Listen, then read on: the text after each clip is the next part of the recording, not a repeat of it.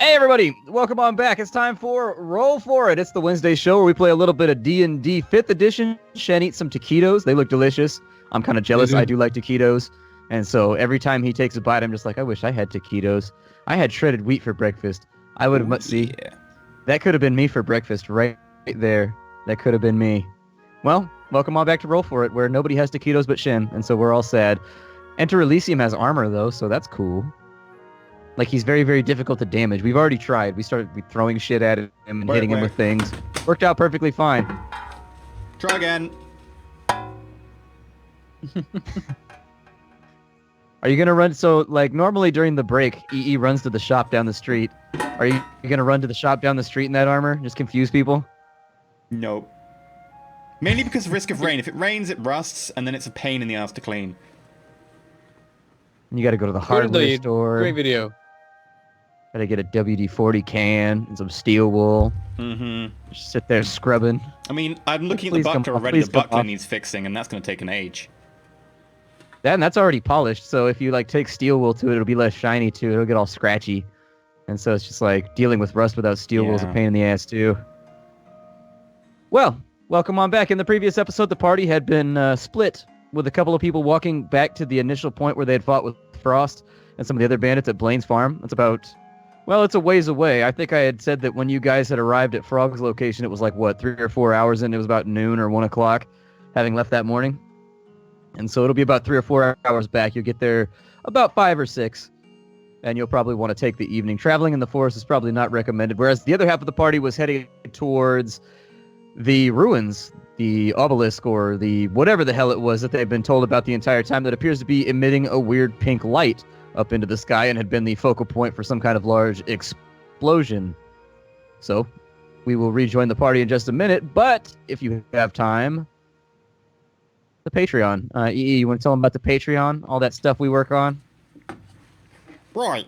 So, to do the show, it takes, like all the tips and stuffs to make it happen. And that's why we got a Patreon, see? Because people go over to the Patreon, and then they support us, and it allows us to do stuff like this. Like this second show, that's made possible because of Patreon. It was like a stretch goal, and it happened because of people on Patreon, right? So, also, cosplay. That was a thing from Patreon. Can't wait to see what anyone else is going to bring to the fray. We've already seen what Splat's one is for Dark Heresy, and it's going to be really fun to see all the others. And you can go over there and you can support different tiers. And these tiers get you cool things like character sheets or access to like after shows where we chat about how the episode went down. And then there's like other stuff as well, right? So you've got like character sheets, you can see all the stuff behind the scenes. You've got MP3s, you've got access to the Discord where people chat all the time. I've been way too active in there recently. And other stuffs. I mean, also, if you want to support us, you can like subscribe on Twitch. You can also... tip us if you prefer to do a one-off thing, or you can use Twitch bits. Or tell your friends. Or tell your friends. You do that as well. Don't and tell your friends, right? Don't tell people what to do. I will use command on them. Be fine. Drink. Now, not again. Oh yeah. We also have an announcement. We were going to come out with it today. We had talked about it briefly on Sunday, but we wanted to sleep on it for a little bit. We're going to be moving the D&D show to Fridays, and at the same time as the Sunday show, so that it's uniform and it's not confusing anymore. We think that if we move the show over to Fridays, it's on the front end of the weekend. So for the UK and the European crowd, it'll be like the front end of you're off work now. It's the evening, you're enjoying yourself. Yeah. And then for people over here in the United States, Fridays are pretty commonly half days for a lot of jobs and stuff like that. So, either way, the time slot works a little bit better for everybody. Moving the show back by an hour and making it uniform with the Shadowrun show is going to make it We're moving it back 2 less hours. confusing. Moving the Shadowrun one back 1 hour. Are we? I thought we were just making a match. I think we all had said 2 and then 1. I think. It's really confusing, right? Because the shows are at different times. Well. And so it's hard to work out when it's 2 hours and there's 1 hour. It's very confusing. Time zones are really complicated, okay? Can we just get rid of time zones? Really hard today. Can we just get rid of time zones? Brain I is would be somewhat so happy if the entire universe ran off UTC. Let's just do the I would be UTC. very No one else happy. needs anything else. I would be This is fine by me.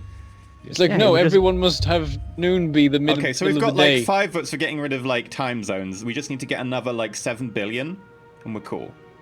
Yeah, We just got to then convince again, India. 7 That's billion. fine. If we can We- convince India, we just win by default because nobody else can outvote them. We need India and a small piece of China. Yeah, but that's the popular vote. We need the electoral college. We get most of the countries involved. No. We just need the people who are controlling. I don't think the that system works globally. I don't think the system works globally. I think if we could just get a popular vote. Although I do think there would be some amount of voter fraud, just because orchestrating a global election would be a pain in the ass.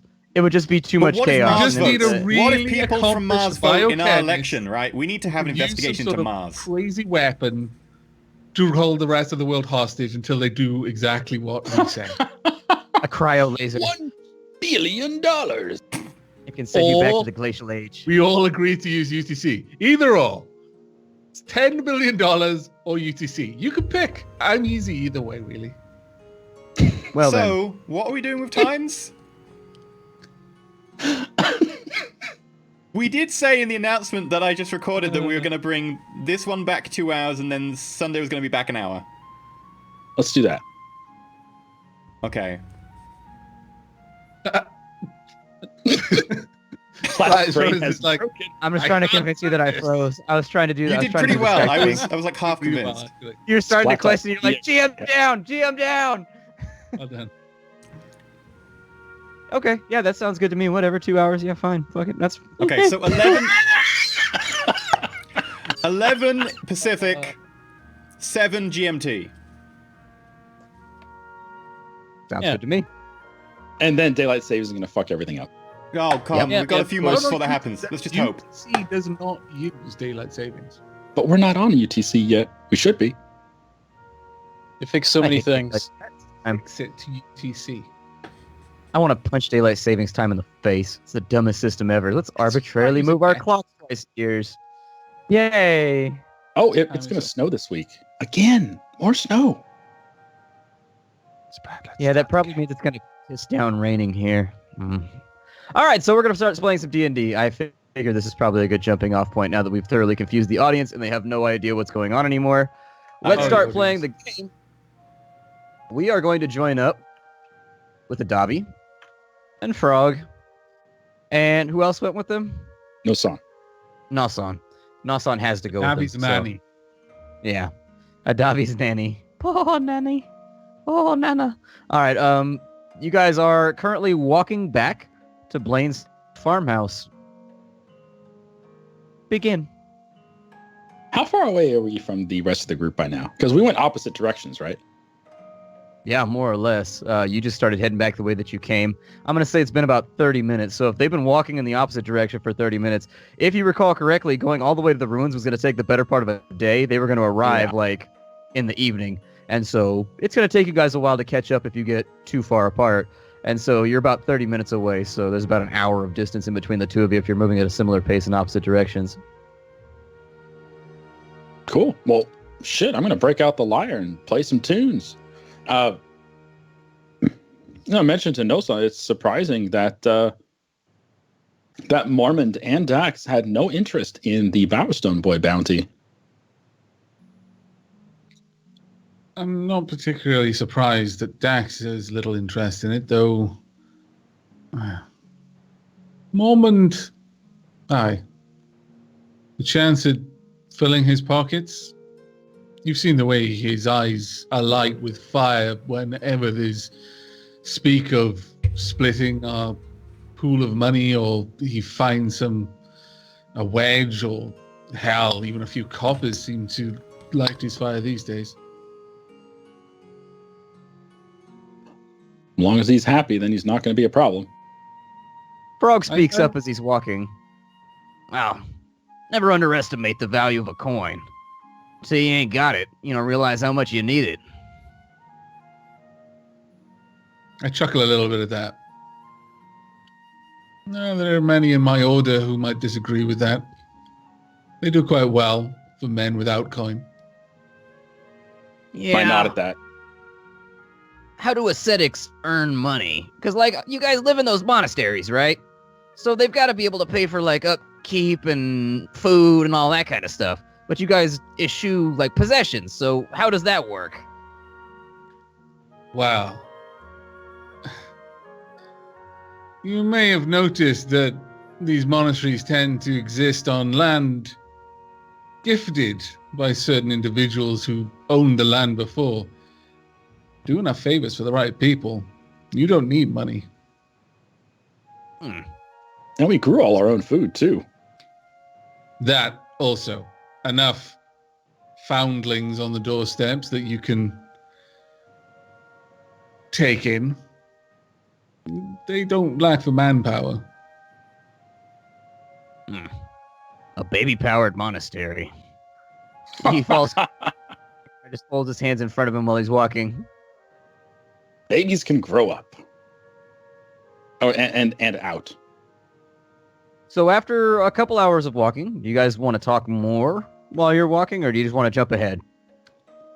Oh, I'm keenly interested in what Frog knows about this area. I mean, we've already asked him a little bit about about the shit. What's the name of that group? The Lantern Gang, because he knows about the Lantern Gang, right? So we've asked him a little bit about that. But I'm curious. Frog, what do you know about the forest here? How long have you been in this area? Well, in general, I don't go into the forest very often, just because it's more hassle than it's worth. I mean, the coin has to be really good to get me into the forest, just because you got to deal with the circle, who are constantly watching you and messing with traps and making everything more difficult. And then on top of that, it's just a weird place.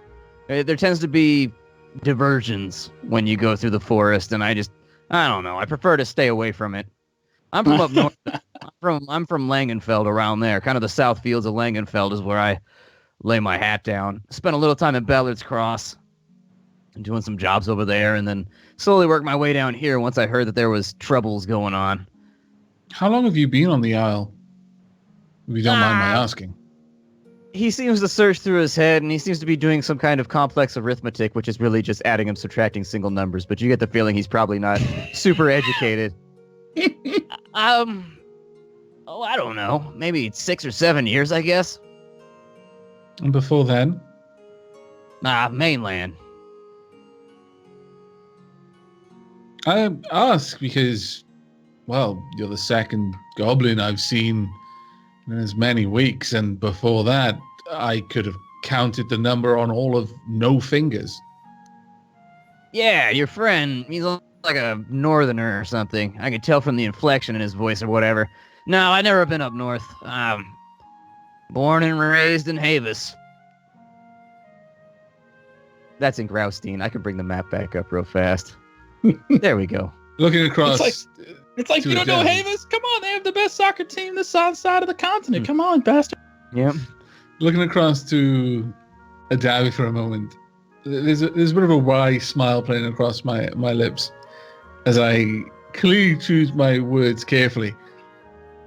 It's good to know that not all goblins sound like Dax. Yeah, he looks at you for a minute. Like, yeah, I'm not sure what kind of deal that guy's got going on. What can I say? Different strokes, I guess. As you're walking, you note that this goblin is really, now that you can look at him closely, because up until he had approached, you hadn't really had a time to study him, and now you're walking for like hours, just looking at the sides of each other's heads and whatnot. This is a really, really scarred up goblin. Like, his entire face is just like a patchwork of scars. His ears are, clipped and cauliflowered out and whatnot. It seems like violence has been his profession for quite some time. I'm surprised you mentioned the traps of the forest being a problem. You seem to be an expert with traps. Yeah, I do enjoy. I mean, given my relative, so I'm no slouch in a fight. And he starts shadowboxing a little bit. But the truth of the matter is, I'm small, and a lot of people are bigger than me. And so the traps sort of relieve me of the cumbersome experience of having to put them down the natural way. It's a lot easier if they just walk into a log trap and lose their heads that way. I come and collect and walk away. Simple enough. Did you ever run into any of the spiders in the forest? They seem to have some interesting traps. No. Spiders, huh? I've heard somebody talk about them before. Apparently around this area they got some kind of weird crab spider things going on. They got like he makes pincher motions in there, kind of clippy things. Never seen them though. Well, they're about the small ones about half your size, and the big ones are twice or three times your size. Move fast, too. He shivers a little bit. Spiders. Give me the willies.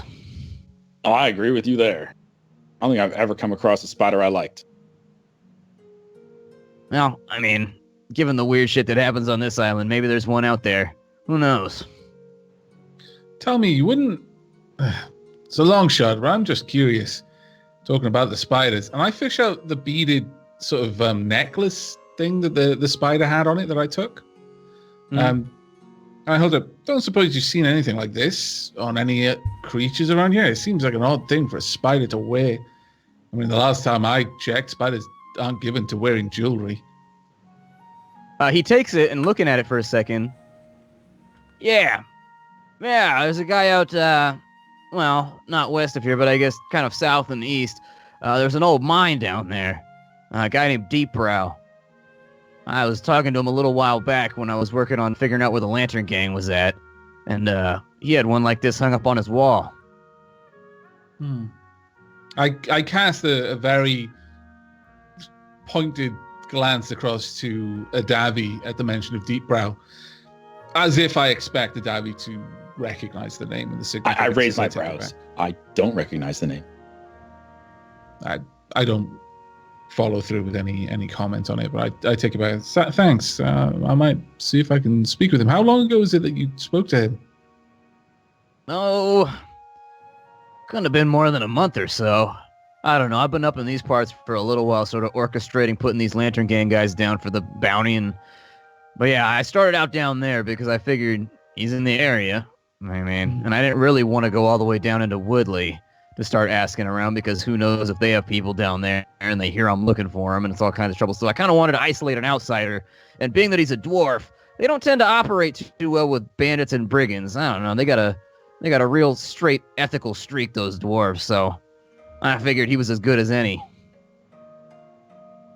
Yeah, you're probably right about that. I'll probably speak with him at some point. His name's come up before for me. I think we spoke with, and looking across to Adavi, Halsgard, his partner. Well, kind of. Yeah, Halsgard. I've never met him, but at the Deep Brow place, there's a bunch of random stuff with his name on it. I don't know. I've got an eye for detail. Just OOC, Avak. I don't think Adavi has ever been in conversation with the dwarf in town. No, you might not have been. That was like just an in-character thing. Yeah, I wasn't sure how much we'd spoken, like within character, like just around a table discussing what. Right. So, what's up with the whole monk thing? And he looks at your clothes, Adavi, and he's like, "So, you're from? Where are you from?" And I spout off a bunch of curse words in Neon Ma. What's the language called? Yeah, Neon Ma. Neon Ma, yeah. Yeah, Southerner. Okay. I smile at him. Never got down that way. Most of my work kept me in Graustein and Maris, and sometimes, every now and again, I would end up in Turab, but not very often. Not very often. Even I made it as far out chasing the guy as Dunvarric one time, but that was just that one time. I don't like the swamplands much. I try to stay out of there. I don't know. Swamps make people crazy. Have you seen many Turabi on the island? Aside from, well, you see them every now and again, traders and the like. I mean, you see them more frequently than I see gnomes around. I don't think I've ever seen a gnome on the island except for one of the Scions. But, yeah, I think the most prominent is even Turab. I think would be the one that most people can name off for you. Yeah. We've met him. Spoken with him at some length. Good man. Yeah, he went missing up north a little while ago. He left Langenfeld and just, never came back. They got, you ever been up to Langenfeld? We haven't been on the island long enough. I mentioned that there's what is it called? A quarantine in Woodley, and we haven't been allowed out except for this specific task. Yeah, I heard about that one too. Apparently, word is that the lieutenant has got the circle enforcing that quarantine, and that's why nobody's able to get in or out. He's got crows and wolves and all kinds of shit running through the underbrush, watching to make sure nobody leaves and coercing them back in. I kind of wondered how he managed it with such a small force, but given the amount of coin he has back there in town, or at least so I've heard, it seems to make sense. Oh, he has a lot of coin. I don't think he has any idea what to do with it. With that quarantine in effect, he seems to just be throwing it. It's like, please help, do something, because he can't get people in, can't get food in. It's a disaster. Yeah, well, you know how bureaucracy works. Yeah, even to Rob, he used to be a big shot up in Langenfeld. He was one of the 7 Scions. I don't know if you've heard about it, but there's 7 guys that essentially preside over the city. Even to Rob is one of them. He married his wife and semi-retired, and they just never replaced him, and he just kind of vanished. And so I was kind of surprised to find out he was down here in Woodley. It's tough for a guy like him to disappear, you know? A little too famous. But they got, if you ever get to Langenfeld, you'll see what I mean. They got like 7 big towers, and there's a big bonfire on top of each one. Whenever a scion passes or leaves or dies or whatever, it stays unlit. And yeah, it's only been 6 lit for like the last however long, I don't know. They've had that, even to Rob's torch has been out for a while, but I figure now that I know that he's down here, a lot of other people know that he's down here too. It's hard to disappear. We all figured he just left the island, but You're not the only one who's recently come into the knowledge of where he lives. Not at all. I mean, he's a prominent guy. I'm surprised that he hasn't been helping Adborough out more with some of the things that have been going on around here, but I don't know. Some things, have you seen him fight? You kind of feel like some things are below certain people's notice just because, you know, they can solve the issue, but it's such a pittance for them to do so that, like, maybe they should be focused on more important things. It's the 7 towers, the 7 scions. Is that some form of religion? Or are they more of like a government? More like a government. There's 7 of them. They vote and preside. Essentially, they are, well, at this point, a de facto government. I mean, this place has been lawless for a long time. They arrived here with the backing of the church from the mainland, and they managed to establish a pretty solidly sized city and fortress up in Langenfeld, and they do the best that they can to maintain order. Every now and again, they go out on diplomatic missions to some of the strange peoples that inhabit this place. I'm sure you haven't met some of them yet, but believe me, you start getting out pretty far east and pretty far west, and things get, you think it's weird here. Wait till you get out into the frontier. I did see something quite weird in the forest, not even that far east or west. Did you see a little hidden lake? Have you come across it? A lake, huh? You ran into a very mysterious creature there. Seemed to be a lizard of some kind, but it spoke to us, and it was no druid. Talking lizards. You know, it doesn't surprise me. When I first got here, it was one of those things where if you're going to be doing a lot of traveling on this island, you're going to see some things that are definitely going to strike you as odd by comparison to, say, just traveling in Graustein. This place is untamed. We've had a long time on the mainland to just stomp out all those oddities and hunt them all to death.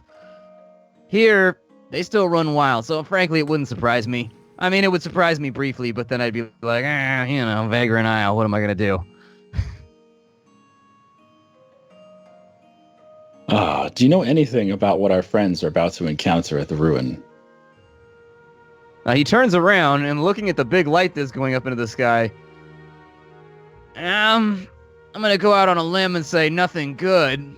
That doesn't appear to be a natural phenomena. He studies it for a second.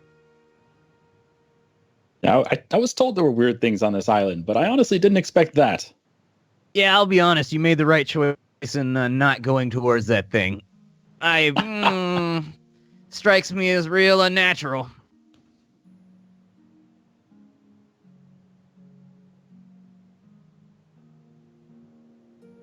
I seem at odds with the conversation at this point, and glancing back over my shoulder a few times, in fact. Well, I I hope they don't run into anything they can't handle. At this, I think about that for a moment, almost out loud. Something they can't handle. Perhaps I should message them. They're probably too far. what is the range on message? 125 feet. Yeah, They were too far away within minutes. yeah. There's got to be a higher level version of that spell though. Might be kind of Sending. useful. Yeah. Yeah, it's called cell phone. You get cell phone. Oh. Frog shrugs. He goes, yeah. Well, they got that huge cow with them, right? I mean, Yeah, Dax That has thing a looked way like with words. You should see him talk to seagulls, dogs, cattle, apparently. I don't know. He can speak to anything. yeah. And by the way, why are you bleeding so much? He points at he points at your robes because, as I understand, you're at like 2 HP.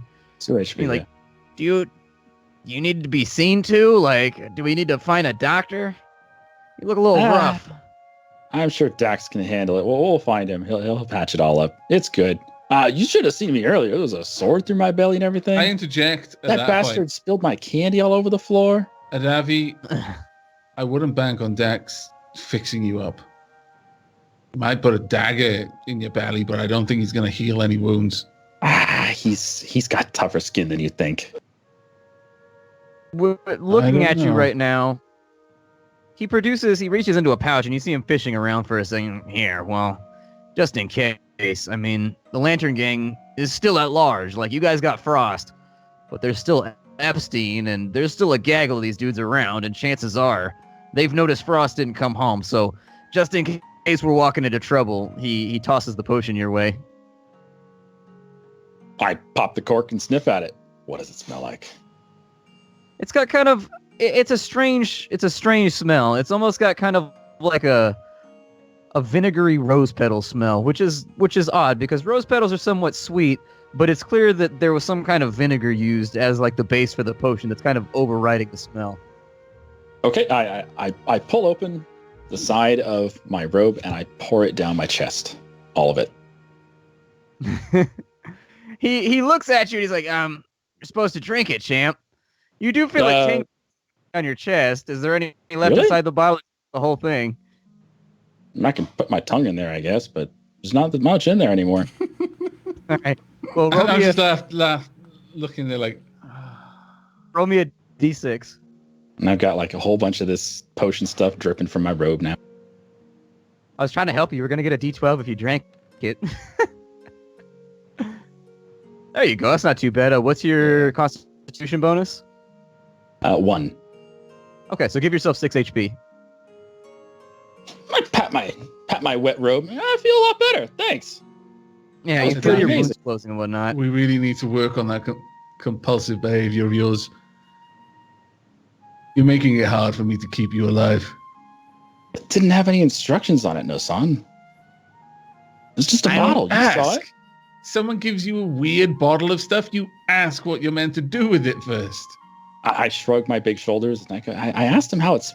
No, I didn't. if someone gives you a drink, you have to like make sure the bartender, like you see the bartender make it, and then you get it yourself. You've got to make sure it comes, like you've got to have your vision on it all the way, right? That's the rule.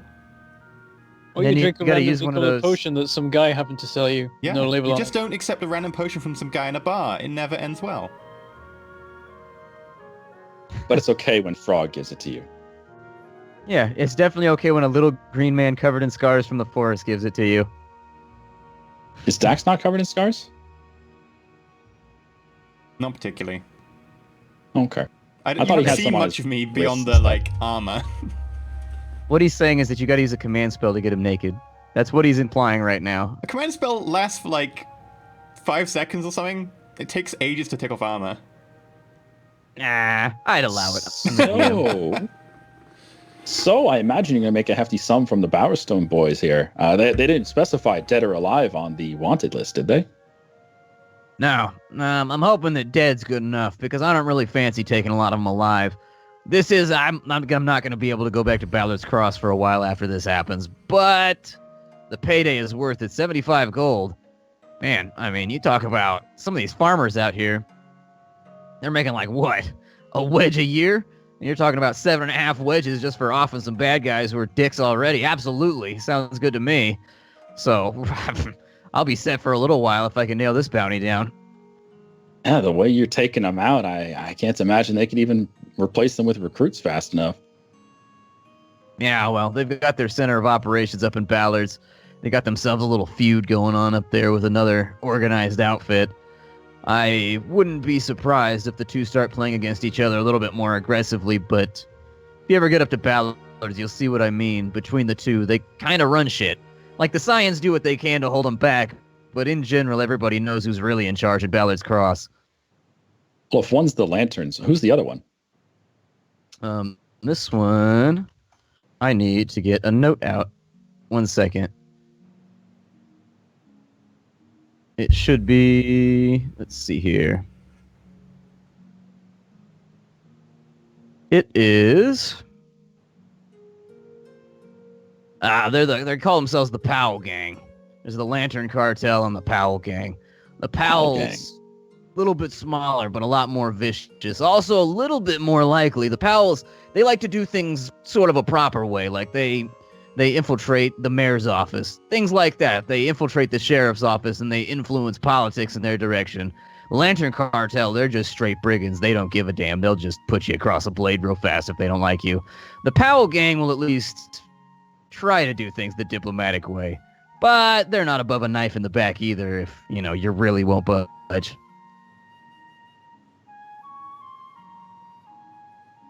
Hey, if it gets the job done, I'm sure they're okay with whatever tactics. At this point, I'm just walking behind Adavi, occasionally interjecting in what's being said, but mostly just walking with them. Yeah, I assume we're pretty much to the farm by now. Yeah, so at this point, do you guys want to keep questioning him? Sorry, I'm going to OOC. Do you guys want to keep talking to him, or do you want to move to arrival? I should have written down all the questions I wanted. I should have written down all the questions. We're good. Let's go. Okay. You continue talking all the way there, and if there's any question you want answered, I can answer it out of character right now, as though Frog has told you. But after about 2 to 3 hours of heading back, it's about 4 in the afternoon when you arrive at the smoldering wreckage of Blaine's farm. You can still see not in armor anymore. You guys stripped it off of him, but you can see a rumpled form laying over in the grass off to the side while he's over there. The house is still throwing up a little bit of smoke, but it's not actively burning anymore. Oh, boy. So, where's Frost at? Can't wait to take this guy's ear. I think we left him by the tree on the right side of the little house. Well, what's left of the house.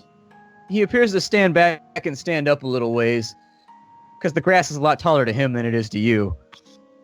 I resist the urge to pick him up like I've been picking up Dax. Yeah, don't do that. Yeah, I think I see him over there. And with that, he walks off into the distance, and you see him kneeling down onto the corpse. Perception checks.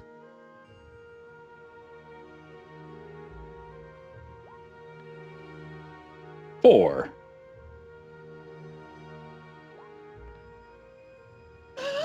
Nine. You can see off in the distance his mouth moving as he's like sitting there sawing on a human being. And as he flips the body over, he kind of starts back for a second. And then you see him just kind of shake his head and go back to work. But it seems as though he's avoiding something while he's working. But you don't hear what he's saying or mumbling to himself. After a few minutes, he gets done with what he came to do, having cut the ears off of this guy and also cut the tattoo off of him. It looks like he just deposits it inside of a small pouch on the side of his gear, and he walks on back. No trouble, I take it? Nah. I mean, he was a lot more feisty when he was alive. I can't imagine him letting me take that off his arm when he was still up and kicking, but you guys appear to have put him down quite well. Although I noticed the killing blow, like, how did he die? I don't see any He tried wound to on run. him. You tried to run. We had him tied up for questioning. And our little goblin tried to make a deal with him. The deal was, we'll let you go if you tell us some information. Didn't say we let him live though, so we let him go and killed him. Was it you guys shoot him with an arrow? Because I didn't see a wound over there. Like, how'd you get him once he took off running? I think I did hit him with a crossbow actually at the start, but finishing off with Oh yeah, I forgot about that. Finishing off with a little bit of Retcon. magic. It's okay. I'll shoot a little frost on the ground just to show him. Oh, okay. Magic user, huh? Long Interesting. distance, hits hard, useful stuff. Yeah, I can imagine. I know a little bit myself, but it's mostly relegated to like, well, here, let me show you. And with that, he casts Cure Light Wounds on you. Really? Dax, just use your Cure Light Wounds thing for me real fast, and we'll just subtract your light rating. Okay. It'll be faster than me looking it up. I mean, mine is kind of integrated in the spell list, but I can put it up for you. 1d8 plus your bonus. Okay. His hands start to glow briefly for a moment, and after kind of pointing them in your direction, you are healed for 7 points of damage. You feel quite a bit better. I spin in a little circle, pat my chest some more, still a little damp. It's fantastic. Hey, you surprised me. You surprised me, Frog. I thought you'd be a complete melee specialist. Nah, I spent a lot of time by myself, and there's not always somebody to patch me up, so I picked up some little things here and there. He points to a ring that's on his finger. Kind of helps out with the situation. Extremely useful, it sounds. Yeah. I mean, if you're going to be in this profession, you might as well spend a little bit of cash to buy yourself a couple things to make the job a tad smoother, and if you aren't going to pay money to keep yourself alive, you might be a little too cheap. I laugh at that. Where did you learn such a spell? And how much does the daddy owe you for it? Nah, don't worry about it. The ring takes care of it. He points at it. He's like, I got it infused by an enchanter up north. Great little thing. I mean, it doesn't work a lot. Sometimes it gets kind of hot if I use it too much in like a day or two. So I don't push it too hard, but don't worry about it. It seems to rejuvenate itself at some point. I don't really know the specifics of it, but hell, it's been useful to me in the past, so. I would love to acquire something like that. I mentioned to Nosan. Maybe we'll come across one. But as entertaining as it has been, and delightfully insightful as well, Frog, I think we should probably try to catch up with I'm not sure if I can call them friends, our mates, our compatriots, our team. Yeah, Our sure. burden. Smile. Nah, you basically fed me this bounty on a silver platter, so yeah, I think I'll come with you. I'm curious I don't want to go over there. He looks at the light again. I'm like, yeah, but, you guys did me a solid, so let's go. If you're willing to put yourself in danger for some people who just sort of found you in the woods, I'm okay with that. And with that, you guys head off back to the northeast. And that's where turn we'll away, segue. Yeah. I want to say that I would, just in conversation. By the way, had some beasts been at the body back there? I noticed you grimacing while you were cutting him up. Yeah. Looks like he had a case of the weeping rot going on. I don't know. It causes the bodies to decay faster than I'd like. He's a little bit goopy right now. Wasn't expecting it. Do you know how contagious that is? Pretty contagious, but only if you're from Woodley, apparently. Everybody else seems to be somewhat okay. Like, it hasn't really made it. I mean, Ballard's Cross, it's kind of like the cold. You get it, your eyes are a little bit crispy for a little while, and then it goes away after a week or two. Down here is the only place where it seems to have taken a turn and gone all-out fatal and disgusting. Really? Eyeball for your head, yeah. You've seen that fog around, I take it. Yeah. Is it anywhere else? Nah, it seems to dissipate pretty quickly once you get out of the Croftwood. I mean, as you can see, we're kind of on the western edge right now, and it's a bit thinner, and if you look, he points up the ravine. It comes from that way. You can tell it's kind of flowing downwards from the hill that the forest is on. So I don't know. It's Much up that way? What's that? Is there much up that way? No. I mean, it seems to come from the forest in general. I haven't really tracked down a specific point or anything. Like I said, I avoid the forest if I can. Weird place. With that, we just carry on walking at that point, I would say. Okay. It That's takes really, you quite a that's really while. interesting information, though. It takes you a while to catch up. It's going to be about 3 hours, and it's going to be nighttime by the time you arrive because it's about 4 o'clock right now. It'll be about 7 by the time you get back there, and that's where we're going to fade. It's time for Oscar and Mormont. As Adavi and Nasan kind of walk over the crest in the distance, what do you guys want to do?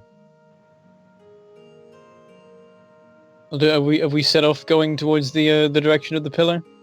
You have. Somewhat at a As we're half going- pace, because I wanted to give you an option how you wanted to proceed. I guess Dax is the one in control of Oscar. Yeah, so we've got Mormont and me on Oscar. Reasonable trot, not too fast, just enough that we can be somewhat relaxed about it, but also make good speed. Okay. It's going to be, so you guys left at about 9 or 10 o'clock. It's about 1, 2. You guys are going to arrive at the pillar probably right around dusk. Is there anything you wanted to discuss or do on the way there, or would you prefer just to arrive? Well, a little bit after we set off, Mormont goes, well, as much as I would like to go see the pillar, this is a terrible idea. We're in a forest full of wolves with bone coming out of them, bandits who want to kill us, weird things that live underground, necromancers, and a disease that's meant to be like the common cold but seems to kill everyone anyway. None of this sounds like a good idea, I'll be honest. Does Dax know this stuff about it being like the common cold? Yeah, it's been mentioned a few times that it was not a particularly dangerous thing. Okay. I think the only thing we learned that was new was outside of Woodley, it's still that way. Yeah. I say yes, but at least when we faced all those things, there were 4 of us. Well, how fast does Oscar go? With Oscar right now, I would say just to keep it simple so that we don't have to mess with the travel times, I'd say I'd keep it about standard, but I'd be a lot more lenient with the exhaustion as time goes along, just because Okay. he's a herd migratory animal, basically. Like, they walk around all day. He's probably fine. You guys don't weigh much. You're both small. Like, Well, I guess if we bump into any trouble, we can always just ride away. Fast. Oscar's I a lot guess. faster than you are on foot. Isn't that right, Oscar? How much control do you have over him? Can you still understand what he's saying? I mean, if I want to blow my last spell of the day... Oscar goes underneath you. More. No. He looks at you. So if you really want to talk to him, you can maybe do it once. That's comforting. I hope Yep. he knows what our plan is. I told him we got a few detours before his revenge, and he seemed cool with that. Right. Well, yeah, he helps, but still. It's a big old beacon in the sky. I imagine we might encounter a few other people when we arrive. And also, people are not meant to go around there at all. Never. Don't do that. Bad. That was paraphrased. I'm not sure whether that's good or bad news for us. Well, good You notice news Oscar is picks up. we won't find any normal people around there who might be quizzical because they're not meant to be there. Bad news is the bad guys might be there. Upon This hearing can't the word possibly bad go guys, wrong. Oscar picks up his pace. He's now moving quite a bit faster towards the beacon. I've trained him to learn some like common. Yay! Oh yeah, give me an animal control. I forgot. I need you to test every now and again, and that'll determine how good he gets at being a team player. 16. Okay. Sounds good. I actually need to keep track of these though. Will he like eventually become acclimatized to like handling if I get enough good rolls? Yeah, pretty much. It represents kind of the training process and just like Okay. you bonding with the animal. And so, you know, there will be forward steps and back steps based on rolls, just like real training. Well, we can always go have a look and then we can just pull away and set up camp for the night. I guess.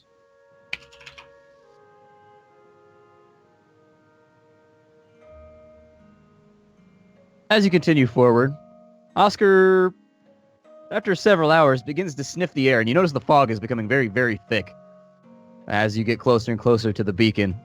As of right now, the beacon is probably not more than like an hour and a half away. It's pretty close. It's about 4:30 in the afternoon, and Oscar just stops and just starts sniffing the air. Oh, what's going on?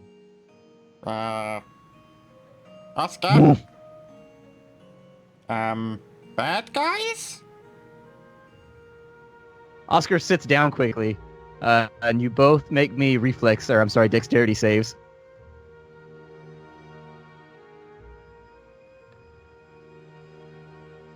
That's not a save. 10.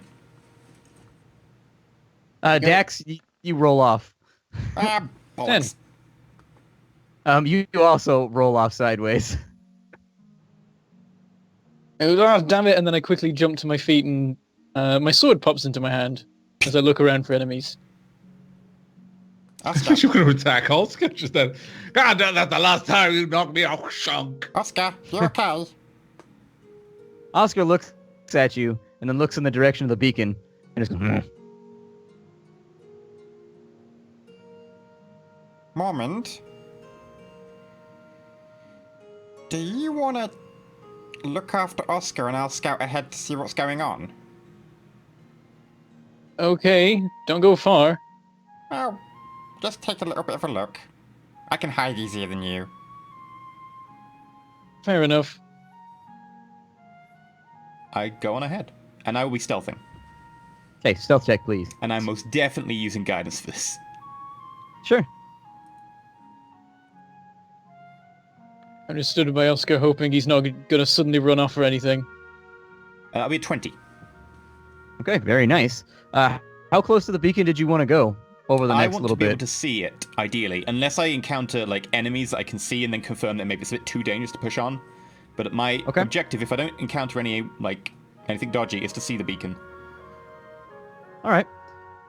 I also as you get the bit approach- of fabric that I've been using repeatedly for so long, and again put it to my mouth to try and filter out the fog. Okay. As you approach and you get closer, you begin to hear a low din, kind of like an but of like dozens and dozens of voices. Give me a perception check. Is it dark at this point? Is my dark vision going to do anything for this?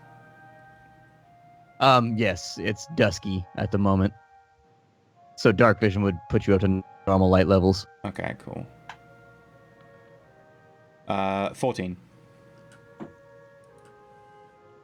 With a 14, as you creep forward through the brush, you see that the light, it starts to flicker a bit, but it continues. You push the brush aside and kind of peek through. No one seems to notice you so far, but ahead you see a collection of Kizrathi who are gathered around the pillar. This is going to be mostly for Dax only, so everybody else meta, you don't know about this. But Dax, we'll say that you are kind of over here, basically behind the stone outcropping. Nobody has seen you. They've made their perception checks, but they otherwise appear to be engaged, not really paying attention to you. The majority of the work seems to be happening around the central area right here. they appear to have burned some kind of crude lines into the ground. And if they didn't, then those lines exist anyways. Behind this individual right here is the pillar that you're looking for. The 3 pillars on the sides. I'm actually going to get the little drawing tool out so I can do this like John Madden style. These pillars, these guys appear to be shackled to them in some way, and every couple seconds they leap forward while screeching, and they're like gurgling, and like black fluid is coming out of them, and you can see some kind of wispy essence draining out of them and then going towards the pillar.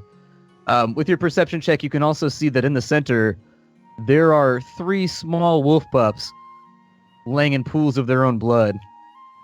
Behind that, there appears to be 2 individuals who are in control of this whole thing. A man in a black cloak right there, who is doing incantations in the air with a scepter, back and forth, very, very precise. You as a magic user would make note of the fact that he knows what he's doing. He's very, very good at magic, because the motions that he's making are almost perfect. To the normal layman, it would be imperceptible. Because you practice magic, you're like, oh, okay, somewhat of an artisan. Meanwhile, there's a very, very nervous-looking man right here who's wearing vestments that look very similar to what they wore at the Croftwood Circle. It's comprised largely of leather and feathers and leaves and other natural objects. Over his shoulder, it looks like he's got a water skin that's attached with like a vine that may have been magically enchanted in some way in order not to rot. As they continue to chant, it seems like the beacon gets brighter as they get to certain points. Like there seems to be like a throng or like a din, as though they're working their way through some kind of hymn or song. There are kind of crescendos where it gets louder, and as it gets louder, the light becomes slightly brighter, and when it gets softer, it gets slightly dimmer. Can I make an Arcana check to see if I can guess what the like elements of this ritual are for? Sure, go for it.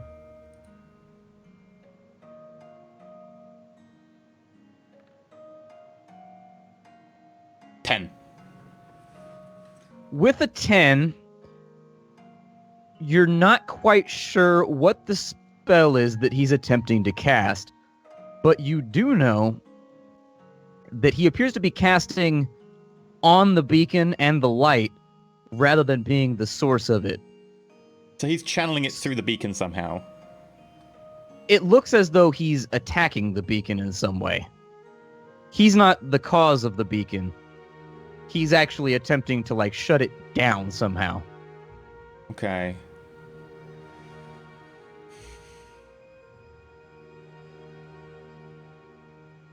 I need to check something. As you're doing this, you hear the crunch of footsteps as this individual starts to walk in this direction. Make me a stealth check, please. This would be without guidance, because I don't want to do with guidance right now. 9. I've got really bad news. Clink. It wasn't anything that you did. It's not your fault. He critically succeeded. It's not your fault. It's not your fault. He rolled a natural 20. It's not your fault. The creature begins to sniff the air. I minor illusion over on the other side of the circle as far as my minor illusion can go.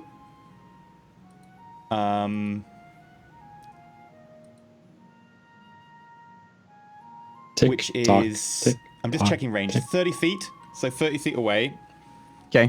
And I make the sound of, like, the slight clink of chainmail. Like, just a slight rustle of it, like someone's moving slowly wearing chainmail. Okay. Is there a save to see through an illusion? Because that would be the last thing. Only if he investigates it. If he like hears it, it's a sound. If he then goes, I should investigate this. It depends if they investigate it or not. Also, if he hears it. Okay, I'm going to let it work this time around because the critical success right there was not something that I really, truly expected to happen. Doesn't illusion have a semantic component, though? Yeah, but semantic is just hand signs. It's not verbal. Right. Of course. I did check that, or I was going to say, I was like, you might be able to hear me. But no, it's just semantic. He moves towards you, and right when he's on the opposite side of the outcropping, looking through the brush, a few times it looks like he's like right on top of you with the weird little sonar thing that they keep doing. You can almost smell his breath. Very rapidly and thinking quickly, you reach across and you minor illusion the clinking of chainmail in another spot. And for a moment, he continues investigating your spot as though he maybe doesn't hear it, or B, he's pretty sure there's something right where he's already looking, or I guess sounding it out. But quickly he goes, and makes some other noises. These two break off and head in the direction of the illusion that you put down. He turns around back to the circle and looking at it, making sure the ritual is still continuing, continues to investigate right here, but he has not seen you. Okay, is it like, how, I don't know, am I able to sneak away without being seen? I don't know what sort of view sight he's got around here. It's going to be contested, but if you wanted to roll me a sneak to get away, you can do that now. Okay, so firstly, before I get away, I just want to know, if I was to do something to the pillar, do I think that it would disrupt the spell slightly, like casting something into the pillar of divine essence? It looks like... No. To you... Actually, make me an Arcana check real fast, just because, like, I need to know how much information to give you and the check. I'll give you a chance at a second check just because the first one didn't go very well. 5. Okay, so the second one goes even worse. You don't know. Casting something might be a good idea, it might be a bad idea. You're not really sure. Okay. I'm going to try and sneak away. I'll sneak away to 120 feet from the necromancer, who seems to be doing the smell. And I want to be, like, nicely down in cover with an escape route planned. And then I've got something in mind. So I'm going to try and sneak away. Okay.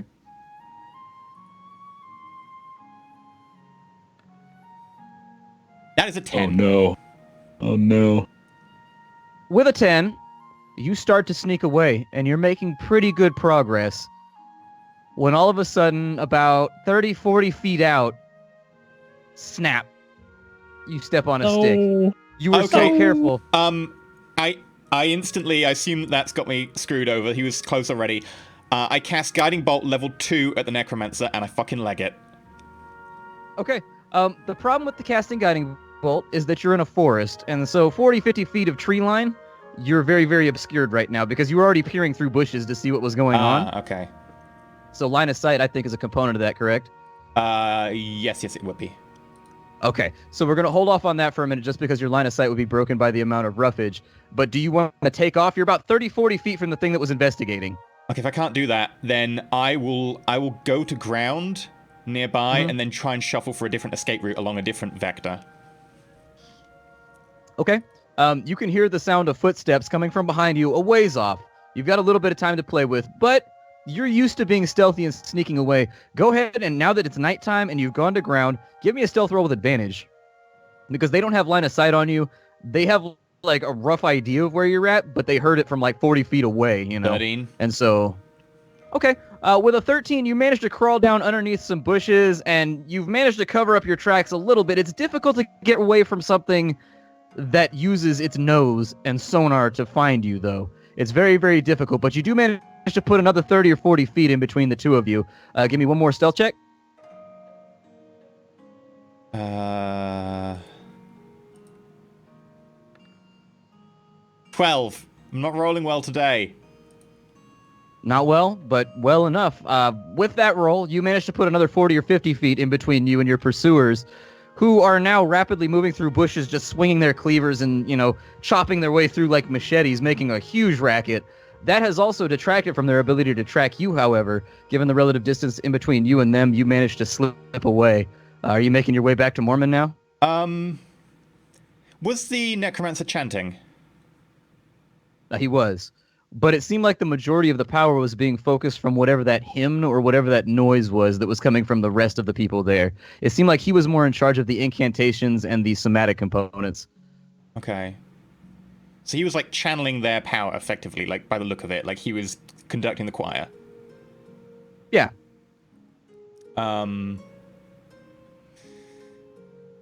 Nah, it's probably best to just let them keep doing it and then regroup and go at them in a few hours. Yeah, I'm gonna break away. Okay. You manage to sneak your way through the brush, incredibly paranoid and looking over your shoulders as it grows darker and darker. You know that as it gets darker, they are not impeded by the darkness because when you were down in the dungeon, They were like, it was pitch black. And yeah, they were just perfectly fine functioning. Do I know that they have echolocation? Like, I've read the medical book on them. Yeah. At this point, having spent like 3 or 4 days looking at it, I'd say yes. Yeah. Okay, cool. You've got a rough idea. So as you've I'm going also away, know that- I'm not worried about line of sight so much. I'm really worried about the sound I'm making, but I don't care Yeah. so much about line of sight. Like, I'm okay to like walk down an open path in front of them, provided it's better than going through like twiggy bushes. You would know from the book that Colvo had called it glut speak, is what he's referring to that weird clicking language as. Mm. That's just what he called it. But it's the only classification you have, so... Yeah. Okay, I'm gonna make my way away, mainly focusing on sound rather than line of sight. Okay, before too long, it takes you about 2 to 3 hours rather than the hour or so it took you to get in there, just because you're being very, very careful. And about the time you arrive back, it's probably 9:30, 10 o'clock at night. Did you make a fire or anything, Mormon? No, I was just worriedly watching the direction Dex had gone in. Bullshit. Okay. You've got, Like, you've got Oscar he's spit gonna be roasted dead. over a Crap, fire, he's and you're dead. slowly spitting him. Cooking that meat. He's a hungry dwarf. He's got a powerful hunger in his stomach that only beef can satisfy.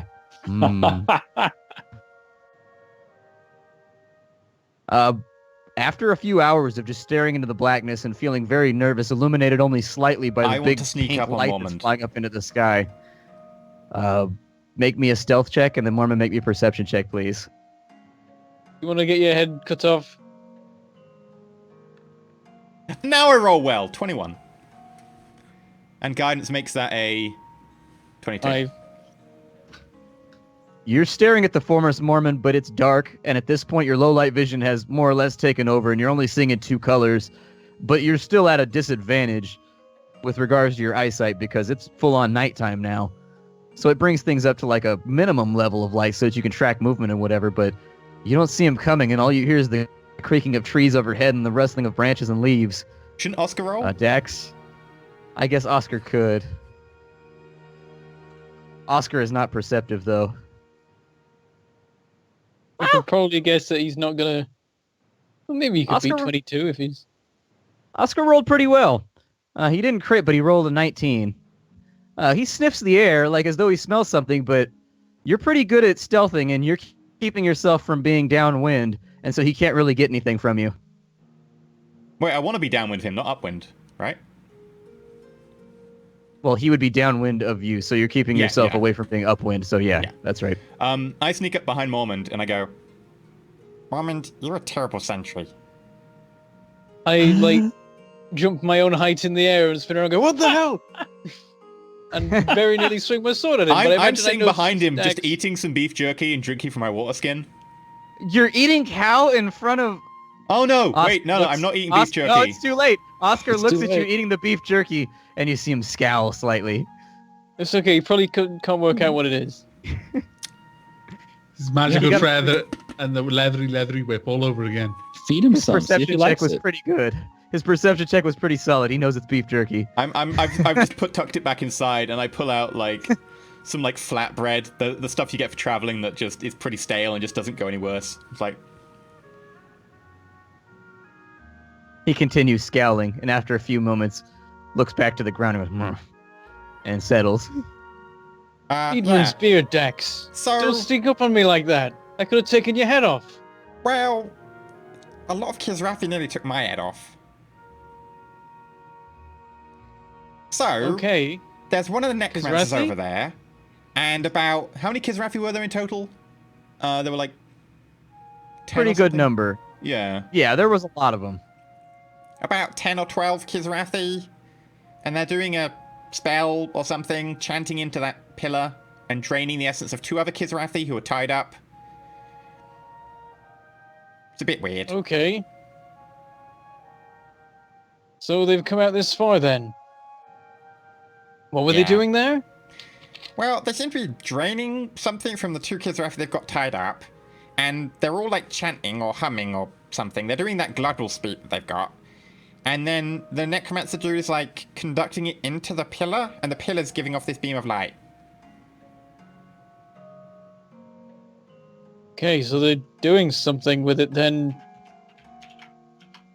I mean, I'd say we should stop it, but that's a lot of Kisrathi. Yeah. They've also got like 3 dead wolf pups that they've like slaughtered somehow. I assume that that's related to the dog, but...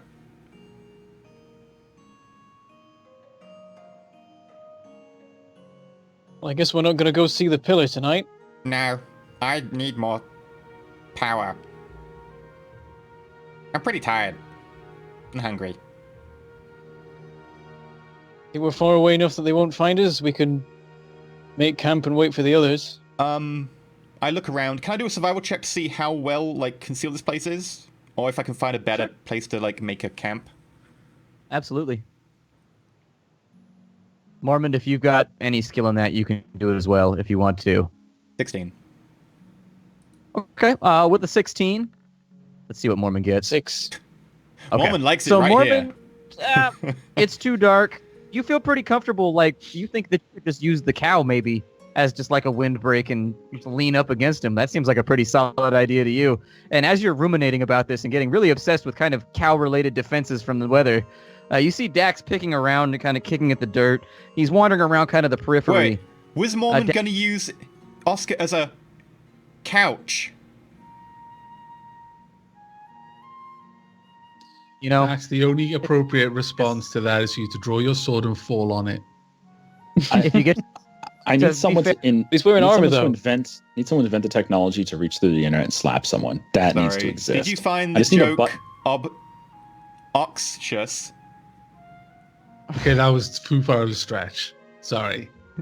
See, I thought you were The going to couch one was good, but that one's let you down, man.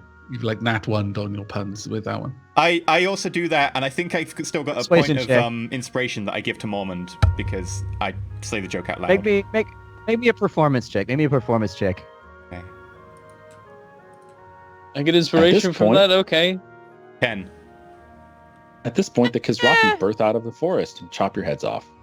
The joke falls pretty flat. It sounded better in your head, but as you release it, you're like, yeah, that was a mistake. I don't regret anything. I regret nothing. With your survival check, you walk along the periphery of where the cow has been hanging out for a while, and you see what looks like a small rabbit trail leading down and to the right. And after a few minutes of walking, you see that it leads down into a gully. And at the bottom of the gully, it kind of goes downwards, but then it flattens nicely as though maybe water used to flow here or something like that. And there's kind of a dugout spot, and like blackberry bushes and whatnot have grown sort of over the top of it. Someone would be very unlikely to find you if you made a camp here. Moment, we should camp down here. Oh, yeah, that looks alright when I wander over.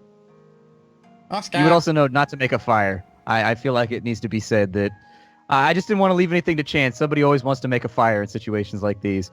Survival check would let you know that making a fire is a really bad plan. We shouldn't make a fire tonight, not when there are enemies around.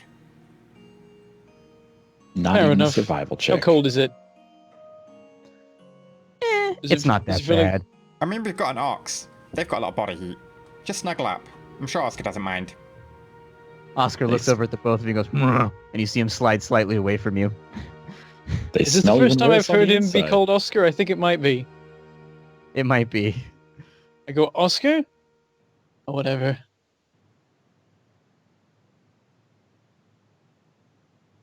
I guess I sit down and make ready to sleep or whatever. I'll take the first shift of watching. The rest of the party, you would have more or less made it back at this point to find Mormon. I need you both to everybody in the party to make survival checks, please. Since I've taken the first shift, I'm specifically looking for them, and I'm looking for them along the trail we traipsed with an ox. It's kind of a big Sure. trail, I assume. No, it's a 15? rabbit trail. It's small. Oh, no, the It's initial little. trail, not the rabbit trail that we went down. I'm going to watch up at the main route we took. Okay, you weren't on a trail because it's just going through the forest. Okay. But I will give you... Go ahead with perception, but do it with advantage.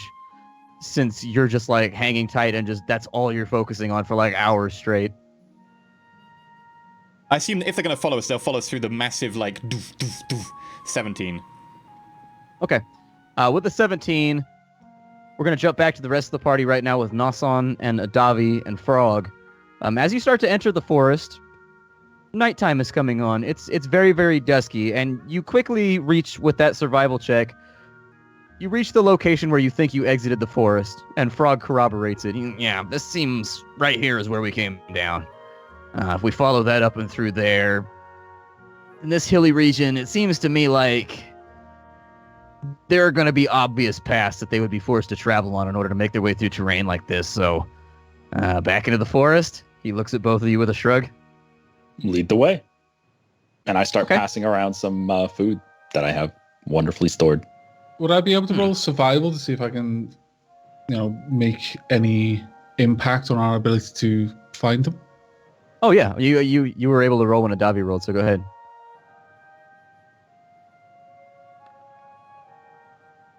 Killing it. Look at that.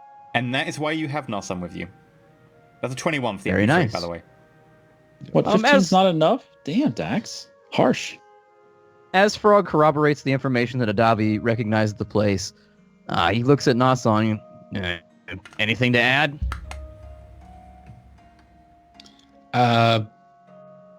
What sort of things do I see with a roll of 21?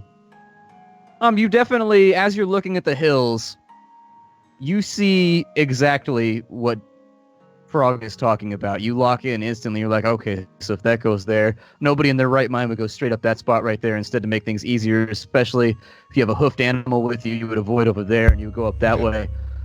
You make that connection, and whereas there was a little bit of ambiguity, you see a path that 100%, if you had a horse with you, that's the one that you would take.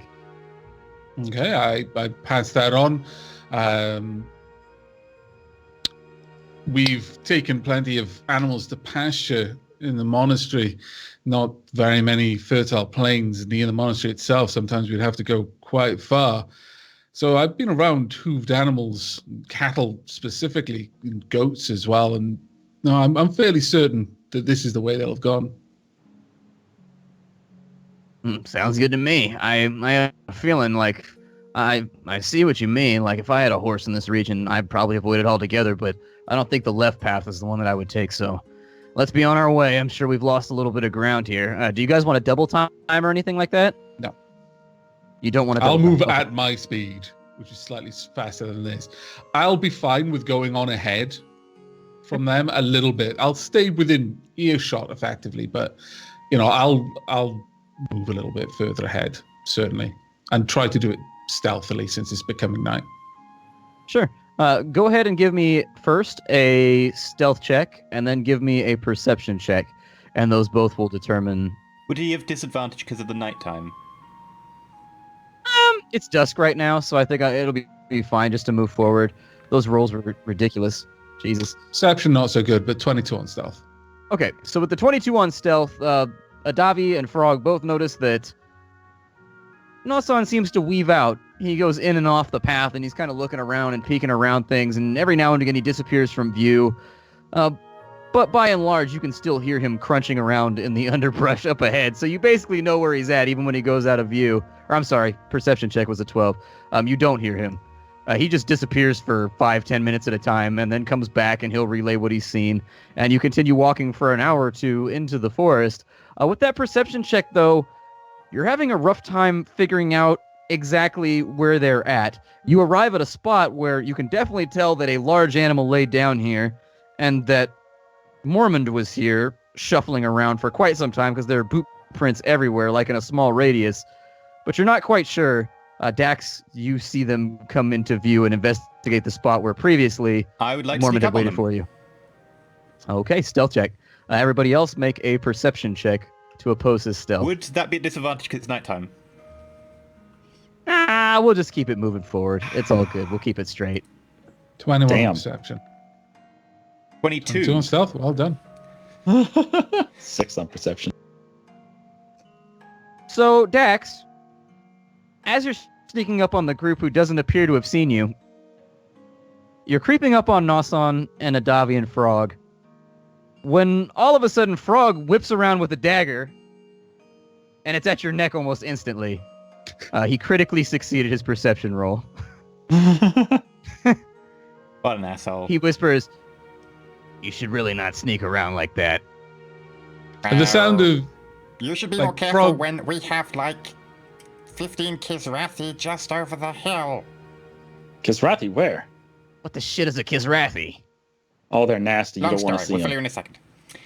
So, by the way, there's about 12 Kisrathi just over the hill at the beacon. They've got a necromancer there. They're doing a ritual. They're draining the essence from two of the Kisrathi, and the necromancer's like funnel it into a beacon along with the chanting of all the rest. And they've got some dead wolf pups that they've sacrificed somehow to make like a giant bloody pentagram. What? Yep. Well, And minor let's illusion, go. a little map of What are we what I waiting saw. for? Let's go. I sleep at this point. Mormon's asleep, and I was just about to get a few winks. I'm pretty tired from all the fighting. I really don't think now is the time to rest, Dax. If there's something funky going on over there, we got to deal with it now. There are a lot of them.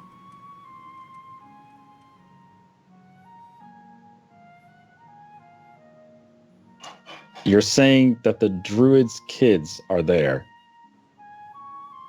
It might actually be worse. No. Well, there's wolf pups. They're dead. So there's no saving them. But there is actually, like, a druidy type person there. There's someone who looked like he's from the Croftwood. And he looked really nervous. Solomon. It has to be Solomon. Probably. Why are we Frog- here? Let's Frog go. looks completely lost right now. He's just standing there with a knife in his hand. Just, what's going? I feel like I've missed out on something here. Adavi and Nossum will Amazing. explain to you when they take the next watch shift. We're down here. And I lead them down the rabbit trail. As you work your way down the trail, Frog, he looks down and he goes, it's clever. I like that. Who found this shelter? We just stumbled across it. It seemed logical to just hide out here rather than on the open. Yeah, this is a good spot, see? And he starts to explain how it breaks the wind, and he starts going into detail about why it's a really, really great spot. You can choose to zone out or whatever, but he seems to be really, really invested in this monologue now that he's just going off into. By the way, how injured looking is Nossum compared to Adavi? Is Nossum fine at the moment? a few bruises and scrapes, but mostly okay.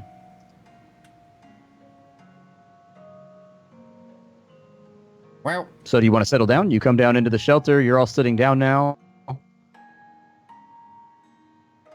on Yeah, watch? I I'll be step on in. watch for like 2 hours. I think it's my shot. You Sure. can. I'll take arrange watch for the shifts. first watch. I shake my head. If you're unwilling to engage them now, then get your sleep. I'm not going to rest. Adavi, you should rest. It's fine. No. We'll take shifts. This is insane. Get your rest and be ready soon. Well, with I'm actually going to argue with Adavi for a while. I'm going to be Adavi. You need to sleep more than I do. All right, As they so start arguing, I'm trying to put my head down. I just like cover like my head with one of like the bedrolls I have and just hold it there until I pass out. I tried to reason. Oh, go ahead. Sorry. make me a persuasion check, and then Adavi, you're going to resist that with a charisma save. Okay. Actually, no, you're going to resist it with insight, I think, is going to be the proper way to do it. 20. Oh, this is not going to work. It didn't work. 7. You know, normally, Adavi, you feel a lot more when you're passionate about something like Wally or like dealing with Frost.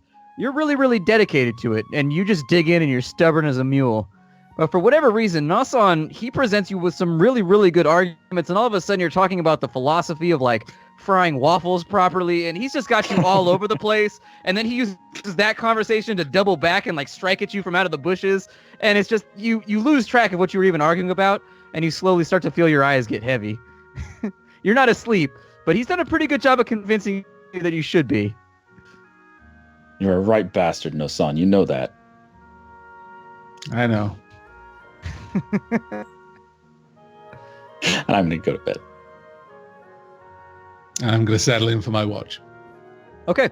And so a full rest occurs right now. Is that what you wanted? A full rest? Yeah. A full rest occurs.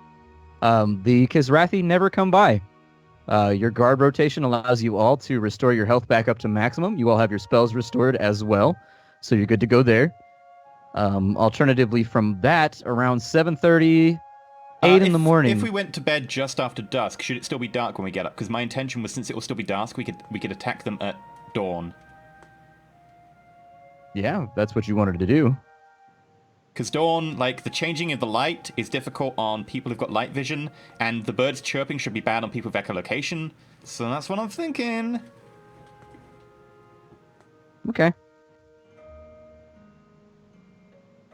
All right. You wake up like 5 a.m., I guess, then. Who's on watch at the moment? Would it be Mormond because he had the first sleep? Probably. Yeah, I imagine so.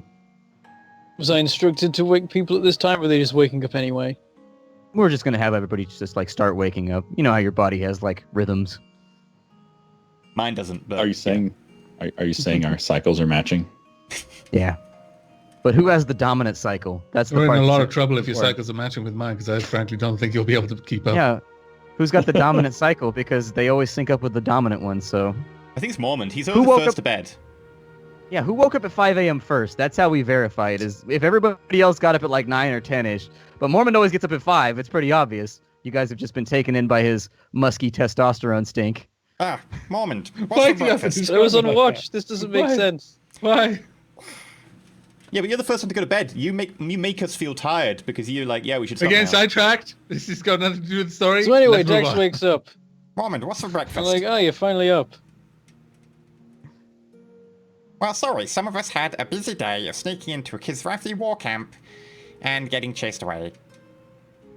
Oh, fair enough, but now we're rested, we really need to get over there. Hopefully they've not finished whatever they're doing, but it has I been go a to while. pull out some jerky from inside my breastplate, and then I stop, and I pull out the stale As bread. you do it, I pull out the stale Oscar bread. stares at you. I pull out the stale His bread. head whips around. He sees you put your hand in, and he watches, and he waits. And when the bread comes out, he relaxes and goes back to doing what he was doing. Which is what? Cow stuff. Chewing his cud. Yeah. Leaving giant puddles of piss everywhere. Have you ever seen a cow pee before? It's ridiculous. I honestly haven't. Yeah, you guys are probably swimming in a lake of cow pee right now. I It's like a made small sure I was area, on like- the uphill side. I didn't want to be on the downhill side. No. They pee so much. They pee so much. Like a mini Happens when like you go flood. Stomach. Yeah, I go round and I like wake up Nason and I prod a Davy in the shin with my boot. Loud snoring. Don't worry, I'll get him. I wave Dax off. And then I wake him up. As What? you're getting Food? up, you hear the hum that's been present the entire time. It winds down. This entire time, you've been pretty consciously aware of kind of just like a and it Okay. just fades out. We should get over And the you hill. hear a snap. Almost like somebody breaking a very, very thick plank of wood, but loud. You can hear it echo through the forest. The heck was that? Oh no. Do we know where? Do we know where it Thanks. came from? Bad things.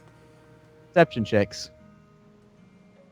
I think we need to move. Before I make the check, I'm going to assume it came from over the hill anyway.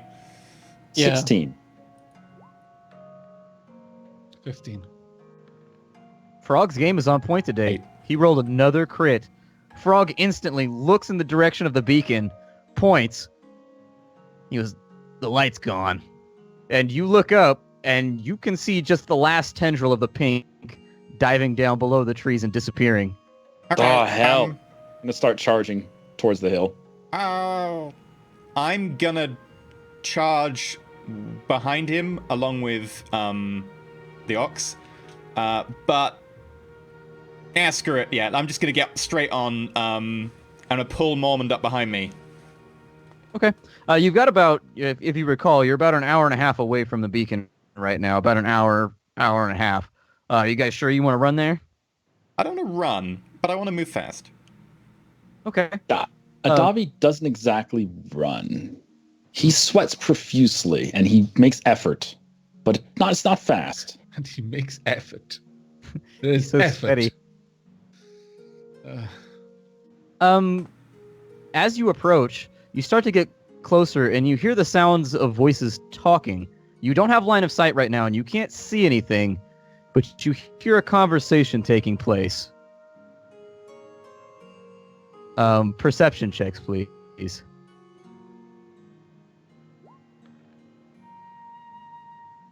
Two. 16 5. from me. 15. Okay, Mormond, you hear one voice, kind of a higher voice, with kind of an odd inflection, speaking in common. You know, the lock has been released. You hear the sound of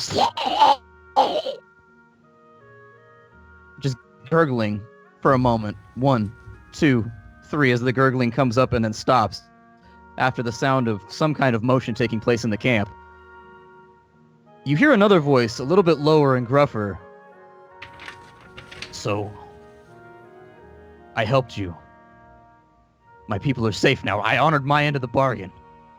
Are you going to hold up yours?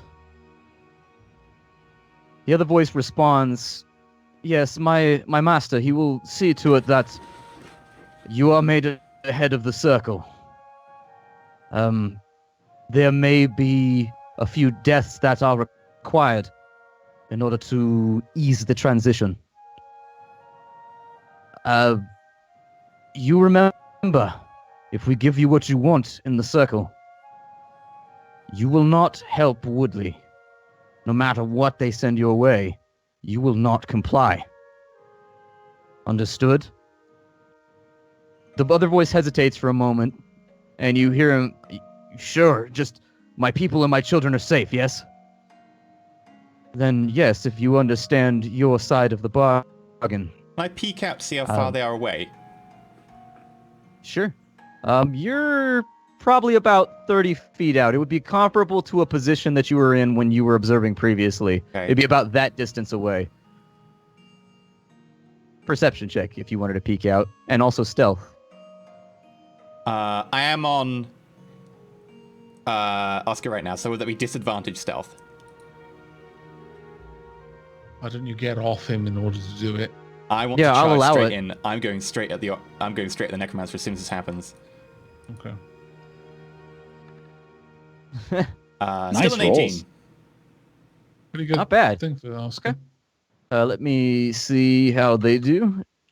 He finds a cow-shaped bush to hide behind.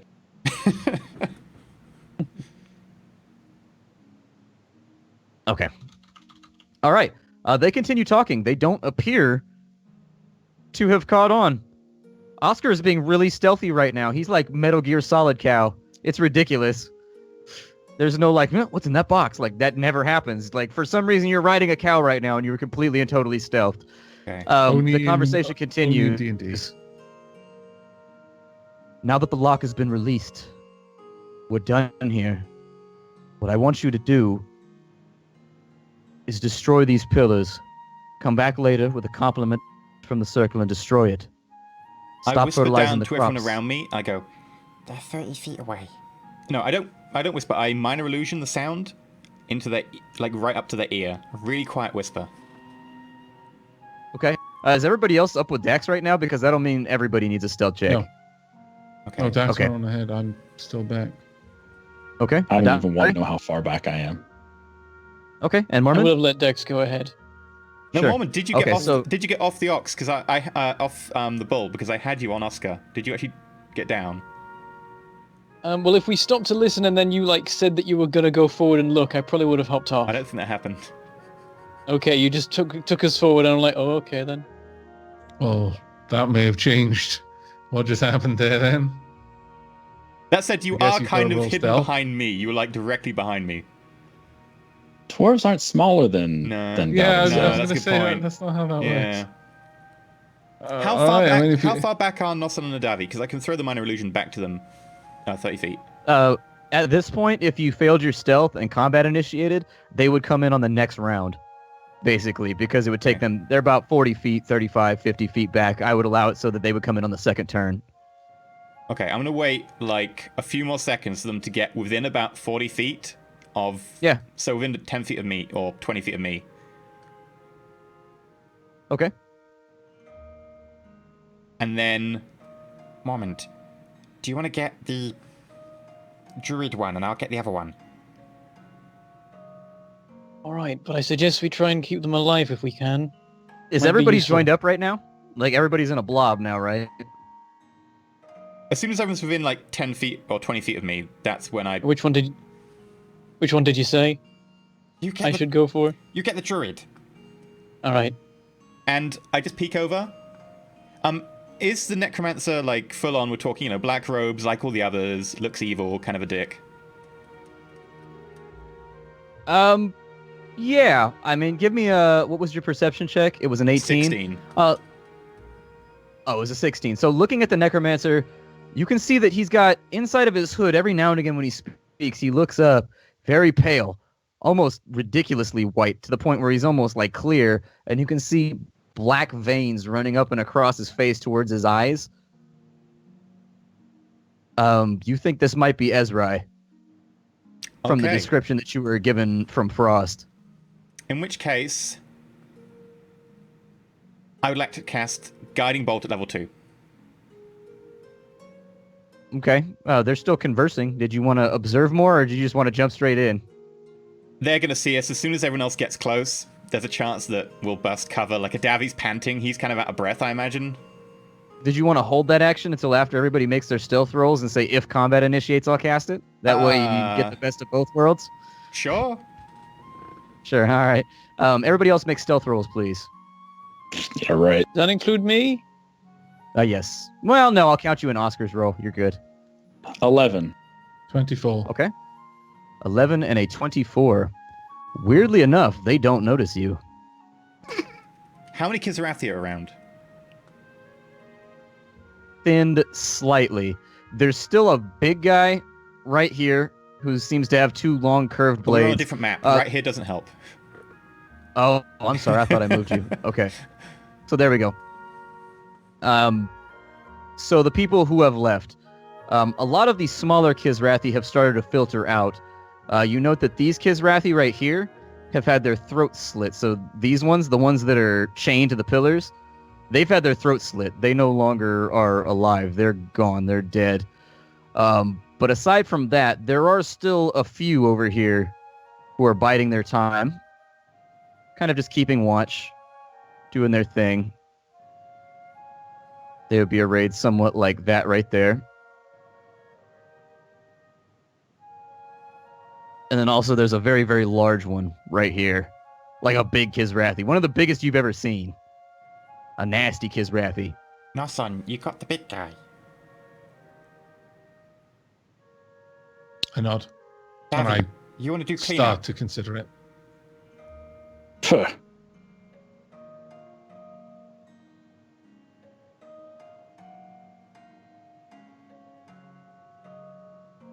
Guiding Bolt level 2. I thought you were really holding... confusing for you people. guys... This Oh, is I thought MP3. they'd stopped and been quiet because you hadn't. Sorry. No, Are they no, still no. conversing? Sorry. They're still conversing. You guys made your stealth checks, and actually you managed to... Their rolls were really terrible for perception. Ezrai turns and he says, "Stop fertilizing your crops for now. Well, anyways, that was our principal means of weakening the circle. We were unable to affect the water supply like we were in Woodley, but..." Solomon turns at this and he goes, "Well, so is the fertilizer going to continue coming? And will the fertilizer that comes be tainted or not? How do the Bower Stones play into this now?" Ezrai smiles. He goes, "They've been dealt with. I can assure you that they're Well, right about now, their headquarters, that bastard Epstein, is probably reaping what he sowed. I've sent them a little present. It's unfortunate, too. I'd had a thought to send, I'd had half a thought to send some of the thralls over there to recollect some of the gold we had donated to their cause. Seems like a mite waste now that they're all gone, but maybe. What concern have we for that right now? We're successful. The lock is broken. I also have it on fairly good authority that they thought to betray us. How close together are they? On the map, they're about 10 feet from each other. And all the Kizrathi around them, like, is this map accurate for how it is at the moment? Or... Yeah, more or less. Yeah, I need to measure.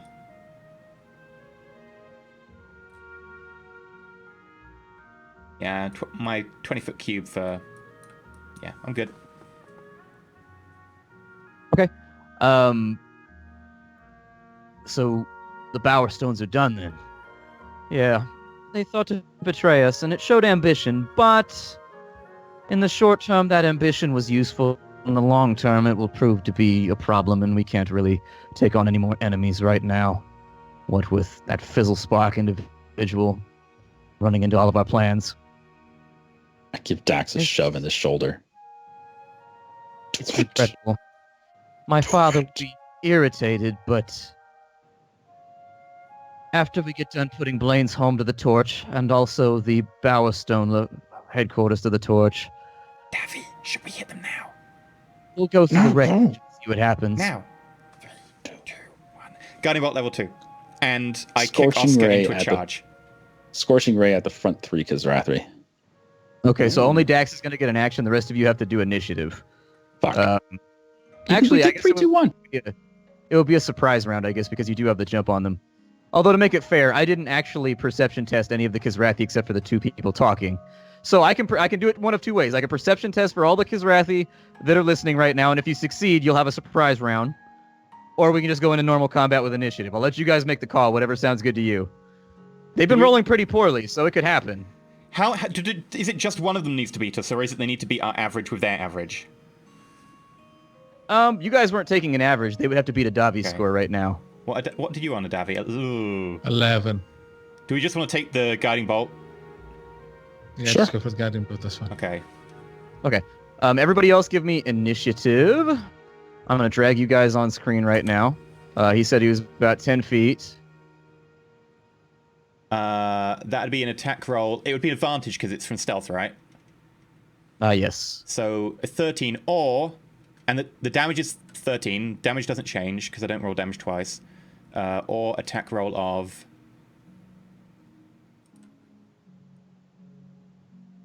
I don't think there's an initiative tracker yet. There we go. Yeah, you're up now. 27 for initiative. 24 crit! Wow. So the damage is 29. And who was that on? The Necromancer. Okay. Does he get a resist or anything on that? No, that is just a versus armor versus AC, and it was a crit. Oh. Okay. So that was 29? 29 radiant damage, and the next attack against him has advantage. Okay. So the guiding bolt comes down, and it levels him. Like, he takes a really, really big hit, but he's still up. Okay. As he stumbles backwards, he shouts, "Ah! Kill them!" And I go, "Oh, Ezra, I'm home!" And with that, combat kicks off. So let me see what I can do here. That guy does not exist anymore. He had wandered off. That guy right there, okay. Looks pretty good to me. Everything seems all right. I just wanted to make sure everything was in the right spot. So as far as they go, I've got their stats open, or I had their stats open, see? So for the big guy,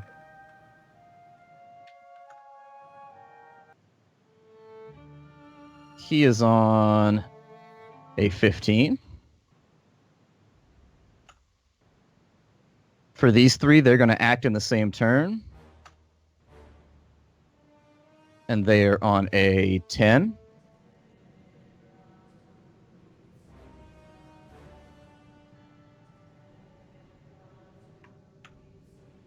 And then for Solomon, let me get his sheet out very, very rapidly.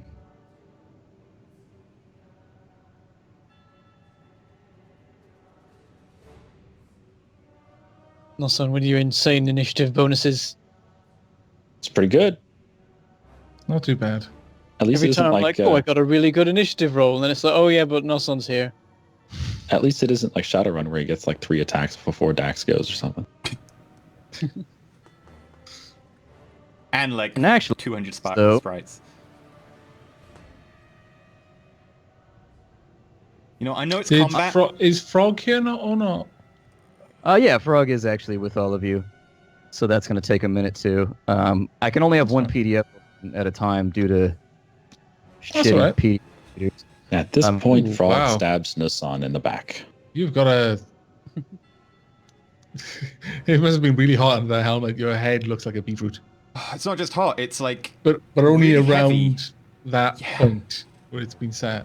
it's really heavy too. Yeah, I can imagine.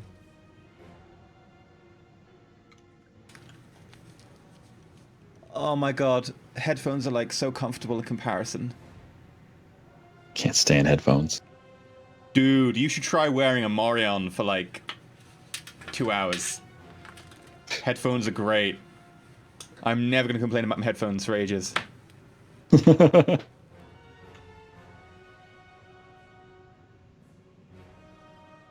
Helmet hair, yeah, it's a thing. True facts. I feel like we messed up slightly by having that long rest. Yeah, at the same time, I would not be able to do To anything. be fair, One healing yeah, spell is not going to get Dax us anywhere. was completely out of go. Yeah. I mean, I could have gotten by regenerating my key with a short rest, I believe, but I mean, I'm not even sure what a Davi can regenerate from just a short rest. I was almost full Okay. HP, and I was only missing 1 spell. Oh, were you? Wow. That's why I wanted to charge in. Yeah. That, I'm going to need a few minutes to set up combat, so this is a good spot for us to take our little break. Okay. There are a few things that I just want to isolate and take care of before we start up after the break. And so anyways, we are Roll4It. We play D&D every, Friday now after this one, and then on Sundays as well. We're going to be starting up Shadowrun very, very soon, and then we've got this game going along. If you like what we do here, be sure to check out the Patreon during the break. Consider supporting us because this does represent a huge time investment for all of us, and it's something that we really, really want to do for a living, and you have the power to make that happen. So we thank you Armor for supporting us. costs money. So that is true. You did kind of go in on that outfit. You really sincerely did. What, you That didn't outfit. grow that? Doesn't your skin just naturally produce metal? Yeah, but sadly it's only like copper and didn't really match, so... Oh, he's one of those. What's wrong with what's wrong with copper skin, EE? What's wrong with They having keep copper trying to skin? like turn me into railway tracks. Boilers as well. Granted. People keep stealing you. With that, we're going to It's take really about valuable these days. a 5-8 minute break. Does that sound good to everybody? Yeah, Sure. sounds good to me. 5 or 8. I need to put the timer up. 85. 8. 58. We'll do an 8-minute break here. We'll see y'all when we 7. come back, and we will resolve Bingo. this ridiculously crazy combat. Bye, everybody. Take care, everyone. See you in a bit. Be right back.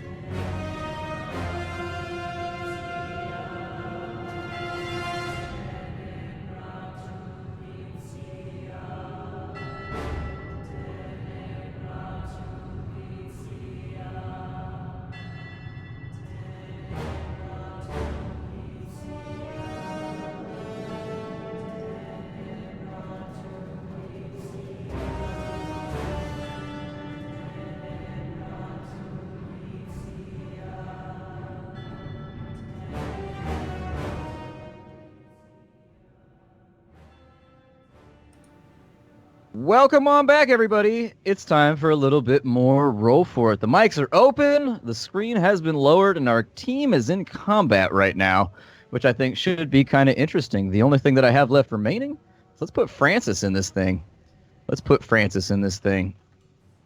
Because he's the only one missing. Someone had... Yeah? What about me? While I get that done, go ahead and take your turn, man. Okay, well, there's a few things that I wanted to clarify. By all means, let me know if I need to roll perception for this. But what kind of arms do people have? Like, their armament. The enemies, that is. The three in front of you, they appear to have axes and shields of some kind. Mm-hmm. The big guy in armor back behind there, I had already told you that he's wielding two large crude blades, and he's in very, very heavy armor. Yep. The necromancer, you can't really tell because robes hide everything. He's just got a staff as far as you can tell, although the staff is kind of like a strange, viney, ornate staff. I'm sorry, that's Solomon's staff. Whereas the necromancer doesn't really have anything that stands out about him. If you wanted more about the necromancer, you'd have to roll perception. No, that's fine. What I would be able to grab with the cursory glance was all I really needed there. Now, in terms of this rocky outcrop just in front of Oscar, how covering is that? I would say it's like half cover. Okay. Do we still have our stealth rolls other than Oscar and Dax now that he's attacked? Yes. Okay. Right, well, the first thing I'm going to do then is knock an arrow and fire it at the one in the heavy armor. Okay. Someone's asked, by the way, if we can get rid of the green lines from the screen. Yeah, that would be ideal because it's a little bit hard. Yeah, thank you. Mm-hmm.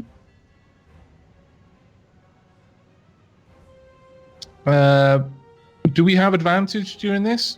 Or we? Yes, you do, because you're from stealth. Still a really bad roll, unfortunately.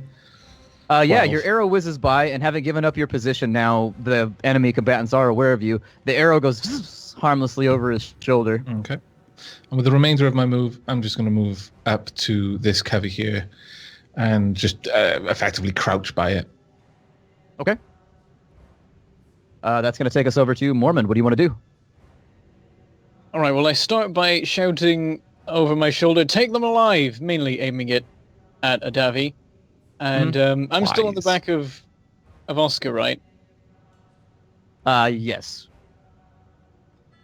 I'll move myself there. Oop. Okay, I'm going to allow you to move here. Oh, I can't. You're up underneath the... Okay, well, never mind. Dismount, because I didn't have time to look up the dismounting rules during the break. But I'll get those cleared out next time. That's fine. I'll stay on the back of Oscar for now. I'm going to check distances and stuff. How it works, I'm going to fire a firebolt at this guy here. Okay. Start muttering some random words. Surely not random. They're not random. The same Well, words they you were did when you started seemingly fires all over random your words. room at the tavern. They have great meaning. Steeped Seemingly in random history. to those not trained in magic, which is actually very few of the people here. But anyway, what happens is... Me. He's talking about me. I'm a dumb. Well, Oscar too. Hey, you don't know that. I rolled a 10 on the attack roll, which might not be enough. That is absolutely going to be a miss, unfortunately. You fire off the spell, it does manifest, but as you fling it towards the enemy, he sees what you're doing. It's clear he's hung out with mages, and he understands what's going on right now. These combatants seem seasoned and more muscled than some of the Kizrath you've seen before. He just drops a shoulder and ducks out of the way, and it just flies over his shoulder.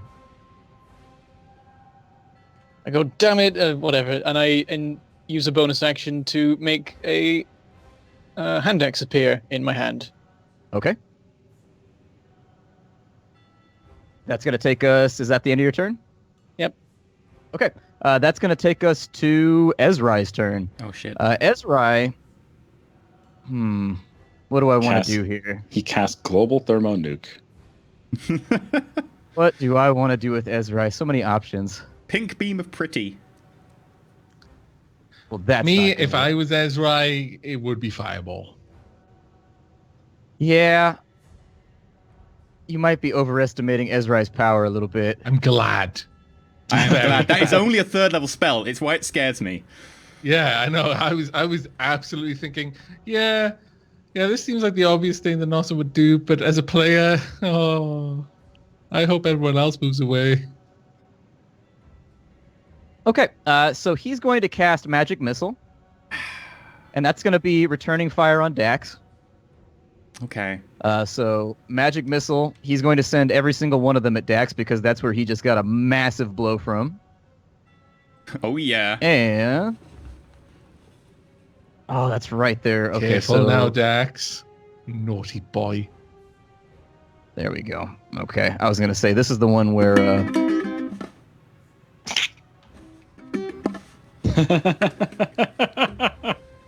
Next time, can we get I- a bard who actually knows how to play an instrument? his bolts fly outwards, and you see 3 points of light leave his hand, and you are struck for 8 damage as magical bolts of force slam into your chest. I hate to mention this, but it's actually 10 because it's 1d4 plus 1 for each of them. I think. Oh, he gets a +1 to each. Yeah, because they're Okay. separate. So So 10. then it would be 10 damage. And then Adavi, you've never seen anybody else do this before, but he waves his arms and he twins the spell. This to you comes as quite the shock.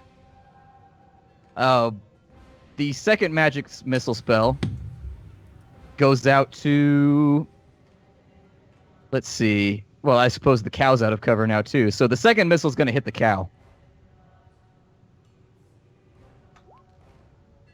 And so Oscar is struck for 10 damage as well. So it was twinned across the board. And with that, he's going to fall back. Can Mormond use his shield spell to defend us since we're like right in the same block? I don't know how it works with mounts. I don't think Does it would matter work if anyways, attack roll because isn't made? yeah, there's no attack roll. You No, just take the damage. shield explicitly states Oh. that it blocks any damage from magic missile. Oh, That's really? the one Yeah, it one calls it out. particular thing that it defends against. I It's can up check to the you. wording. Let me check it real fast. I got it in the compendium right now. Gives plus Let's 5 see AC for the here. turn to the caster, although I don't know how it works when you're like literally sharing the same space as a mount or whatever. And blocks all damage from magic missile.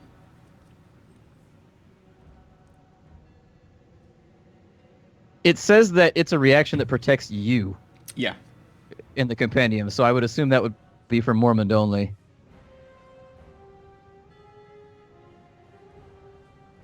I guess that doesn't work then. I don't think you can cast it on someone else. I think it's specifically just a reaction spell for the person who has it. So yeah, that's going to be his turn. He's going to take cover behind the pillar over to the right as well. That's going to take us to Big Guy's turn. He bangs on his chest, and you can hear the clank of like plate mail or whatever it is. He's got that black iron stuff all over him. And you imagine it must be incredibly heavy. And you hear him roar as he bangs his chest. And he just takes off running for this group over here. I didn't know we see were what going to he's the zoo. And so he's going to dash on his turn to get to there. That takes us to Adavi. What do you want to do? Well, other than peeing myself a little bit, I'm gonna move down as far as I can go. I don't need this big old guy in my face. So let me see how far I can move here. Sure. There we go, 30 feet, baby. And I am going to cast Scorching Ray at these 3 guys with the shields and the axes right here in the middle. I'll ping them. All 3 Okay. of those guys. All right.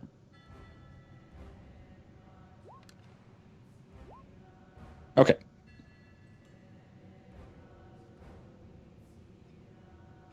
All right. So you made your ranged spell attack. Yeah, did it roll the damage already? I don't think it should have done that. I might have put it I don't in think that was the wrong. right spell. So what I basically need is 3 ranged spell attacks, 1 for each ray. Yeah, I don't think it worked right. What? I did this wrong somehow. Sorry about that. I would just roll 1d20 plus your casting bonus 3 times. And you can do that pretty easily. If you press the up key while you've got the text selected, the up arrow, it'll just Do you let add you... proficiency to your ranged spell attack? I can't I remember. believe so, yeah. So I proficiency think so. and charisma and d20. Oh, by the way, chat's asking, did you mean quickened magic missile instead of twinned? Because apparently twinned can't be used on something that may target more than one person. I haven't read the sorcerer rules, so. Oh. No, it's twinned. So that would be 20 damage to Dex then. Oh no, it says you cannot use. What they're saying is it says it cannot use it on someone on a spell that may target more than one person. It has to be a single target spell only. Okay. That's what, in that's that what chat's case... saying. So I mean, we've I don't already gone mind past because it. there are worse spells to twin. Yeah, so. we can just keep that in mind for the future. Yeah. We've already gone past that, it. Yeah. Can you tell me how to get this rolling, please? I don't want to hold you guys up. If you go to your spells, and if you click on your spell attack bonus... Oh, okay. You can't click on it. That's weird. Roll 1d20 plus your spell attack bonus.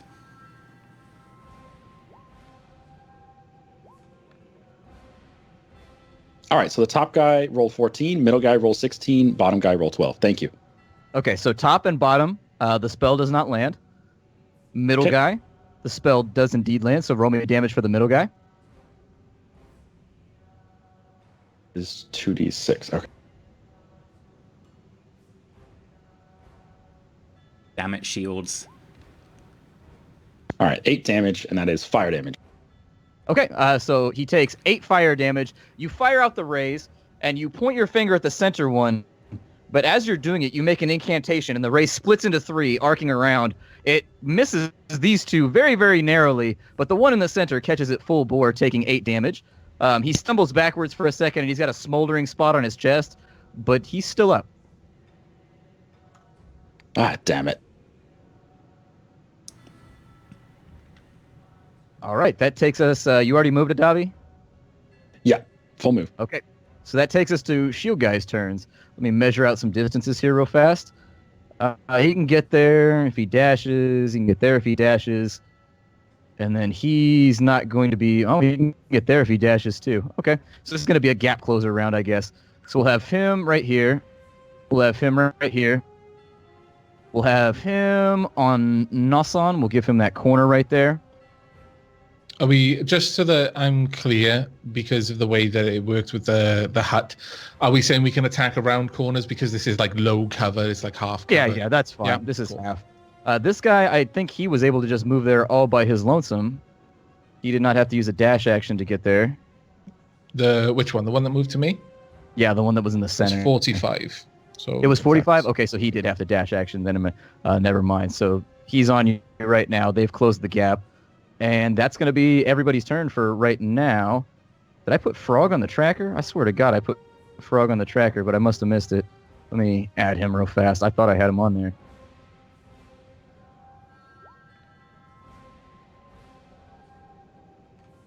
Frog critically fails, so he's got a 5. Womp womp. Wah, wah, wah. He still doesn't know what's going on. It's been hours. Who are these people? Kilrathi? He's still studying. Dad. Okay, so how far does Oscar move? Oscar is capable of moving 40 feet. Okay. And Mormon, did you get off or did you stay on? I'm still on Oscar. Okay. Let me measure out distances. I don't think I can do what I intended. No. Anadavi's now got doubled up on. Fine.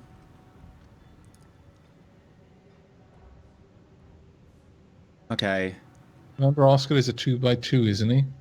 Yeah. He is indeed. So he can't fit through this gap here. I don't know, it's a diagonal. What? I mean, you can move through friendly characters, so he'd make it work. I mean, Well, here. no, I mean, I wanted to get here so that I could be supporting a Davi. what I mean, is you 5 foot between the two enemies, basically? Right there, I would allow it with his head in that square. I mean, I don't see why he wouldn't be able to go through Okay. like that, though. Okay. mean, Then I'll get there. I assume Mormon comes with me. did I give and- you control of the cow? No, I couldn't box select it. Okay, let me give you control of the cow. There we go. You should have control of the cow now. Yeah. Okay. Yeah, I'm gonna then swing. Can I order the cow to attack? It doesn't take my turn, does it? Just when charging. No.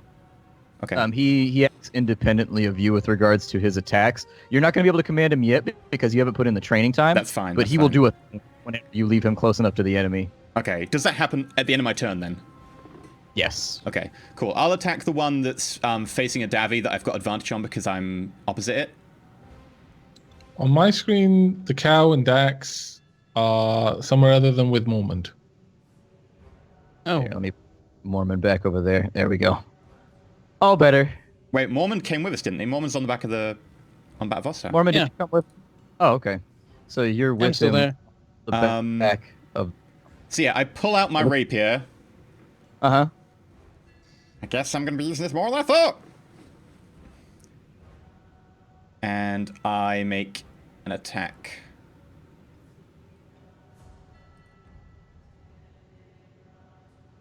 Let me see those numbers. 23. Okay, that's a hit. Roll me some damage. Oh. 7. Okay, you deal 7 damage. So riding your cow into battle, you get in between this. Focused on a Davi right now. You just lean down from your mount and just stick a blade in one of them real fast, and it slides up and under his back, dealing 7 damage. And I would like to add Fury the Small to that, so it does an additional 3. Okay, cool. Fury the Small has been added. As you're in position, Oscar sees himself in the middle of enemies, and he's going to start attacking. He's going to attack the one that's up and to the left right here with a hoof attack.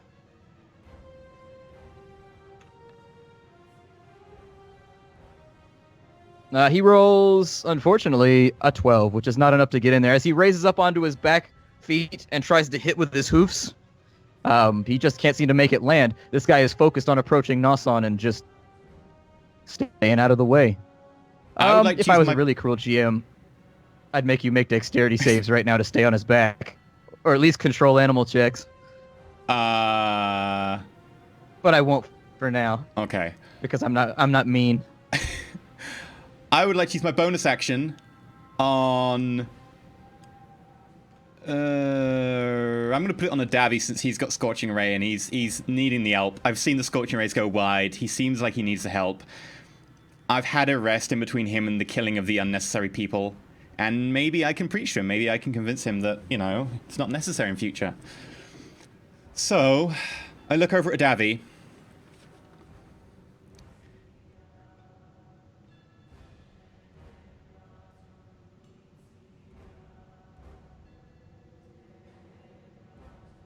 I have no It's just a idea. dead I'm just stare. suddenly my brain has died. I was gonna say I had to Yeah. open up Skype right there because Yeah, I thought I I thought we crashed. had I was lost like, Skype, shit, I got yeah. kicked out of the call. I didn't have the video up. I was watching the fight, so I was like, oh no, did I crash? Okay, let's get down to business, to defeat the Wrathy. I have no idea. Honestly, my brain just died as soon as I said I'd do a... See, like, now I had how all are you these going to do the plans whole and- daughter's son's part now that you've changed the Huns to Wrathy? I think I just- I think that helmet might have squished your brain a little bit. Oh yeah, think so. honestly, like, wearing that helmet, like, I've so overheated.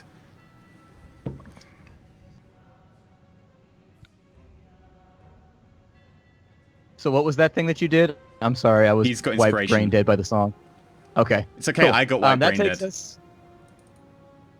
That takes us to Solomon Bray's turn. Solomon Bray. Doesn't Jack? Sorry, Yeah. Francis Frog Marcus? goes next. Sorry, I didn't want to reassociate everything because it would reset the turn, but Frog is up. Frog sees this dude over here, and let's see. It's almost like a reflex. Like, he locks in on the big guy, and you hear him shout from the back, "Mine!" as he charges. He seems pretty dedicated to taking out the big guy. And he seems possessive of it, too. You're not really sure what to think of that. As he runs up, he is going to make a melee attack against him. He's in the form. Okay. With his main hand. He rolls an 18, which is enough to get past this critter's armor. It is enough. And so he's also going to do his offhand attack so that I can do this as quickly as possible. He strikes out with his offhand, but that one's not as true. As the right hand goes out to slash, he tries to bring that one into stab, and having eaten the first hit, his shoulder rolls downwards, but he steps sideways, and the stab and the thrust missed. He's going to deal... D6. A big hit. The short sword dashes into the side of the creature's shoulder for 9 damage, and you hear him howl in rage. So he is standing, but that definitely hurt him a little bit. And that takes us over to Solomon Bray's turn. Solomon Bray is going to step forward behind this pillar right here, so he's still got half cover. These pillars are sawed off in half, whereas the one that our sorcerer friend is behind would count as much better cover. He is going to... Well, I got to figure out what my ranges are here. So... He's got 80 to Adavi, 75 to there, 75 to there. I would count that as shooting through somebody else's box, so probably not line of sight, 65 to there. Okay. Let me see what he can do with that range, because he has quite the expansive spell list, unfortunately. Here's the fireball. It's okay, he'll kill his guys too. Fire his own dudes, yeah. Go for it. Would you not sacrifice a pawn to protect the king? Are you saying that the necromancer is a king now? Maybe he's a queen. Maybe He could be a bishop, a rook, a knight. It really doesn't matter. Has You'd quite a lot of sacrifice a mascara. pawn. So he can't make the hit from there, so he's going to step forward a little further. There we go. That'll work. Oh, great. He's going to make a ranged attack. He's going to cast Ice Knife. Ooh, okay.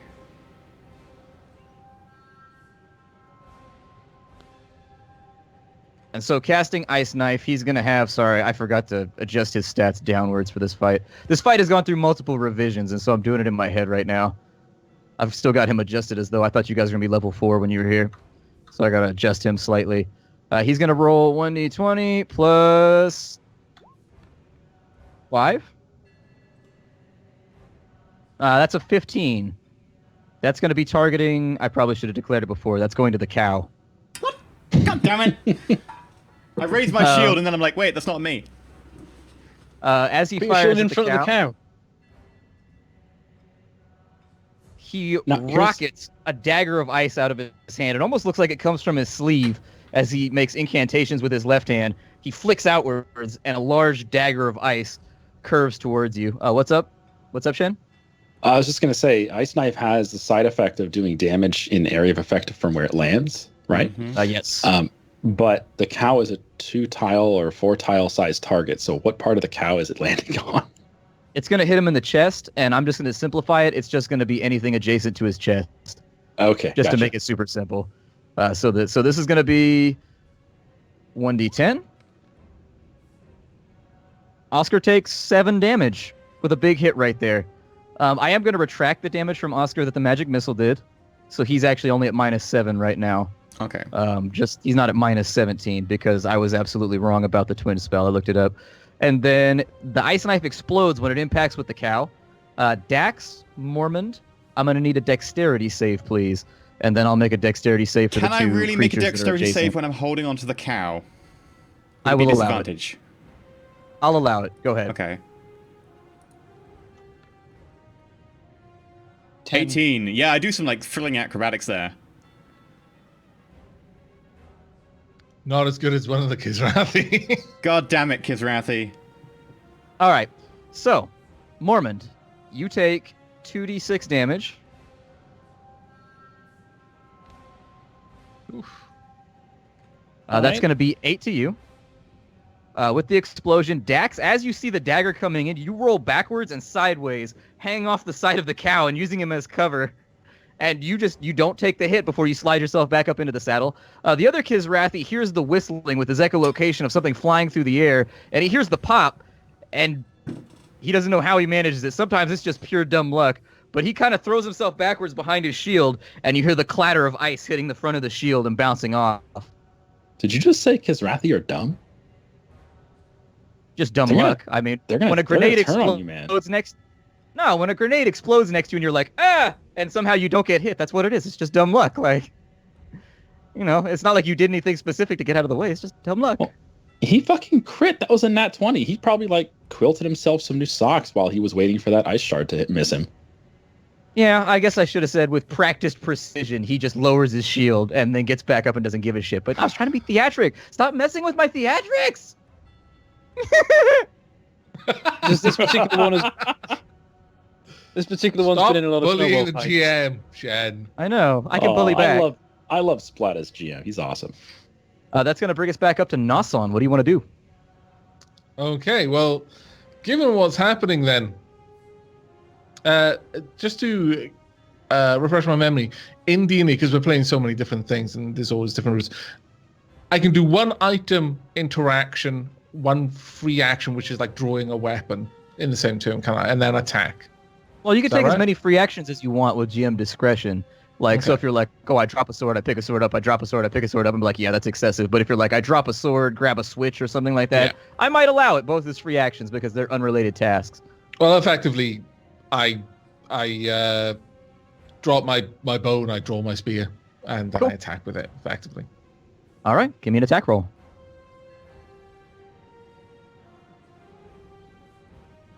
There we go.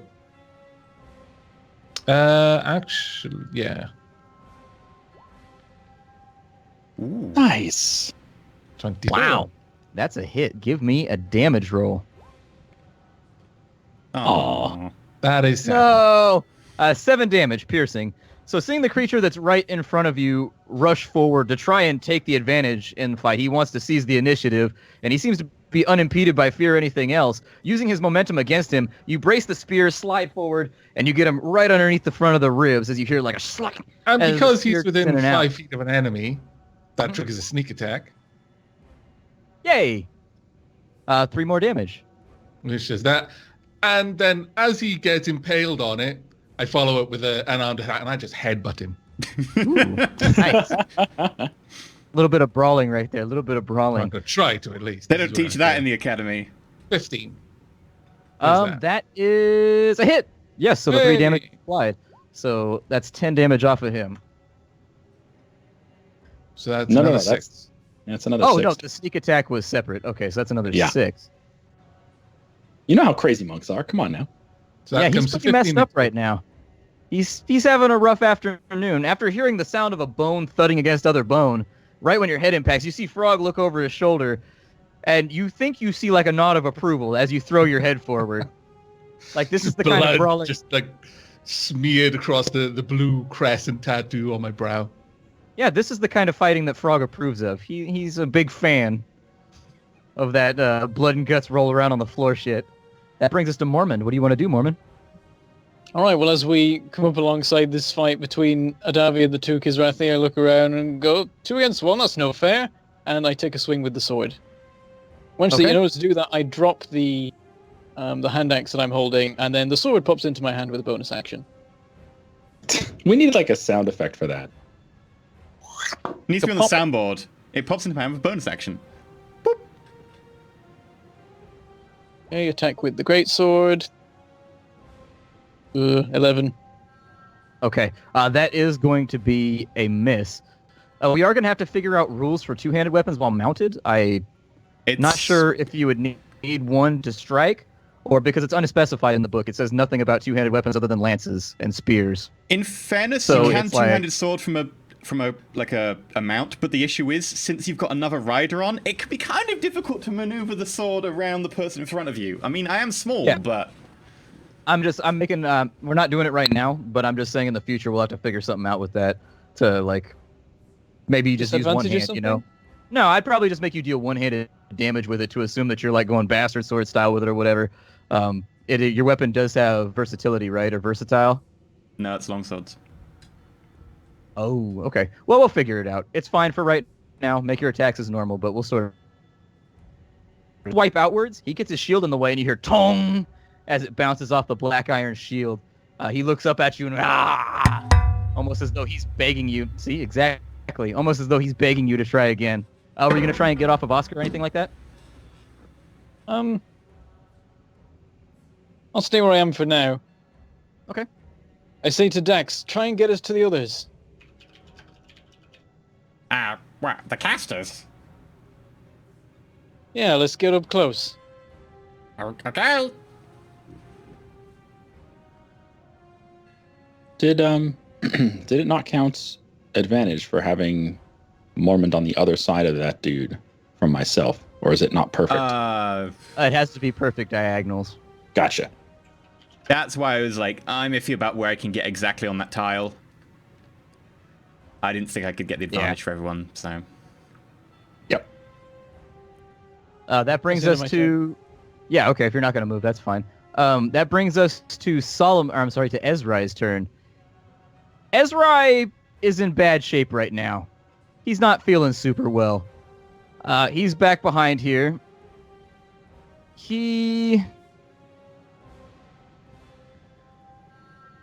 Let's call it... Sorry, my PDFs load really, really slow for some reason, even though they're still up in the background.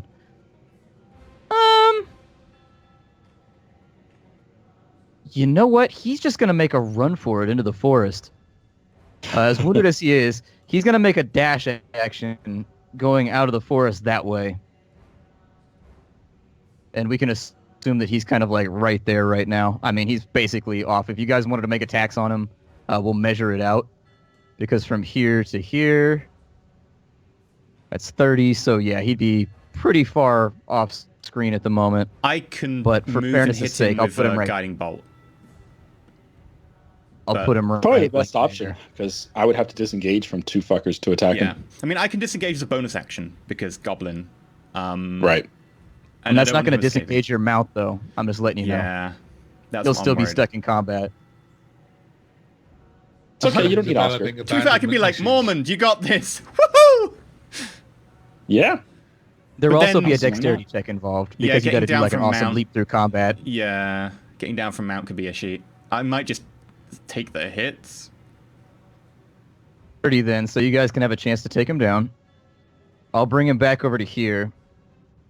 Yeah. And as he's going to make an incantation, and he casts mage armor on himself. You see him raise his hands up in the air as he looks over his shoulder, and you can see him whispering words and making sigils with his hands, and you see just a shine come over his body as he's trying to run away. Shit, man. We could have, like, easily ambushed that guy. He had no armor on. Damn. I mean, you critted, so it would have hit anyways. Yeah. All right. That's going to be his turn. That brings us to Big Guy. Big Guy having been stuck, the blade goes across, and as that happens, he shoves his way forward with his shoulder, and he's dual-wielding his main hand weapon. Sorry, what weapons are you dual wielding? You kind of cut out on Skype there because Skype Yeah, is you great. cut out on Skype. He is dual-wielding at the moment with two black iron blades. They're basically short swords, like nasty, poorly hewn blades like you saw down in the dungeon. It doesn't matter how poorly hewn they are. If he rolls with an attack roll of 23, he's going to hit. So yeah, that's a hit on the Frogster. His first strike is going to do...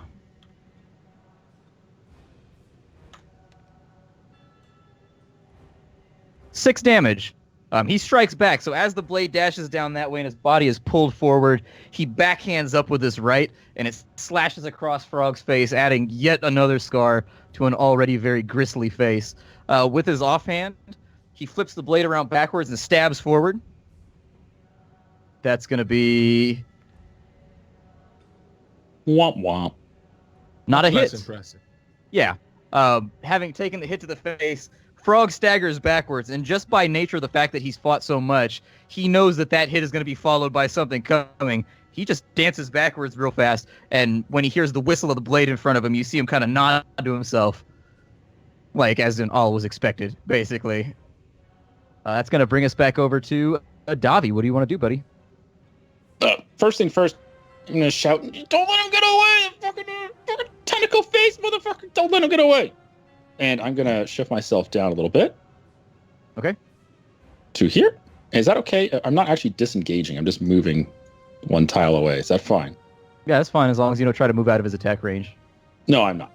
I was just concerned because I was touching 2 of them and I moved around 1. Now it says my connection's been interrupted. Yeah, I Alright, didn't let's see wait your for on it. move. my screen. Nothing's Okay. moving on Oh, mine my either. Maybe connection's the been site just went interrupted. down. We've all been All right, kicked. Everyone let's try give and roll 20 a relog. minute. Let's give roll 20 a minute. It'll be fine. I'm managing to log back in. So, Okay.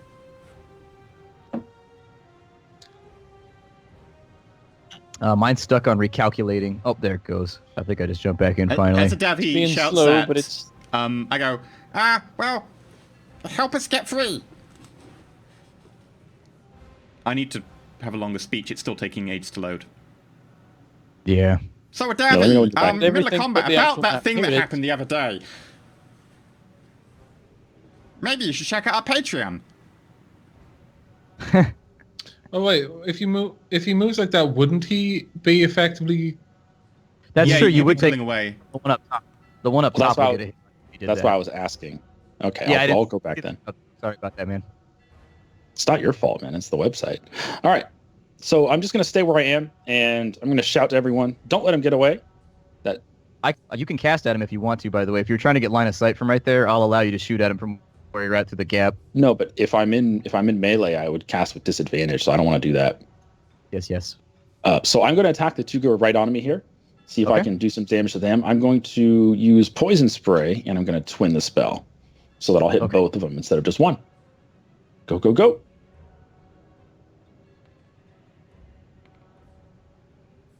So this is a con save spell. They have to roll, and they have to do better than 13 con save. Okay. The first save is up. That's going to be the one on the bottom. And the one on the top rolls an 8. So go ahead, and that's 7 poison damage to both of them as you No, roll roll to 1 and 7 to the other. One of them took 4 damage, so the top guy took 4. 4. I don't see that. Oh, 4 and a 7. So the bottom one Yes. takes 4. And the top one takes 7.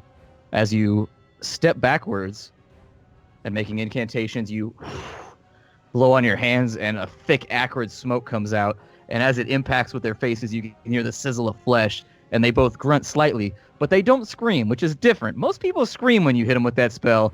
These guys must be badasses. They don't mind. Since They they don't don't look mind. at explosions. They don't look at explosions. That's going to bring us to the Frogster. Frog is going to continue attacking in melee with the big guy. If I have his sheet up, he Wait, does have isn't some special Frogster stuff. of 5 initiative? Yes, Yeah, he is. Did it not recycle? Here, let me see what's going on here. So we've got a Dobby. I think when it reloaded, it messed up my initiative. Yeah, it did. So we've got the big guys first. All right. Yeah. Sorry about that. When it reloaded the screen, it rearranged my initiative tracker.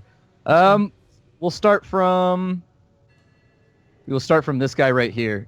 He's going to make an attack at Dax because he has advantage on Dax. So he's going to have +4. There we go. First attack goes out. It's a critical failure. He hits himself. Look, he has advantage, so he has to Then you roll have- yeah. again. Yeah. Oh. And the second one, oh my god. The range of emotion. The range of emotion. From a critical fail to a critical success. Oh, It's power- nearly certain oh. I'm unconscious. The power of advantage, everybody. The power Yeah. of advantage. I took a risk. I was Uh, hoping we could get them down before my turn, and it didn't pay off. yeah. Mormon, you let me down, mate. I'm trying. You're trying to let him down? I've not battled on the back of a bull before. Roll to, Dax, you roll take to 9 lowest damage. I have 1 Where are you HP. I have 1 HP. So he Yay. sees you plotting something, and as you're plotting, he doesn't know what you're up to, but he sees you shift in the saddle slightly, and he stabs. What? I was gonna say, carry on.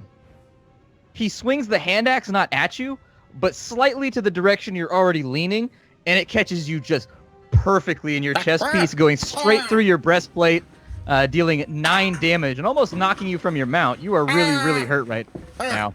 Ow, ow, ow, ow, ow. So bad. This one is going to, so they're not going to step around. He's going to try.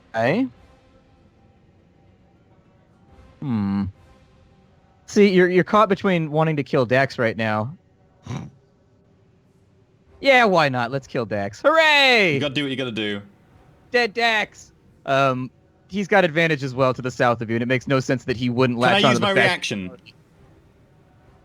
What do you have for your reaction? I want to say a few words to Moment. That's fine. Go for it, man. Unless will and testament. Moment.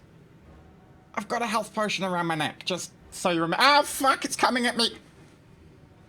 I thought he was going to say that. Burn my porn stash, Moment.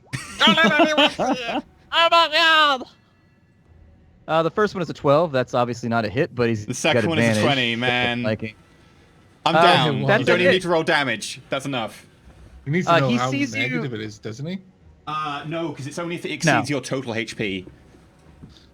Unless he can do like 20 damage. 21 No, damage. he can't do much.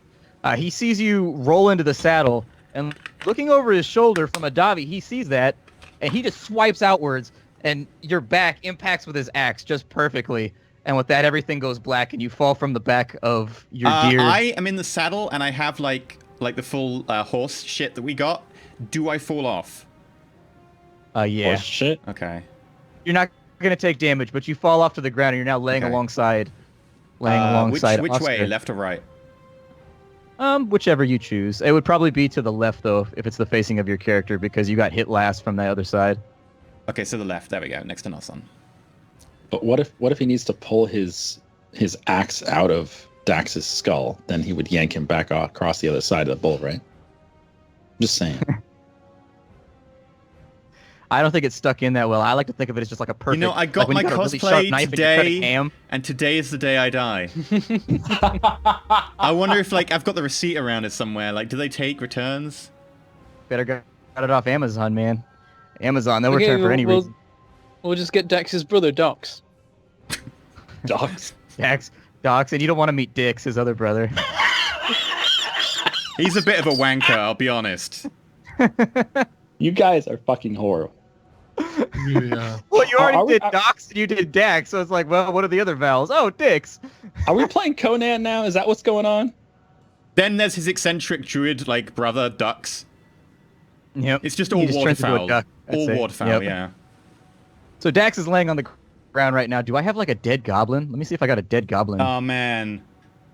Oh, I Don't do. it. I Don't do. do it. You're a dead goblin now. Sorry, man. Oh, man. It's too late. This has to be applied. Although they don't have any that look quite like you, so it's just going to be a placeholder. Where's a really bloody, violent one? That's what we Can need. I draw me dead on the ground? You're taking far too much joy in this, I feel. Well, you know. That's two. There we go. A bloody, pugilized Dax laying on the ground. Oh. All right, so Dax is down right now. That makes the final attack. It's going to be going towards a Davi, I guess. I guess. It's going to be a Wah, wah. 12. Nope. Not a hit. What's your AC? 16. A 16. So yeah, he's high and wide when he comes at you. There are benefits to be spoken of for wearing robes, and you just kind of flutter out of the way, almost Batman style. You get like that flapping cape noise as you dance out of the way. It's nice. It works out well. That brings us to Dax's turn, but since he's down, he's putting blood all over the place. Dax, I'm gonna need a death save, please. That's a point towards death. A point Womp womp. towards death. I could legit but- die next turn if I roll a 1. Don't roll. Just Don't don't roll. roll. a one. Just don't roll. Don't do it. We need the Oscar darkest sees you hit the dungeon. ground, and you hear him just go full-on frenzy crazy. Like, you hear him snort, and the rest of you aren't sure what's going on, but Dax going down seems to have really, really upset him. Well, this He's is a going problem. after... This is a big problem because he could easily step on that step on that guy, and then there's no more goals. He's dead. He frenzy Oh, rages. Lord. Oscar really doesn't actually give that much Yeah. of a crap. It's like, well, It's the not, problem it's is not you know quite. what I didn't like It's it not after quite a all, rage. now It's I more think like about a it. huff. yeah, it's like, Yeah, if we didn't roll a 1, he might have like stamped on you. Don't even. This arm was Got expensive. enraged. Just that when he's angry like that, he can't hit good. He gets like that tunnel vision and just messes up. That's He going to take us don't to hit Frog. good. Frog is continuing holding the line with this big guy over here. He's going to roll an attack with his main hand to try and stab him. He rolls at Nice. 17, so that's going to be a hit with his offhand. He's also going to try and strike with a stab, like two at Nice. the same time, like gladiator style. And both of them are hits. So the first hit is going to be...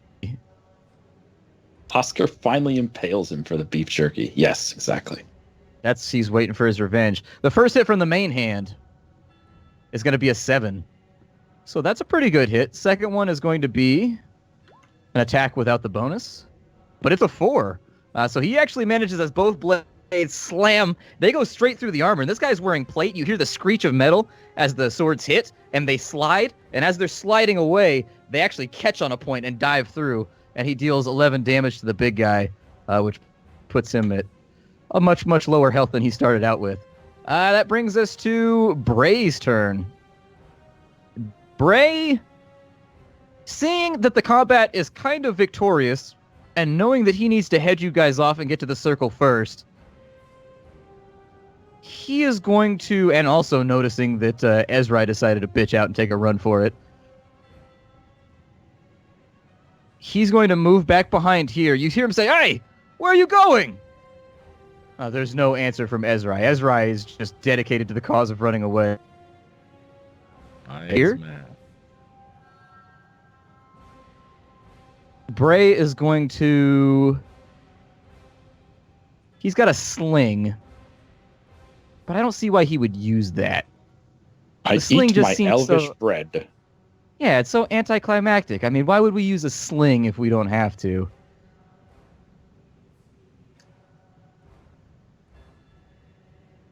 And you just hurl some insults like, "You'll never be as pretty as I am." Oh, it's a touch spell, so I can't do that.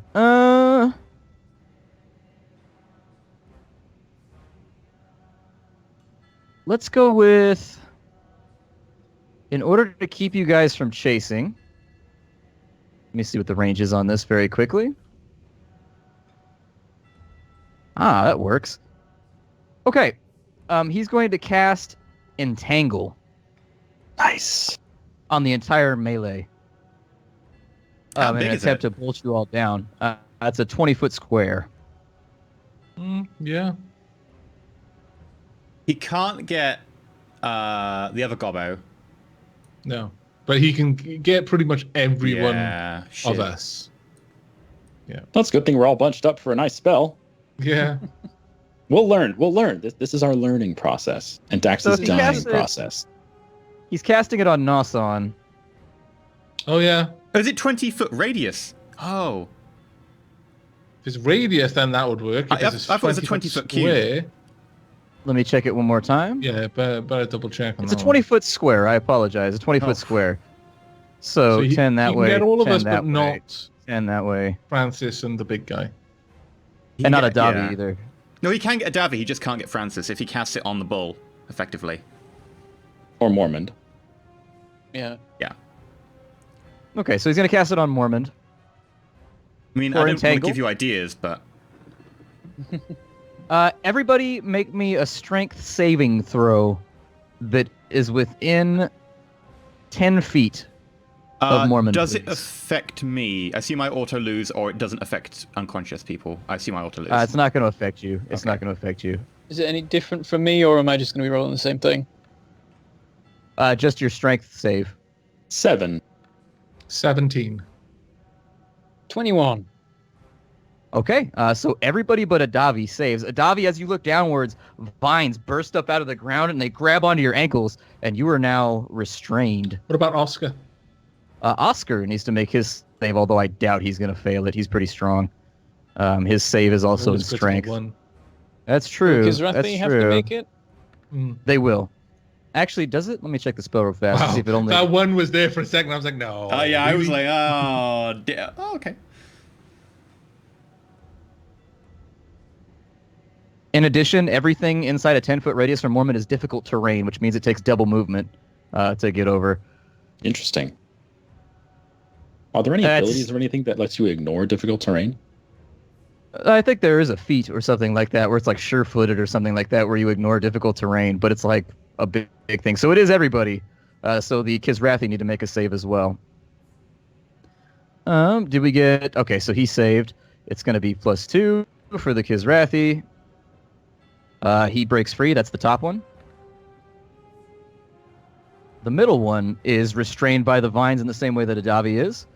And then the bottom one is restrained as well. Was it a DC 12? Let me see real fast. Oh, spell save DC. And his spell save is... I've just realized that it might not actually affect either Noson or Adavi because it's 20 foot on the side, not 20 foot from A to B. Whereas what the ruler does is it measures A to B. Because each square is 5 foot, so it should be 4 squares by 4 squares, right? Oh, yeah, you're right. I only just realized that.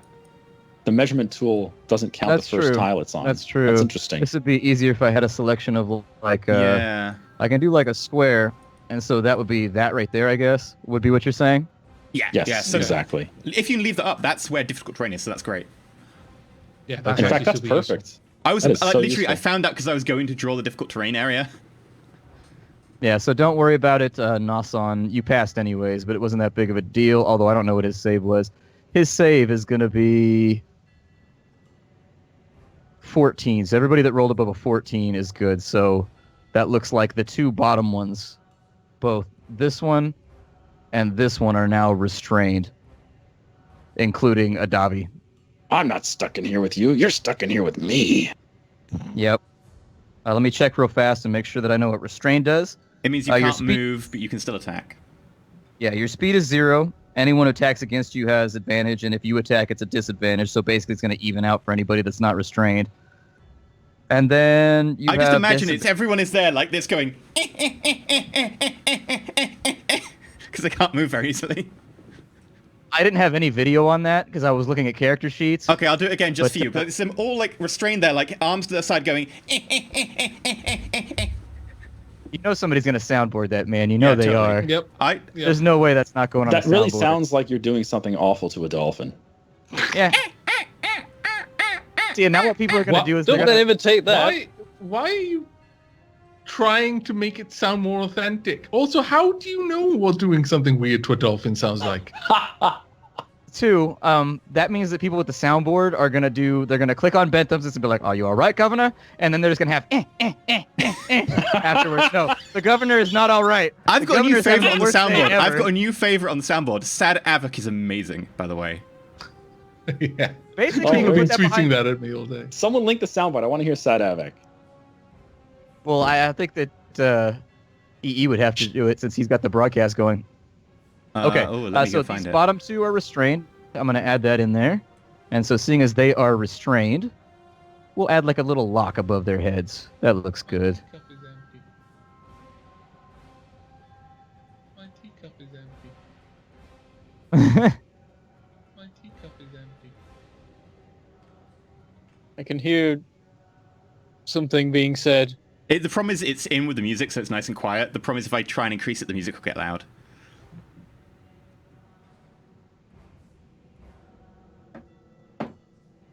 I didn't Nasan, which- realize being out of tea was such a disaster for you.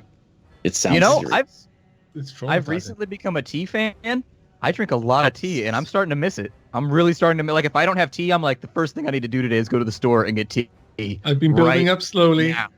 creating a good, healthy foundation to slowly begin my cult of tea in America. I mean, it's already done over here. I've got to work in slowly. Got to See, go for the Avok, content you creators realize we first, tried the that 200 years influencers. ago, and they just threw it in the ocean. That's what I was gonna say. I'm You can only much do it up to a certain more point, supple. but once you reach that threshold, it just goes down to 0 again. No, it, no, it no, can't no, do no, it. no. It's I like think that cup. What's that cup called? The person you fill it up too high and it has a little hole in it and just drains the entire cup if you fill it up too much. Exact I've same never thing. seen that before. As like a You haven't seen a that? gift. Sounds good. No, it's like Right, in well- Greece. I'll look it up. Seeing Dax Like, just basically crumple and fall off Oscar here, I give a shout out whilst I'm pulling my spear back and going in for another thrust on this. Moment, what the hell? Dax is your charge! And then I stab at the Kizrathi in front of me. Sure. Attack roll, please. I think you'd have a problem with the tea conversion too, because, like, for example, I drink Arnold Palmer's, which is tea and lemonade mixed together. Like, we have a sweet tooth over here, so we like to add like ridiculous amounts of sugar to everything. Okay, it's honey and tea. Also, and we there's don't even like certain hot tea drinks. blends. Like That's where I fine, live, there's it gets to lots like of iced 1,000 teas. degrees. Yeah, I drink iced tea, but I won't drink hot tea because like 1,000 degrees where I live, and I just don't want anything else making it hotter. You rolled a 70. 17. That's gonna be a hit. Roll me some damage. I got 10 with the spear thrust. Would the sneak attack be there because you're in range of?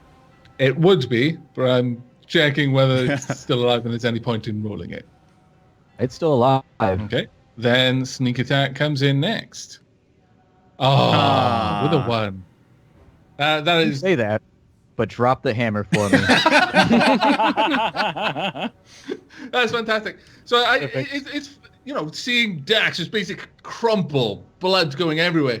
I realize I've got to quickly end this fight, so I stab it in, and he seems to basically still be there. So I just twist the spear inside his abdomen both ways, and then just slunk it straight back out with a few entrails still wrapped around the blade.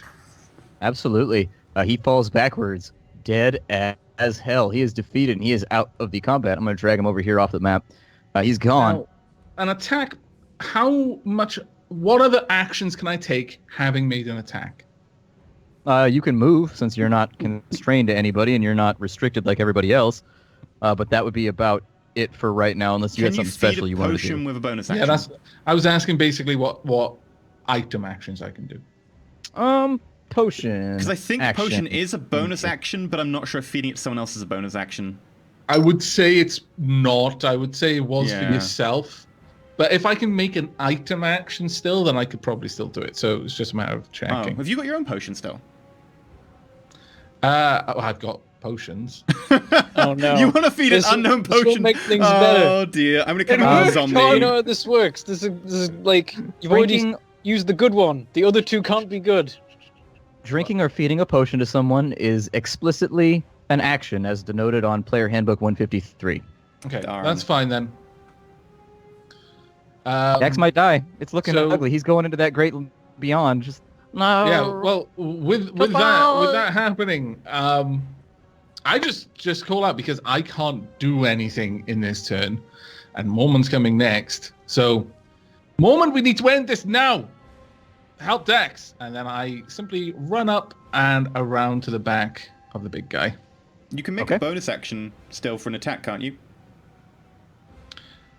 For personal reasons, I just don't. Okay. I feel that those bonus action attacks need to flow with the attack. Just running at someone completely different and smacking them one, like running 40 feet and then clonking them one. That loses Stabbing a the guy in the momentum. Yeah. I mean, yes, as written in the rules, I could, but for me, it's not how I imagine those bonus attacks working. He likes to play it tight. So that's going to bring us to Mormond. What do you want to do, buddy? Okay, so how do I get down from the bull? Is it a movement to do that or something? You can Move have down, someone yes. throw you. That's what I'm going to call it for right now. It's the same as getting up from prone. So and basically, then once I get like specific using roll, I'll my pick- movements, can I get to the square Dax is in? Yes, but you will get an attack of opportunity from the restricted guy, but it'll be at a disadvantage because he's restricted and you are not. Go for I'll it. take that, and I'll hop Won't off it, over won't there. it be cancelled out though? Because basically, attacks against him gain advantage because he's also restricted. Oh, he's not restricted. Oh no, you succeeded, didn't you? Yeah. Yeah. That's right. Yeah. So this guy right here, he's going to take an attack. Go ahead and throw that out there. He rolls a 13. Is that enough to hit? Nope, my armor is 16. Cool. Yeah. You throw yourself from the back, just like full Running Man style, like Stallone. I'm sorry, not Running Man style, cliffhanger style, like Stallone, off the back of the cow. And landing next to Dax, you hear a whistle as a blade passes underneath your feet as you leap off. You hit the ground with a thud. What do you want to do? I'll shout back at that thing, I'll deal with you later, and then I'm gonna use my action to quickly grab the potion round Dax's neck and feed it to him. Okay. Dax, I think I said it was a 1d8 plus 2 for a potion? 2d4 plus 4? 2d4 Isn't it- plus 2? I think it's plus 2 regardless, but I forgot what I told you guys with those ones. Just do the 2d4 plus 2, It that's was. fine. You said it was like the basic one, which is 2d4. Okay. So, roll 2d4 plus 2. Now I have to watch Running Man again. Thanks. Yeah, 10! Maxed out the healing. You healed Very for nice. 10. You instantly snap back to consciousness. You are prone, but you are alive, and you're not going to die. Mormon, you saved your friend. How do you feel right now? Does he owe you one? Can we get a Of course he microphone? does. Can we get a microphone to Morton, please? Microphone to the dwarf. You just saved your friend from oblivion. How do you feel? Is there anyone you'd like to thank? I just say to Dax, are you alright? I've got a headache. You got a little bit of blood trickling down the side of your mouth. It's an ugly scene. I mean, if you're dead, if you take enough, like an axe to the skull, for instance, but you're still alive because of a potion, do you still have an axe in your skull? Or is it just like pop out? I think it just pops out. Like, I always felt like healing potions must just, like, on some small level, reverse the flow of time or something. Just, like, on a very small scale. No, I once played with someone who basically ruled that if you didn't clean the wound, it healed around it. Basically, the cells just regenerated, but they didn't have any power to. If you did it while the sword is still inside them, it would heal perfectly around the sword. You remove the sword, there's a perfect skin hole right through them. You stick your finger through and everything. It's just sealed off skin. It's a whole new like realm of body modification right there. Yeah, pretty much. It was quite interesting. So people would like put little things inside themselves, take a healing potion, and then it would hide it inside themselves. Whoa, you could like cut the back of your mouth, put a healing potion inside, then have a healing potion to heal it up over the healing potion, and then you could like get tattooed, punch in case of death, and then someone punches you in the side of the face when you like are dying, breaks the healing potion, and you heal. Yeah. Except now you have glass shards in your shards body. in I mean, your that's the downside. Maybe make it like sugar glass or something. Sugar glass That's water, the not really. downside, you know. Yeah. Still working on this plan, but we've got a solid I'm idea. sure it could be done. We're going places with this. You are your sword's sheath. Exactly, Harvest. Exactly. Yes, that works. It's your leg. It's Ezra's turn. Oh, fuck. It's Ezra's turn. On Ezra's turn, you hear Solomon shout, "Get back here, coward!" But unfortunately, his words are unconvincing, and Ezra is the hell on out of here. He's like 40 feet into the forest at this point. So unless you've got a really, really long-ranged weapon, it might be tough to get him. I kind of brings got us- my feet tangled, man. Yeah, that brings us... That was basically what Solomon was going for anyways. He was trying to slow you guys down. Because he... If Ezra ditches, he's like, oh, shit, maybe I should run too. Dax, you might want to get off the ground, dude. Just that blood splatter though. Big guy.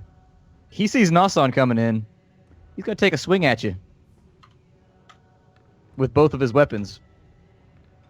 Failed. The first one's a 19. Second one's a 7. Oh right, yeah. So the second one failed.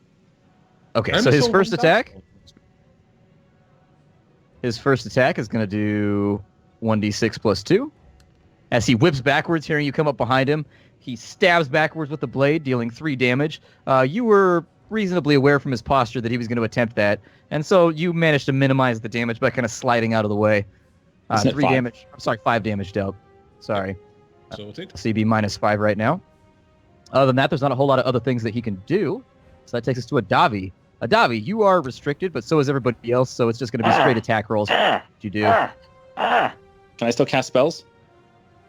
Yes, you can. Let me see if you make your check at the beginning or the end. Oh, you have What to check? use your action to free yourself. Okay, to see if you can break free of the vines. You can take Oh, an so you action to can't- see if you can break free, but that I would don't- use up action. I don't want to try to break free. I just want to kill these guys. Yeah, I was just letting you know the option was available. Attack Okay. roll spells would be disadvantaged, but only attack roll spells, I think. Yeah. No, it's just a straight roll because they have disadvantage for getting hit while restrained, and you have disadvantage. Or I'm sorry, yeah, that you have advantage on them for attacking them while they're restrained, but they have a disadvantage for receiving the hit. So it's like, But I have a further disadvantage because I would be attacking using a ranged spell. It doesn't matter actually. It doesn't matter. In the rules, if it says there's disadvantage and advantage in any quantity, they cancel out. So if you have 3 advantages and 1 disadvantage. I strongly believe it's a 1-to-1 cancellation, so an advantage and a disadvantage cancel out, leaving another disadvantage. I'm not even going to bother sure. with that. I'm going to use the same spell as last time because that doesn't have an attack roll. We're good. All right, so I'm going to roll twice. I'm going to use twin spell on these clowns. They have to make a DC 13 con save, or else they take 4 and 7 damage. Okay. So you've got 13 con save. Okay. So let's see what they can do here. You like that poison spell. That good stuff. It's the only one I have that doesn't make me use an attack roll. If I'm in melee, I'm going to use it. All right, so this is for the bottom one. He critically fails. I'm going to let you double the damage on him. The second one shoots a 15, so he makes it through, but the bottom one takes 8 damage, I guess? 8 damage. So as you perform the spell and you cast it, the wind whips up. And with the way that the direction comes out, it blows it directly into the face of the one in front of you. And the one to the side, it kind of just re-diverts it away from him. And you're just like, ah! But you accept it. It made this guy get hit a lot harder. He's hurting. But that's going to make it big guy's turns. This guy right here, he can't really move or do anything. He's going to turn to fight Oscar. So Oscar's going to square up with him. He's going to attack with his hand axe. And that's going to be a 12, which is a hit on Oscar, unfortunately, because cows have horrible AC. It's going to deal... Goodbye, Oscar. Oscar takes 1 damage. That puts him at -8, I guess, in total. 3 damage. Wait, does that hit with the +1 AC we gave him from covering him in the breastplates? Yes, it does. That's 3 damage, by the way. He takes 3 damage, so he should be at -10 right now, as far as I know. Yeah. I don't have access to character sheet, but I'm trying to keep a mental track of things at -10, you're right. Let's see. Yeah, it says in the player handbook that any amount of advantage and disadvantage on one character cancel out. Yep. Been doing it wrong all these years. So if you have you got 3 advantages and 1 disadvantage, doesn't matter. They all cancel out. The nice thing is, if you think the rules are bullshit, you can just do whatever rules you want. It's all good. That is true. He's going to attack a Davi on his turn, the bottom one. You bastard. He doesn't really have much of... Actually, no. He's going to try and break free so that he can have an advantage on you. He's going to do his strength save to see if he can break free of the vines using his action. I want to break free. He's miserable. He reaches down and tries to hack at the vines with his hand axe, but he can't seem to get purchase. It's not working. That's going to take us to Dax. What do you want to do?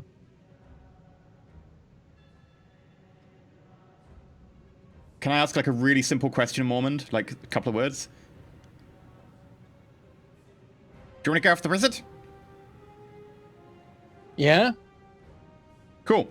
I will bonus action healing word on myself. I'll be like... Heal! Sure. That voice as well.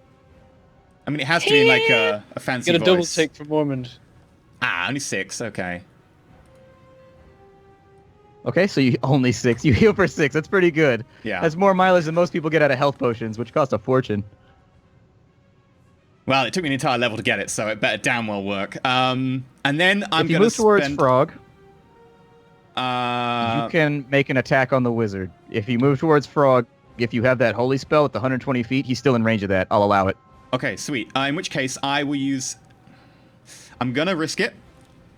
Because the guy is still restrained. I'm going to get up. It will, however, be fatal. It will be fatal. I think it's better than him getting away. Cool. My chances of running him down are very low. Sure. Can't you just talk to a badger and have it attack him? Just restrain him? We do have a bull. I mean, the alternative is I can being- just charge at him over several rounds on the bull. But then he starts casting at me, and I don't think that my arsenal, considering I've taken a hit, I don't think I could take him down one-on-one. So I don't fancy also getting knocked out when no one's around to heal me. So I'm going to get on the bull with half my move. I'm going to get the bull... Doesn't it also take half move to get it from prone, though? Good point. You don't share your movement with your mount, though. So he would still be able to move independently. In which case, I get on the bull. We move up. Can he dash and not take an attack with the mount, and I still get an attack, or do I have to use my action to dash the mount? I don't know how that works. I literally have no idea about mounts. I would say that dashing uses your action, because at a certain point when you act autonomously, it gets really, really powerful. So I'm going to say that you actually have to like spur him forward, and that's your action. It makes sense if you like maybe a ranger who's got that intricate bond, but I've just met this bull. Yeah. So I'm going to move, and I'm willing to take the hit with the mount. Okay. Sure. Remember this double movement over the difficult terrain. It's fine. I don't need to go that far. So I only need to go like a little bit. That counts double, so it's like 10 foot of double, so I can go 30 feet. He moves 40 feet, does he? Yeah, he moves 40 feet. Bull, baby. Which gets him to there, I think. Haven't measured it exactly. This is going to be with disadvantage because he is restrained and you are not. He rolls a 19. Is he attacking the ox, or is he attacking me? He's attacking the ox. I rolled a 1d2, you were 2, the ox was 1. And he rolled a 1. Fair enough, that hits the ox then. So, Oscar, as he turns around to about face and get out of there, this guy lashes out with a hand axe, striking Oscar for 5 damage. He's at minus 15 right now. You see Oscar, he's losing a bit of blood at this point. He's hurting. Okay, I mean, I will definitely be wanting to heal Oscar next, but right now, I know it was the Kisrathi that felled me. But it was ultimately the wizard who's responsible. And I'm fed up of that bitch. He's going down. I cast Guiding Bolt at level 2. Okay. That's level 1. I need to double check that. 17 versus AC. That won't hit his mage armor, I think. 17 versus... Let me check and see what his dex is very quickly. Just to make sure. Because I don't want to cheat you out of anything here. Oh, that's a hit. Okay, so that's not 14 damage because I didn't roll the extra level. So that's actually... It doesn't matter. That's 20 damage. As he's trying to escape through the forest, you raise your hands out and you call out to your god, and he just bursts into flames, and you hear him scream as he's running away, and you can see little bits of fire dancing off into the foliage, can but because the it's like holy fire... a tiny, tiny little bit, and like one of these like god rays come out from the cloud and just follow him as he burns. That's fine. Yeah. After a few seconds of screaming and running, you see him fall and hit the ground, and you can just see a small pluff of smoke coming up from that location. He's gone. I wipe the blood away from my mouth. And I look over at the last remaining caster. I don't have any actions left, so all I do is lock eyes. Okay. Sounds good to me. It is Frog's turn. Frog is going to continue. He's throwing down on this guy, although Frog has some abilities he can use, and he hasn't really been using them this whole time. He's now got advantage as well because I'm the other side of the guy. Yeah, let's make this happen. Let's make this do its thing. So he's going to do a feinting attack. So he now has advantage, which he already had, but he dances to the side very quickly and juts back in, pointing his blade towards the enemy in a just dirt nasty stab. He scores for a 23 right there. That means he's going to hit for...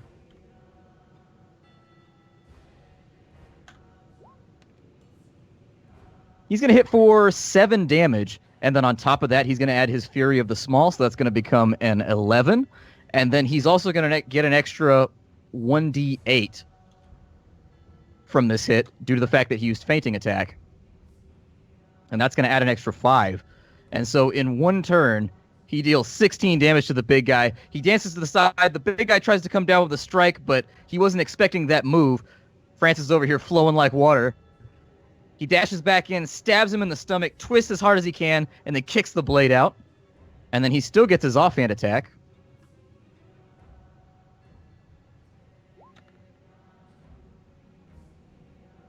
Damn. Francis is going in right now. He got cut in his face, and he's not feeling that.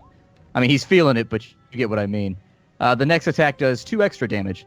2 extra damage. So all in all, it looks like he was hit with about 7, 5... Not too bad. 14 damage in 1 turn, plus Fear of the Small, so 18 damage. The big guy staggers backwards. He's very, very hurt right now, and you can see blood gushing downwards from out of his helmet, down along his collarbone, and out of the bottom of his armor. He's the worse for wear at the moment. He's the worse for wear. You hear Francis utter a low cackle. A real sadistic kind of killing cackle. That brings us to our druidy friend, who's seeing how terribly things are going right now, is going to cast Ice Knife one more time. Did he witness the death of his spooky little friend? Yeah, he saw it. He's going to throw that one at Dax because you locked eyes with him. He doesn't like a challenge. That's fine. Actually, he's going to put it on. He's going to put it on the cow because that makes his life easier. It's the smart option. 13. So the cow takes 1d10. So he's going to take 3 damage, and then there's an explosion. I need you to make me a dexterity save, please. Both him and Mormont? Mormont's not with me. Mama's did not with him Mormont anymore. Stop. Ah, right, okay. I'm over here, 15. over the non-existent corpse of Dax. With a 15. Let me just verify the DC.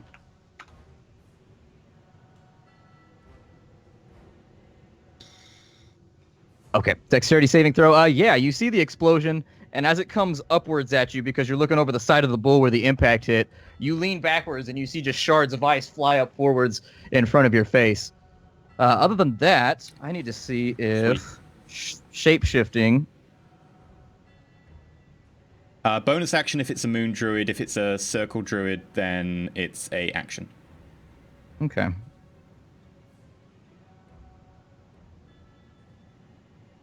I need to get the, I need to get Oscar like a shield. Also Okay, plate so armor. right there. So, he's going to fall back to here. And that's going to take us over to Nossan's turn. How close to death does this guy seem now? He's pretty wounded. He's pretty wounded. There's blood gushing out of a lot of different wounds. Okay. Could I very quickly just call out a quick question before I took my answer, just basically to Francis? Yeah. Okay, so seeing Francis just really lay into him with some a sort of gusto that is usual, that Nelson would perhaps be familiar with from his background, he's gonna just call out, "You got this one?" Would Francis be able to respond to that in any way before I reacted, or? Yeah. Francis twirls his blade around and gives you a curt nod, and he's like, "This one's mine." Okay. Well, in that case, I am going to just double check something.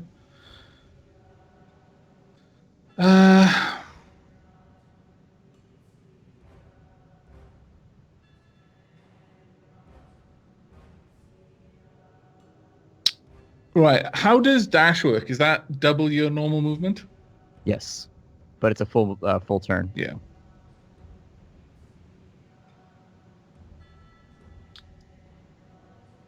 That said, it'll stop him doing ranged attacks like Ice Knife and stuff like that. Like, That's what I'm thinking.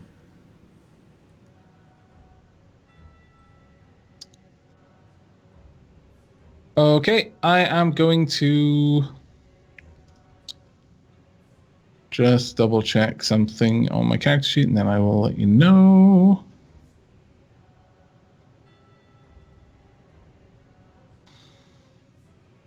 Yeah, I'm going to use 1 key point to activate Step of the Wind, which allows me to take a disengage action as a bonus action.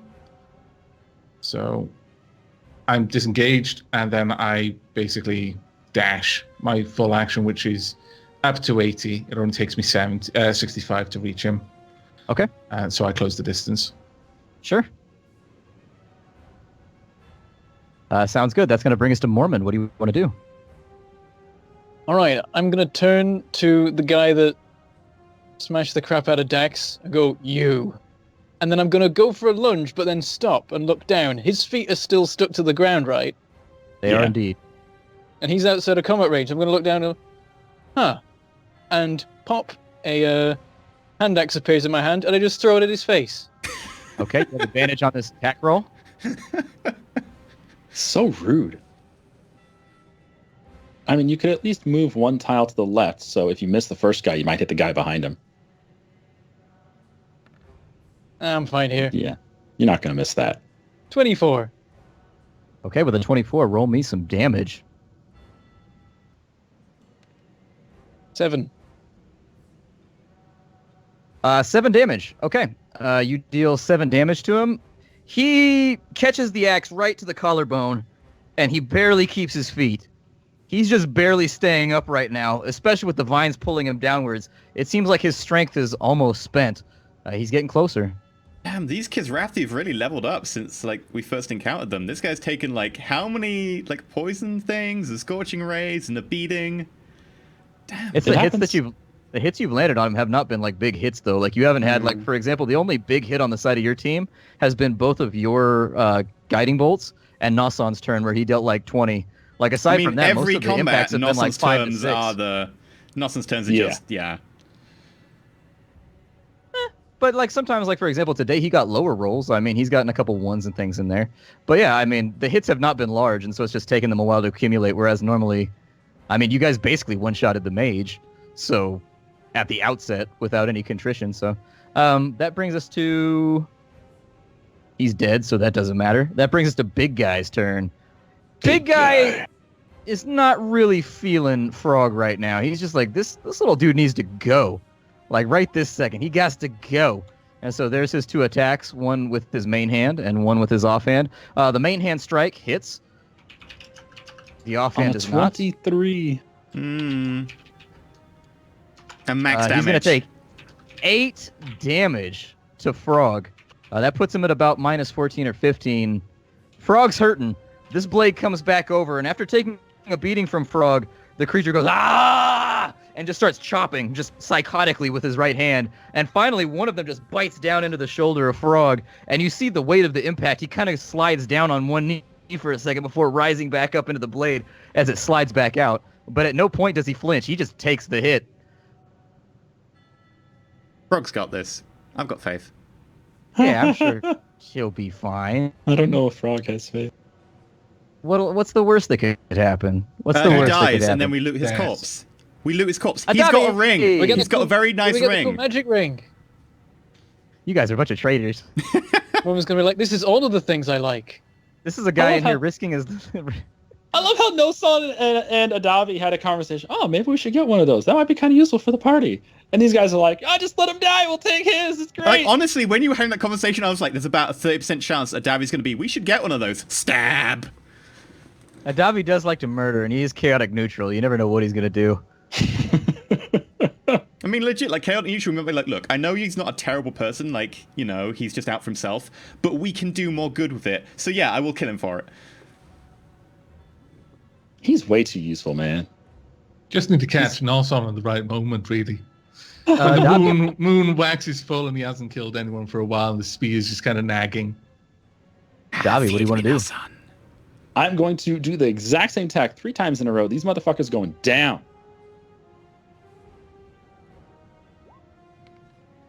Okay, so they have to make a DC 13 save, or they take 12 and 3 damage. Okay. Very nice. So this is for the bottom one, taking the 12. Aww. 21. This is for the top one, taking the 3. 15th. Wah wah. So unfortunately, that wind that I was talking about, it has just not dissipated, and the spell is having a hard time working its way through it, and it's just... The fog that you're trying to put out is just getting blown away too quickly. It's kind of like when Spider-Man runs out of web fluid. He's like, And just like, you just get like a little... Sorry, It's that just not was working. what? Can you just do that sound You again? you can't just keep shooting your fluid, man. You gotta let it regenerate. You know, give yourself Yeah. a rest. Take a break. That Every means it's time. big guys' turns. Every time. They are both going to try and unrestrain themselves because they really, really, really want that advantage on you. Wah wah. First- Is that the bottom First one fails. Yeah. Top one manages to break free using his action. He is no longer restrained on the next turn. He's about to bring the thunder. I got this. All right, that brings us to Dax. Phew, you're safe with Abby. These guys are not too smart. What he should have done is moved around you with the rest of his move. What a He could do it stupid on- Kizrathi. He could do it on the next turn. I mean, it's arbitrary. This turn, the next turn. Question: If he's not on the edge of this tough terrain area, would he actually be able to leave the tough terrain area? Yeah, it just takes twice as much movement. Yeah. Okay. So it would just take, instead of 5, it would take 10. So he can move 3 squares to get to there. Gotcha. Oh, hello. I did the exact same move I did last turn, in the opposite direction. Did you just trample Mormon? Holy fuck, dude! Wow. Mormon saves your life, and you're like, Oscar, trample. Well, you can move from Technically, friendly Mormon's spaces, right there. Yeah. Yeah. Mormon had to be in the square next to me to do that. Yep. Okay. And as I come back towards this guy, I'm like... oh, mental note, by the way. I've dropped my rapier because when I died, I was on the back of thingy, and I never picked it up because I wanted to cast a spell. So my rapier's on the ground right now. So I'm unarmed. Yeah. As I run back towards this guy, I'm like, honey, I'm home! And I just want to, like, ride him down with Oscar. Okay. Because you did have a lead right there, Oscar's going to use a ramming attack, which you actually haven't really seen yet, but it worked. He's using the momentum of the strike. I would also like to use my bonus action to inspire Oscar. Sorry, I forgot to mention that. Yeah, sure. Go ahead.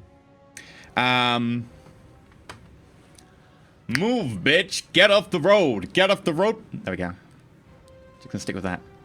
I use the moves are a lot longer. Move! So he's got inspiration. He's going to roll his 1d6 to add that on. He rolls a 6, so that is absolutely a hit.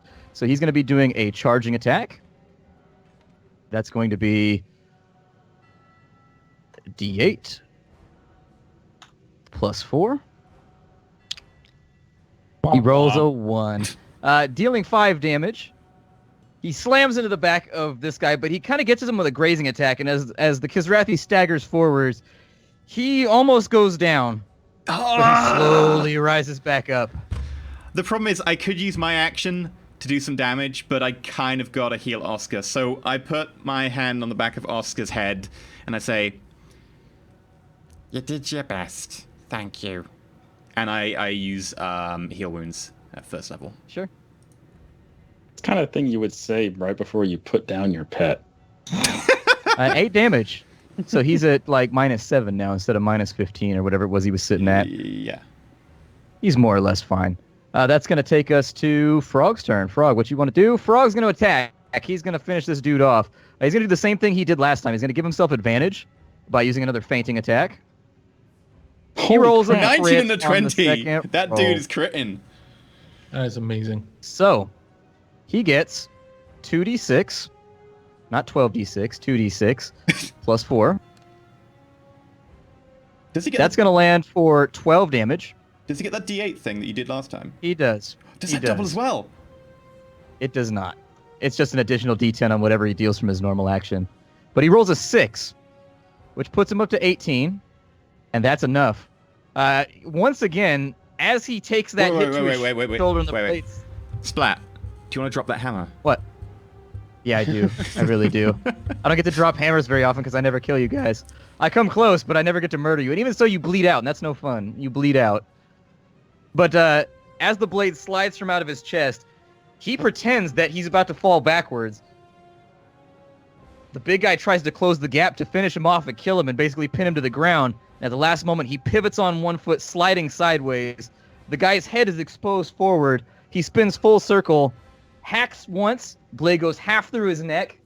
His head swings sideways, kind of, basically almost decapitated. And then with a second strike, he comes down and just takes it off completely for spitting on the corpse. and then sinking backwards into a sitting position. He's rough. He's rough right now. That just leaves you with the 2 over here, and Solomon, who is up next. Solomon is going to cast Hold Person on Nasan. So Disadvantage. shouldn't be because it doesn't require an No, attack it's a roll. I don't DC. think. No, I don't think Oh, so. gotcha. Yeah, cool. So with Hold Person, I mean, hopefully Nossen can resist it. I think it's like a wisdom or something, so Nossen's pretty decent there. I think it's wisdom. it is. It's It a is, yeah. Wisdom saving throw. Okay. So make me a Wisdom saving throw, please. What's the DC? We'll find out after you roll. Fair enough. Oh no! You fail. You are held. So I'm going to go ahead and add that right there. You are currently paralyzed until Okay. you manage to make that save. With you out of the way, he's going to step down this way. Well,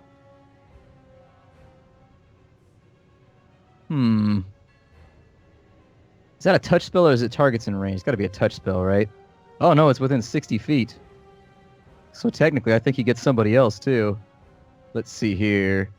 Humanoid you can see. No, never mind. He has to cast it at a higher level. Okay. So that's pretty much all that he's going to do. He's going to step down to... Let's see here. Yeah, he's going to step down and take cover back here. And These that's are going to pillars, aren't bring they? us to- they are. Okay. That's going to bring us to Nasan. Make me a wisdom save, please. Oh, he's cast another concentration spell, so does the Entangling Vine end? Because that's concentration.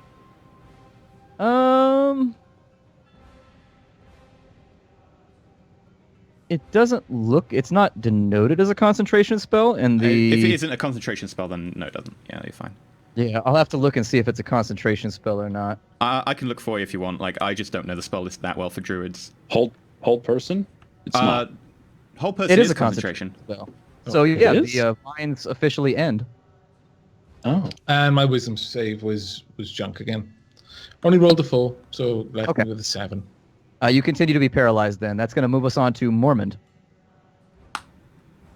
All right, I'm going to shout at the Kizrathi that is still alive. Just die, damn it! And I'm going to throw the axe at him again after popping it back into my hand with a bonus action. Wait, he's freed, Okay. isn't he? Is he freed? He is now, yeah. You wouldn't Isn't have he? Yeah, they're all John. free. Okay. You sound so sad about it. 11. Kinda needed it. I guess that doesn't Okay. work. So you try to... Who did you try to attack? Sorry, I'm looking up spells and things. It was the Uh, Kizrathi at the top. Okay, Kizrathi at the top. You try to strike down, but for whatever reason, when he slunk slightly forwards and barely caught himself, you were predicting that his head would be a little bit higher, and your blade just goes right over the top of his head. That brings us to he's dead. Davi, what do you want to do? Well, I get to move as well. I'm going to move Oh yeah, move towards, yourself.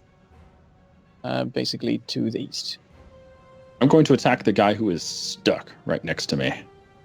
None of you are stuck. Okay. That- The Nobody's stuck anymore. entrapment The ended. spell Oh, ended. The I spell just hadn't ended. had a Okay. chance to... Yeah, you're not trapped That's anymore fine. either. I'm still going to attack him because if I disengage, he'll attack me. So that would just be bad. That would be bad. Makes sense, yeah.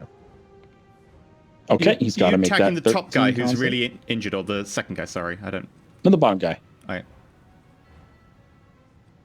Okay. Let's have him make a little save right here. Dice. For only having a +1 on Constitution, he critically fails. So that's the one on the bottom you said? Bottom guy, yeah, 4 damage.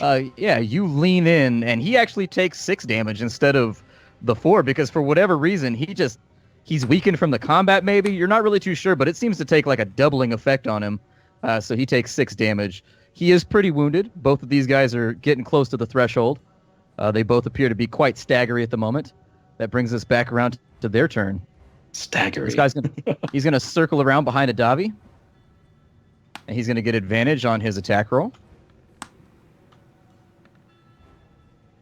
That's a hit.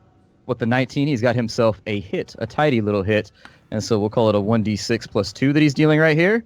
Davi, he circles around behind you, and he loops around the back of your leg and jerks with the hand axe, and you take 8 damage as the back of your leg is just gashed outwards and blood squirts. Ah! This guy right here, now that he has advantage, he's going to do the exact same thing. They smell blood in the water. Yeah. Oh that's a hit. dear. That's a crit. And with a crit, he's going to deal 2d6 plus 2. Fingers crossed. Oh, lucky. Oh, so lucky, so lucky. 6 damage as you lean forward from the back of your leg being ripped out.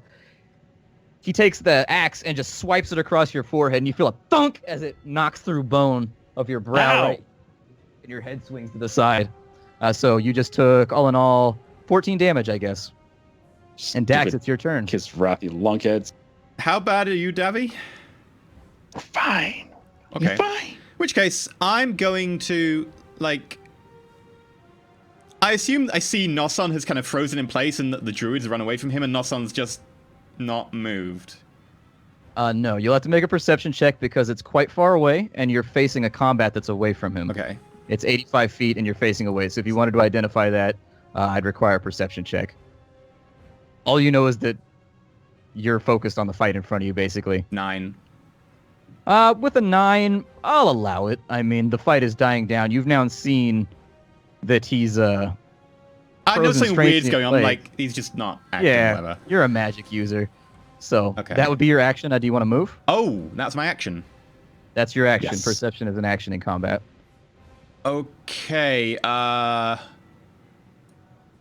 want to use my bonus action.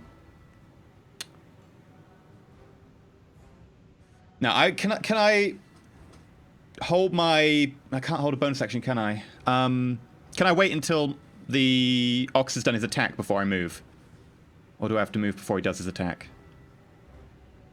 It doesn't matter. You can attack, move, attack. I mean, for the bull. For the bull, Can he attack before I move? yeah, that's fine. All right, so can he attack the guy next to me? Yeah, sure. And it'll be with advantage because you haven't flanked.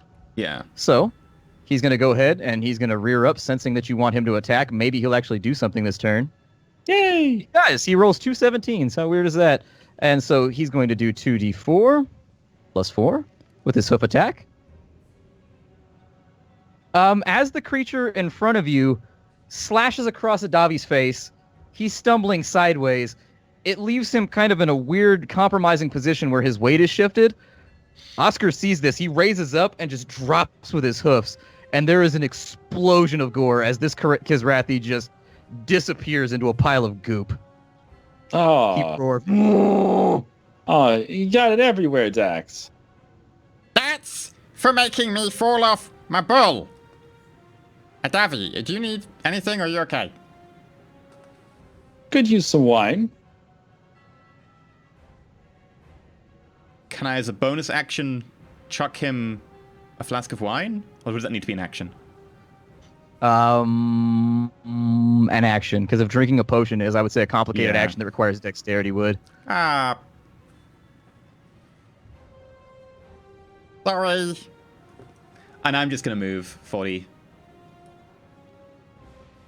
Okay. Yeah, I'm going to move all the way down here.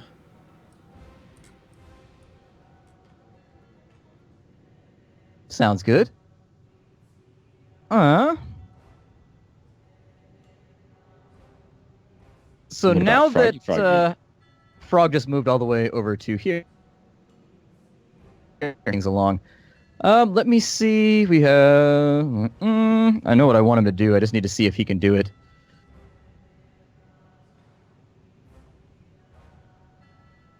Oh, it doesn't do what I wanted it to do. Never mind.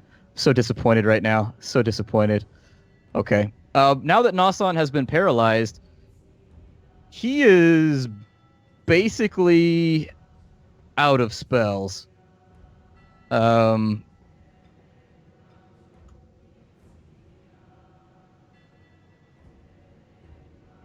He's going to produce from his pack a sling, and he's going to loose a rock at Nosson. Oh, come on. I thought for sure he was going to make like a tree and leaf. Why is he going to use a sling? Poor guy's I mean, going to die. He could shapeshift right now. I mean, it is an option. but that would use up his action. And so it's like, yeah, why not? Now we're going to cut him open and find out what makes him run.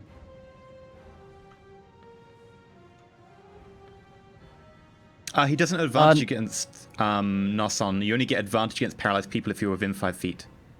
I think. Pretty sure. Attack rolls against the creature have advantage. Really? Oh. Well, either way, it's 19 because that was the first roll. Yeah. So that's going to be a hit. You had it partially right. Any attack that hits the creature is a critical hit if they're within 5 feet. That's, yeah. So you can't ranged critical him, but you can melee. I would have left him over there if I had realized. So it's he's going to take 1d6 plus 2. Nasan, you take 5 damage. I'm sorry, 5 damage as a rock slams into the side of your head, but you don't move at all. It just hits, and there's like a dent in the side of your head, but blood doesn't flow out of it. You're just like stuck there. I don't think it's paralyzed my heartbeat. If it's cut my skin, I bleed. Old school hold person just puts you in stasis, and I do it old school style, where you're just like... Oh, okay then. Then technically it shouldn't be able to hurt me either, because my cells are held in time. If this is stasis, damage then applied. yeah, you can't be hurt. He's going to step pick backwards one or to the there. other. There's left or right, not in middle. Otherwise you get squished. All right, and that takes us to Nasan. Make me a wisdom save, please. Surely.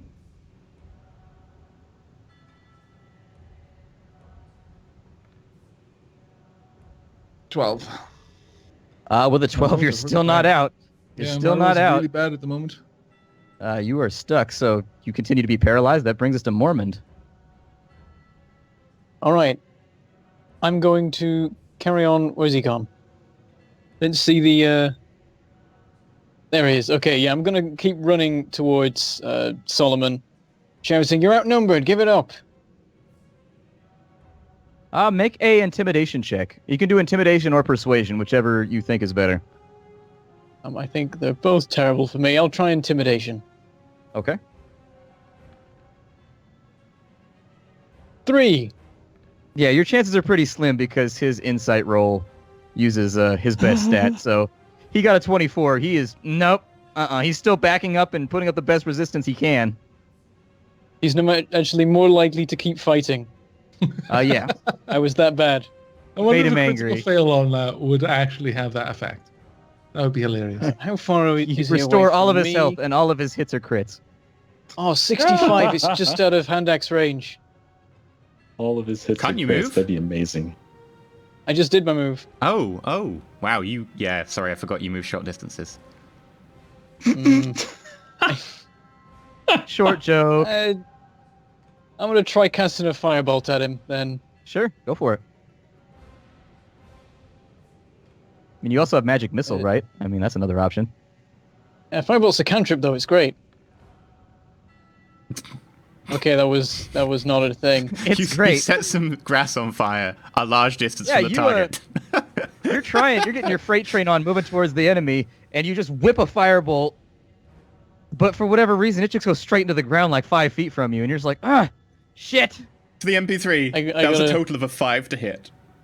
Yeah, Yep. it was a 5 to hit. It was bad. And if it had hit, it would have done 2 damage.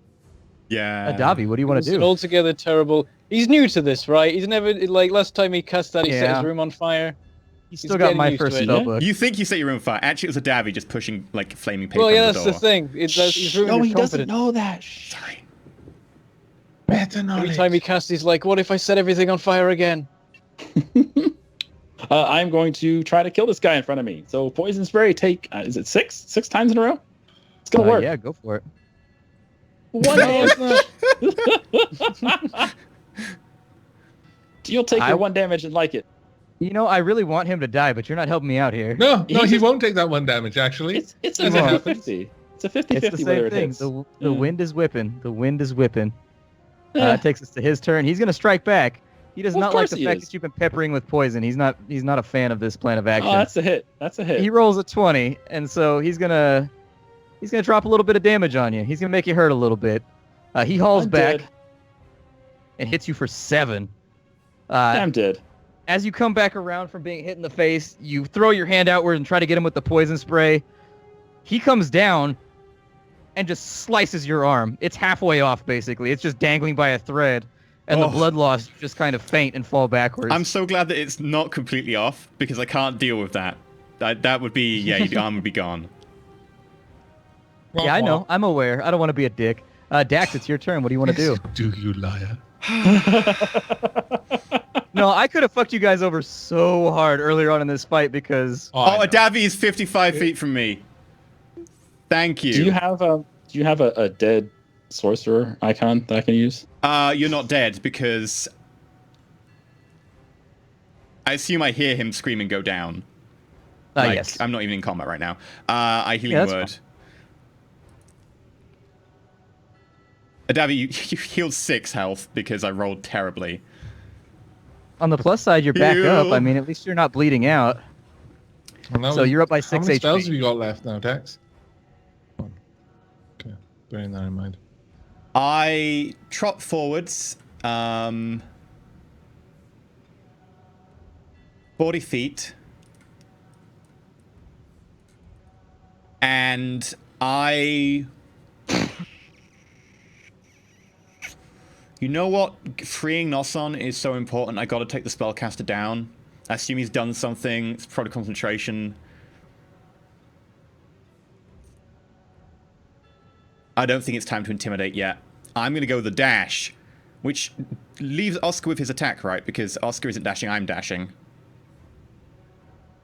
No, you're using him as your principal means of motion, so it'd be a dash for him. Basically, you don't get a move if you're mounted on him. Your moves are integrated. Can I take my action if he dashes then? Or is that just... Yes, it would be your action to make him dash. Wait, if it's my action to make him dash, does he get his action? Yes, because you're controlling him to make sure that he's going in the right yeah, so I run up to this guy, just straight, like, 80 foot straight into him. We're going for the ram attack, I think. I assume. I don't know what Oscar's plan is, but considering... Yeah, you might as well. I mean, he's got the go right there. That's going to be a 24 that he rolls on that, and it's going to be a 1d8 plus his strength. You hear whoof as the head of the bull slams into Bray's chest. He staggers backwards. With the ram attack, he's got to make a strength saving throw. Ooh. I forgot about that last time. And so with a strength saving throw, let me see what... I know he doesn't have proficiency. Okay, so it's just a flat 1d20. He manages to stay on his feet. He staggers backwards. I'm going to say that because you got 80 feet, though, it knocks him back 5 feet. It just makes sense to me that if a bull hits you at like 80 feet and just rams into you... Okay, in which case I do have some movement left. So I use the last of my movement to... It would help if I wasn't using the ruler.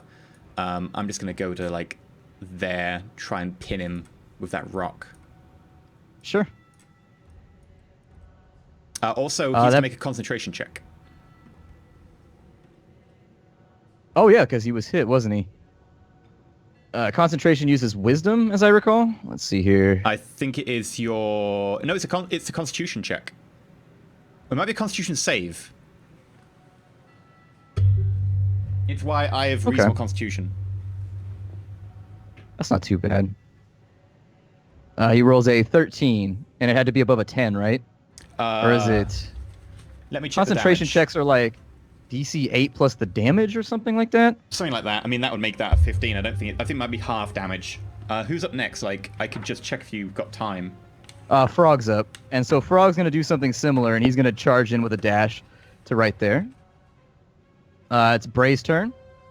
He is going to use... Let's see what we have here. Concentration. No, I should just Google it. It'd be quicker. Yep.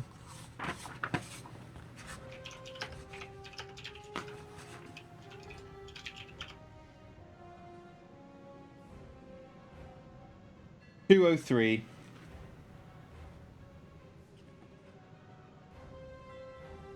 So, concentration. Casting on spell, taking damage. 10 or half the damage you take. So, yeah, he passes because it's 10 or half the damage. Okay.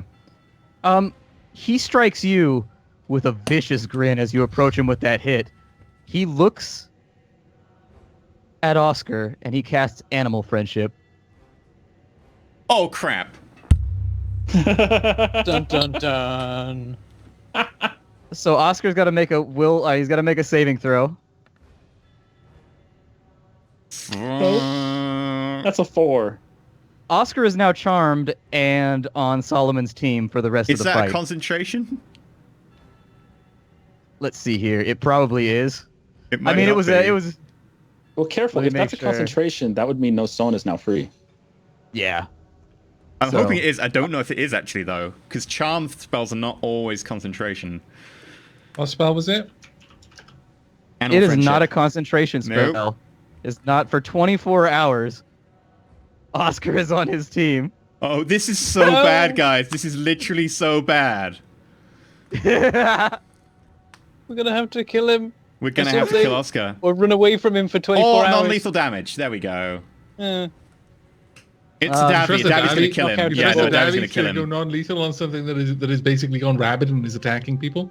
Nasan, So we're gonna I have to need a kill wisdom Dabby save first. from you, please. I've been waiting so long for you to get within range for him to use Animal Friendship on Oscar. I've just been sitting on top of it. I mean, I Like you should have said, known. hey! Druid. Okay, Druid's Snaps an out animal. of it. you are out, but I think that's your action. That happens I at the think? end. That happens at the end of your turn. It's not even an action. End of my turn. Yeah, so it's at the end of your turn. So we're Whole gonna go to person is Mormon. Mormon, what are gnarly. you doing? Right, so when you fire into combat, is it disadvantage? Not in this game. I think No. that's just Shadowrun. The way, I the, think way, that- Fine. the way I was GM'd in it 3.5, personally is but if you they- roll a 1, then you have to make the attack roll against one of your allies. But that's Yeah, the way that's I GM'd fine. it. That works for me. Okay, I would go so with that too. Mormon's gonna look over his shoulder, see Adavi in a bit of trouble, and then look between Adavi and the druid and go, oh, damn it. And he goes to, first of all, he reaches out his hand to cast a fireball, and he goes, no, forget that. And he gets out his bow and tries a shot dwarf with that. a bow. You're basically just a little unbearded elf at this point. I mean, it so sounds like a little bit now. of a diss, but for Splat, that is like the ultimate diss. You're just a bearded That's the elf. point, yeah. What kind of dwarf uses a bow? Oh my god. Oh my god. That's the Why do I point. get the When feeling that the sometimes next you gotta time- make long-range attacks, okay? The next time That's we what the see hand axes are Mormon, for. next time we see Mormon, his little sprite is gonna have little elf ears on it. That's just gonna happen. Longbow attack. 15 is a. Let me check his character sheet real fast. 15 Is is not a hit, actually. It shoots wide. Actually, it doesn't shoot wide. It slams into his chest, but you hear it go ka-tink, and it bounces off, and he looks really, really surprised. Like he thought that was a hit when it landed. That takes us to I'm Adavi's also turn. gonna move after that. Yeah, also, chat was mentioning animal friendship, so I looked it up. It convinces the beast that you mean it no harm. So he's not hostile, he just Okay. doesn't want to attack the guy, I think. He'll still be upset fine. if we kill the guy. Yeah. Yeah. Imagine. But we're gonna take him alive, aren't we? We're not bloodthirsty killers. Is it too late to change our art to give Mormon some elven ears? Is it too late to change your art to have Adavi's robes covered in blood? All right, let's always. press for, And we're pressed full for of- time here. full of Okay, food sorry. too. Okay, it's turn number 7 of me one-on-oneing this dude. I'm gonna do it again. We're gonna do it again. It's Okay. gonna work one of these years. It's gonna work. Pray with me. Pray with me. 8 damage if it hits. Roll that saving throw. You know it's not going to work, man. Yeah! It worked! Drop the hammer. Oh, finally! A roll of a 9 on the saving throw. I'm gonna kick his stupid axe out of his hand and put my face right into his and just blow the sweet, wonderful juice known as Is it a burp? poison. It could be, yeah, straight up from my gut. Just give him the wonderful bloody poisonous burp right into his nostrils. This guy's got no eyeballs, right? So just put it in his nostrils. He'll love it. Nasan, roll for disgust. Yeah. Okay. That's like a saving throw. I'm gonna go with con saving throw. He melts backwards, and you see just dripping flesh come off of his face, and he staggers and hits the ground with a nasty just noise because he's melting away. I'm gonna pick up his axe and then shove it right through his face. Done. Bray is all alone right now. Everybody It's- make a... It's my action next, so what I was going to do is I was just going to, like, move to the other side of him so that he's completely surrounded. And I was going to go, Oi, mate. You're the only one left. You're hurt. I would just watch the bull wander off, and I'm like, you're still surrounded. Give it up already. Or it'll happen what happened with your friend Esri, right? Everyone make intimidation checks. I got this. 15. Fair enough. I got 12. This is the first time. Okay. He staggers backwards and he goes, "You don't understand. It had to be like this. It had to be like this. Yes, I'm sure it did. But The circle You would can- have us all die." you can either die now, or we can take you back to the circle. You can explain it to them. If you take me back to the circle, I'm as good as dead, so you may as well kill me now. All right, and I attack. I was running towards him this late. Are we out of combat time now, I guess? Yeah, sure. Assuming so. Does I was anybody running else up to him as quick as attack I him? could, so I should be there, I right? am going to attack using non-lethal damage. Yeah, I'm gonna try to grapple his hands if I can grab him. I'm going to try and stop Noson from just stabbing him in the face. I'm going to say that with 5 people surrounding him, including Frog, you don't have much of a problem restraining him unless you want to kill him. Nasan was going to be lethal. Oh yeah. Nasan, He make me an attack paralyzed roll. him for three turns. Make me an attack roll, please. Like, as I've been running towards him, saying, "Don't kill him, don't kill him, don't kill him," and then I see Noson like, "No, don't kill him!" And I try and tackle him to the ground. Noson held back until he said, "Well, you may as well kill me." At that point, it was like, "Okay, then you're not going to help us. You die." He's defenseless and surrendered, so roll me critical damage, please. Oh, don't I get to like stop him or something? And I'll roll an extra. Like how Why don't I get to? Dax is noticeably not jumping in front with his shield right now. While I see this Yeah. happen, I use my Cure Wounds. Well, the Cure Wounds is going to come after the stab. Are you going to Wanna apply make a anything dex else to it, save? like your bonus hits, your punches, your flurry of blows? Right now, I mean- I'm declaring I'm not friendly to Narson, so he cannot use me for sneak Roll- attack, because I'm not aiding the attack. For all Frog likes him, though, so that would count. Yeah, I'm always on Nelson's team, so I mean, sneak attack. as much as I can see what the other players are doing, and as much as I feel that it makes all the sense in the world to try and take him alive, Norson was angry, really angry. He was holding it in check. You're a The terrible, moment he was terrible unhealthy- monk. What is this about the whole Narson- holding the He emotions? was unhelpful. It was like, no, Narson- okay. He does Um, not like being made a punk of, and that's what Nasan does not like feeling defenseless, and that's No. what just happened. Yes. Your blade rams into his chest, and there's a brief just, and he falls backwards, and you have. I follow through until I nail him to the ground. And then I pull it up, and then I stab it again. As you Am I go for a right second yet? blow, Or I where am I? intervene. I put myself directly in the path of the spear.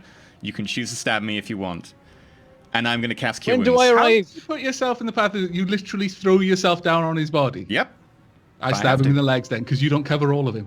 I assume everyone else I'm is going to muted. join When do I in, get though. here? Frog I've has been stepped running at back him at this this whole point, like, time. what the shit is this love fest? Either kill him or don't kill him. Come on. Have I reached the group yet? Yeah, you're with the group the whole time. You can do whatever you want. I just said I was going to stop him I'm from sorry. killing him. Well, how are you going to stop him, though? Are you going to try and, like, parry it? Grapple. I'll step in the way. I've got all my health left. You said you were going to All grapple, right, didn't you? make me a Based on our dexterity initiative save. rolls, I'm You've not already sure got you'd be you've already got fast- your attack in though. You did do a stab, and you said you're going for second stab, which is why I then intervened because I was like, oh, that's a second action. Oh, that's fine. Yeah. Yeah. Dexterity save, Mormon. Okay. 11 health. Wah wah wah wah. Oh, I thought that was going to be a 19. I was like, ooh, not bad. You try to, like, dash out with your blade and stop the second blow, but he just gets stabbed.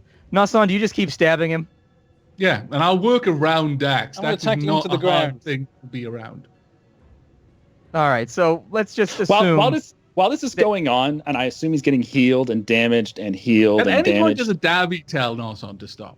No, a Dabby is actually going to be questioning the guy What was this deal you had with him? Why are you trying Davy, to get him to with stop. I'm Lysander? trying to like shield him. I've got a shield. I'm not Nasan particularly is big. just plunging a spear into him over and over and over again right now. tackled him Even to the Frog has ground. stepped back and be like, huh, he's angrier about that spell thing than I thought. I vicious mockery think Tackle him to the he's- Nasan. ground. What roll do I make? I'm pretty sure he's dead. What was he wanted to do, Mormon? I'm tackling Noson. Taking him down. Okay, strength check. It's going to be opposed strength check. Or it's going to be opposed athletics. You can use oppose it acrobatics, with though, yeah. Nasan. I'll take acrobatics. Acrobatics, that's fine. I'll do that. Is- Ignore me. No, yours had to no, be. yours has to be It's athletics, and you got a natural That would one. have been a good acrobatics roll. Alas, Yeah. I use them as a platform to get up higher and then jump down and stab. I vicious mockery for 2 damage if you fail your wisdom 14 saving throw. All right, so as the team is falling apart, they've made it to the ruins. Solomon Bray is super dead I right don't. now due to a No. pissed off Nasan. He mocks Nasan. I eventually finish, and then I walk away. And that's it for today for Roll4It. That leaves us with a little bit of investigation to be done as the party devolves into chaos and anarchy and civil war You know and what? rebellion. You know what, Splat? Fuck it. I'm still rolling investigation. This guy's gonna answer a question before he dies. I don't have that spell. I want to pick it up later, but I don't. Fuck. I rolled 8. I mean, you're asking a dead guy questions. What did you expect? Dead eyes look back up at you. His dead eyes look back up You at know you. what? Before 9. we end the show, Even better. before we end the show, I pull out the bolo leaf and I just wrap it in some parchment and I hand one to Dope. Mormont. Okay, you both heal 1d6 plus 2 as you smoke and you feel euphoric. Well done, guys. Well done. I'm gonna pee my pants on stream, so you guys tell everybody where they can find you, and I'll be right back in a second. I will not piss myself on the internet. I'm gonna roll. goddammit. I'm gonna roll 1d6 plus 2. Is that what the roll was? Yeah, for bolo leaf apparently. 4. Which puts me at full. 4 total. Right. Oh, I guess I'm doing the Splat thing then. Hi, I'm Splat, and yeah, you can catch us on Roll4It every Friday and Saturday, Friday and Sunday. Sundays. This is the not last. how Splat does it. Yeah, I know. He has a deal with his parole officer that he has to introduce himself. Hi, I'm Splat. I'm a drug addict. Blah blah blah. blah. Hi, And I'm he has to Splat. finish I'm it a with drug addict. say no to drugs. I like Just- bolo leaf so much. There you go. There you go. And you can find us here next Sunday at 8 p.m. GMT or midday Pacific. Last time it'll be shifting 1 hour earlier for the rest of the Sunday sessions afterwards, which is starting with the Shadowrun campaign, which should start like pretty soon after. And we also are switching this Wednesday session to Friday, and we'll be 2 hours earlier than usual. Same time as the Sunday will be shifting. That will be Fridays at 11 a.m. Pacific, and of course 7 p.m. GMT. So do come check us out. Remember that change. Otherwise, people will turn up on Wednesday, and quite frankly, it'll be pretty boring just watching like nothing. There'll be like a blank screen. Yeah. We watch reruns of Samson and Son. Rewatch our VODs. They're there. We also have a YouTube channel where we have VODs as well, which is totally like partnered now and should work totally fine. But yeah, you can go check us out there. Check out our Twitter. Check out the subreddit. Check out the Discord if you're a Patreon. Also, Patreon is amazing. You should go check out Patreon. It means we can do second shows like this and do cosplay like this. I am sweating like a mofo in here. It's canvas. Yeah, it's hot. Canvas is hot. Yeah. But yeah, you should totally check out our Patreon. Splat, where can people find you? Did you do everybody else already? No, but you just came back, Oh. so I thought you wanted to be first. YouTube.com/Splattercat Gaming. Right now I'm I thought playing you a were little gonna- bit of YouTube.com, Conan. that's what I am. I am all of YouTube. Yeah, I am YouTube. I am the YouTubeses. Right now I'm playing Conan. I'm playing Deluvion. I started Subsistence. Wait. We need to know. Male or female Conan? I made a man. A manly Okay. man with ripply muscles. A suntanned body. Shimmering in the sun from sweat. Oh, yes. I'll be honest, it Yep. sounds like either it's slightly homoerotic and or you just watched the Top Gun volleyball scene. Have you played Conan yet, EE? No. It is extremely homoerotic. Not slightly. Extremely. Fair enough. It's wieners everywhere. It's just wieners all day long. I censored mine because I knew it was going up on YouTube, and I didn't want to have like a forest thing where I had to do those little like fog boxes over the wieners and the boobies to not get banned. That shit takes forever. I hate doing that Yeah, shit. does, It takes dude. forever. And then you miss one. You miss one, and then it's done. Yep. So I'm playing Conan. I'm playing Diluvion. I started Subsistence, but it's a little grindy for me. They got to lower the resource consumption in Subsistence. It just takes too long to do anything, and so I got bored. Chances are I'll probably be playing a little bit more of Sanctus Reach. I'll probably finish up the second chapter. But aside from that, it's just like a series of skirmishes over and over again with no storyline. And so, like, I was like, I want storyline. I don't want to skirmish over and over and over again. I need 40k stories. Aside from that, still doing Long Dark challenges. Today we wrapped up the Hunted Part 1. As stuff clears out on the channel, I'll probably try to do Part 2. But that's pretty much it for me.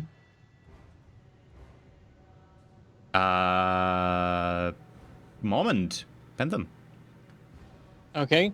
You can find me on YouTube at Mangled Point Gaming, and I have a Twitter too, which is Bentham Plays, rather than something weird like Bentham _ or whatever.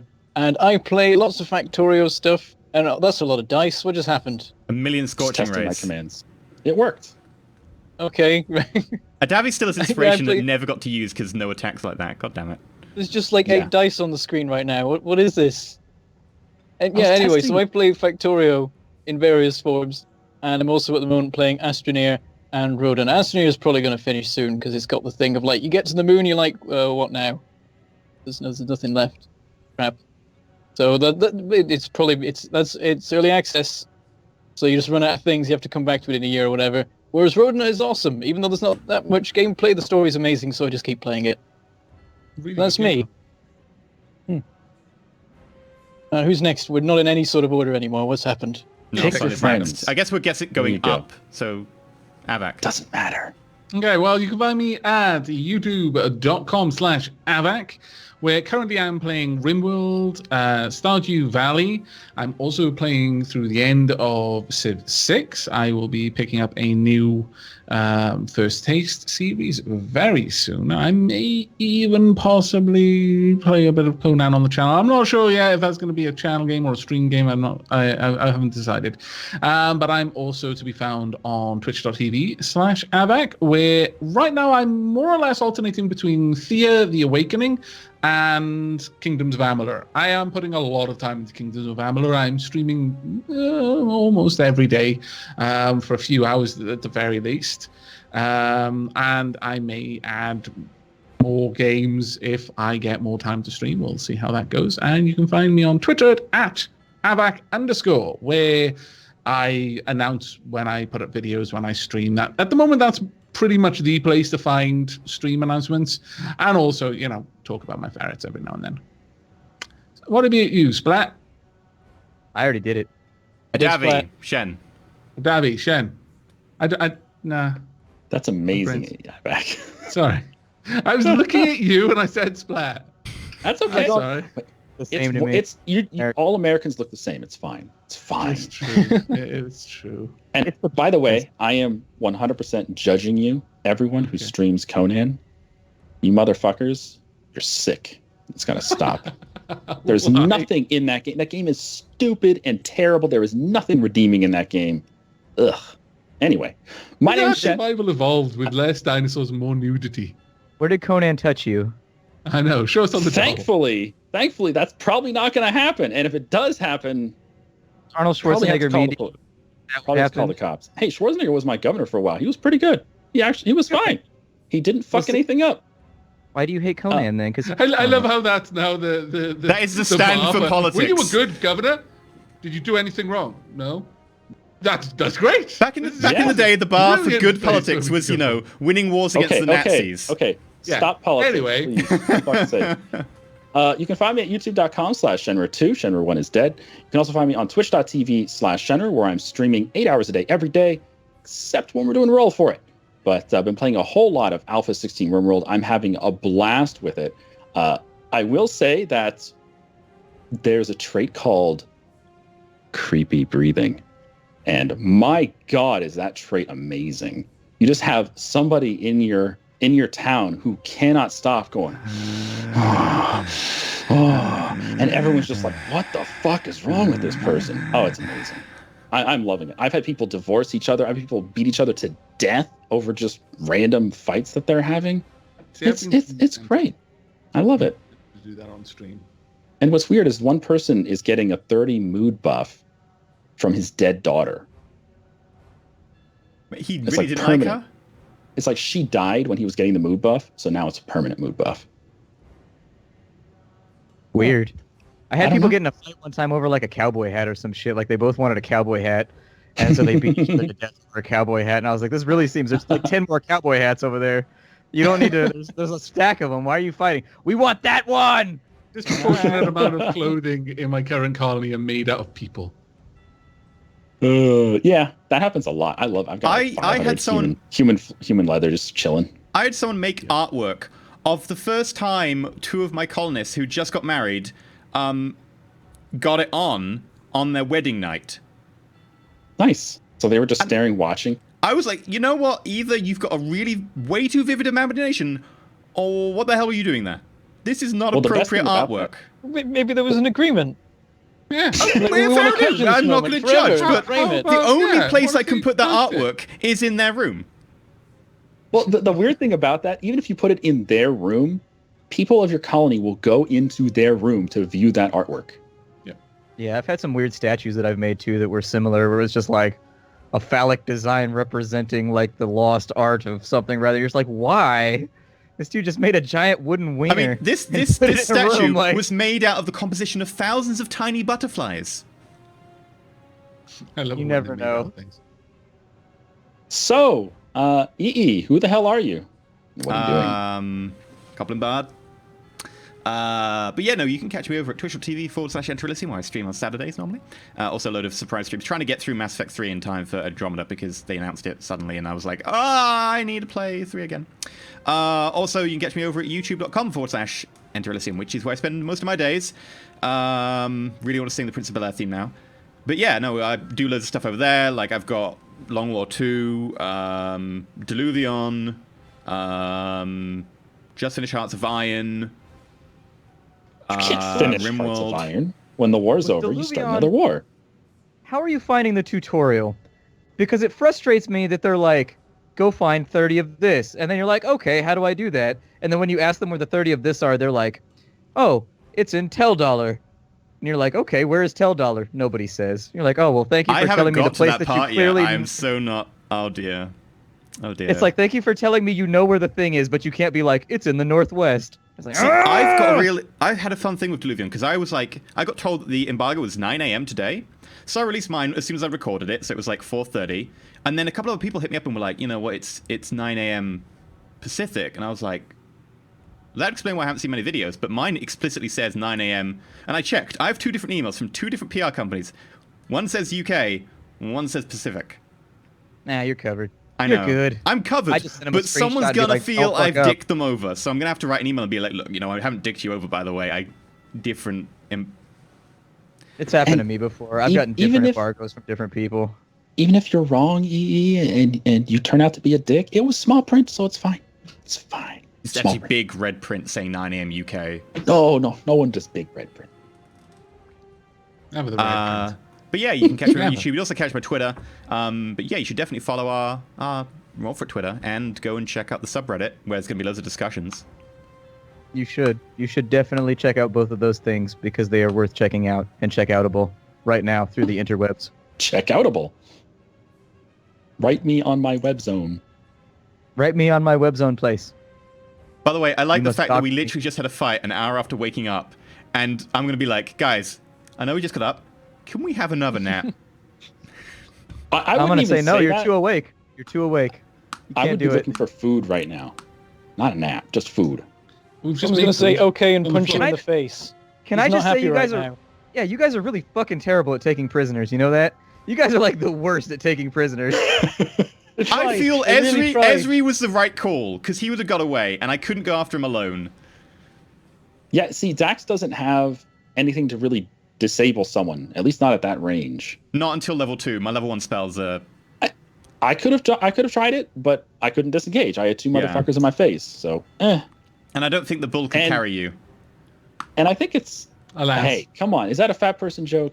No, think it was. it's a legit comment on the fact that the bull cannot carry you. Yeah, what does your character weigh? I have to look it up. Same as the bull. Because there's a table. Like, if he has like a certain strength, he can carry a certain weight. The D&D one makes vague sense, unlike like the Shadowrun one, where it's like, yeah, you can only bench press like 10 kilos if you're like strength 1. Really? Really? Most people I know can at least push up the bar. Ah, The here we bar's go. 20, so yeah. Yeah. 330. You're 330? I bet the cow could do it. Yeah. He's got 18 strength. Probably. Like, I weigh nothing, so we could probably get the cow and me on, but you wouldn't be able to get a Davy and anyone else. He'd be unhappy about it. He'd be like, "Woof," and be very upset with you, but Well, cows aren't typically riding beasts, so of course they'd be unhappy about it. yeah. I mean, they're used for pulleys and stuff like that. See, Yeah. my goal is you guys got to level him up until he gets to the magical cow altar and becomes an Auroch. Like the ultimate war Auroch. Just, ah. Have you, by the way, when you said like he's like super muscly, like he's a super muscly cow, have you seen the genetically modified cows where they basically took away a load of the genes that basically make them, you know, giant blubbery meat sacks and just went, look, we're just gonna make them super lean, so they can't really put on like fat or anything very easily? Yeah. Like- It looks like somebody mixed a cow with my dog, basically. They're just like ripped beyond all belief. Yeah, it's like Arnold Schwarzenegger was a cow. Like, it's scary. You're like, I do not want to be near that. If that thing... Unless you're speaking about a very different cow, those cows actually don't have a very specific gene. The gene tells the body when to stop building muscle. It's like, okay, don't need any more muscle. They simply don't have that gene. So they never stop building muscle. That's why they look stupidly ripped. You feed a normal cow and them exactly the same food. One will be a normal cow, the other one will just build muscle. No fat, just muscle, because they don't have that gene. It's very interesting. Someone's actually just pinged me a picture of it. Thank you, Pav. Gonna put this on stream because reasons. Oh Yeah, my those goodness. are the ones. They simply don't have that gene. Some I'm gonna put people this cow on stream. have We less. should go film an after show right now. That's what We we should should. do. Yeah, let's We do should. it. Thanks, Just saying. thank you so much Everybody- for watching, everyone. Yeah. Thanks It's been for coming. amazing. We'll see you Noson Sunday. killed our quote-unquote prisoner, so blame Noson. I But waited until he said he wasn't going to help. I feel I did my bit. he said, In all kill him, fairness, you know, if I was like a dickish character when he said that, I was like, I stabbed him in the throat, and I was like, I'm not a dickish character.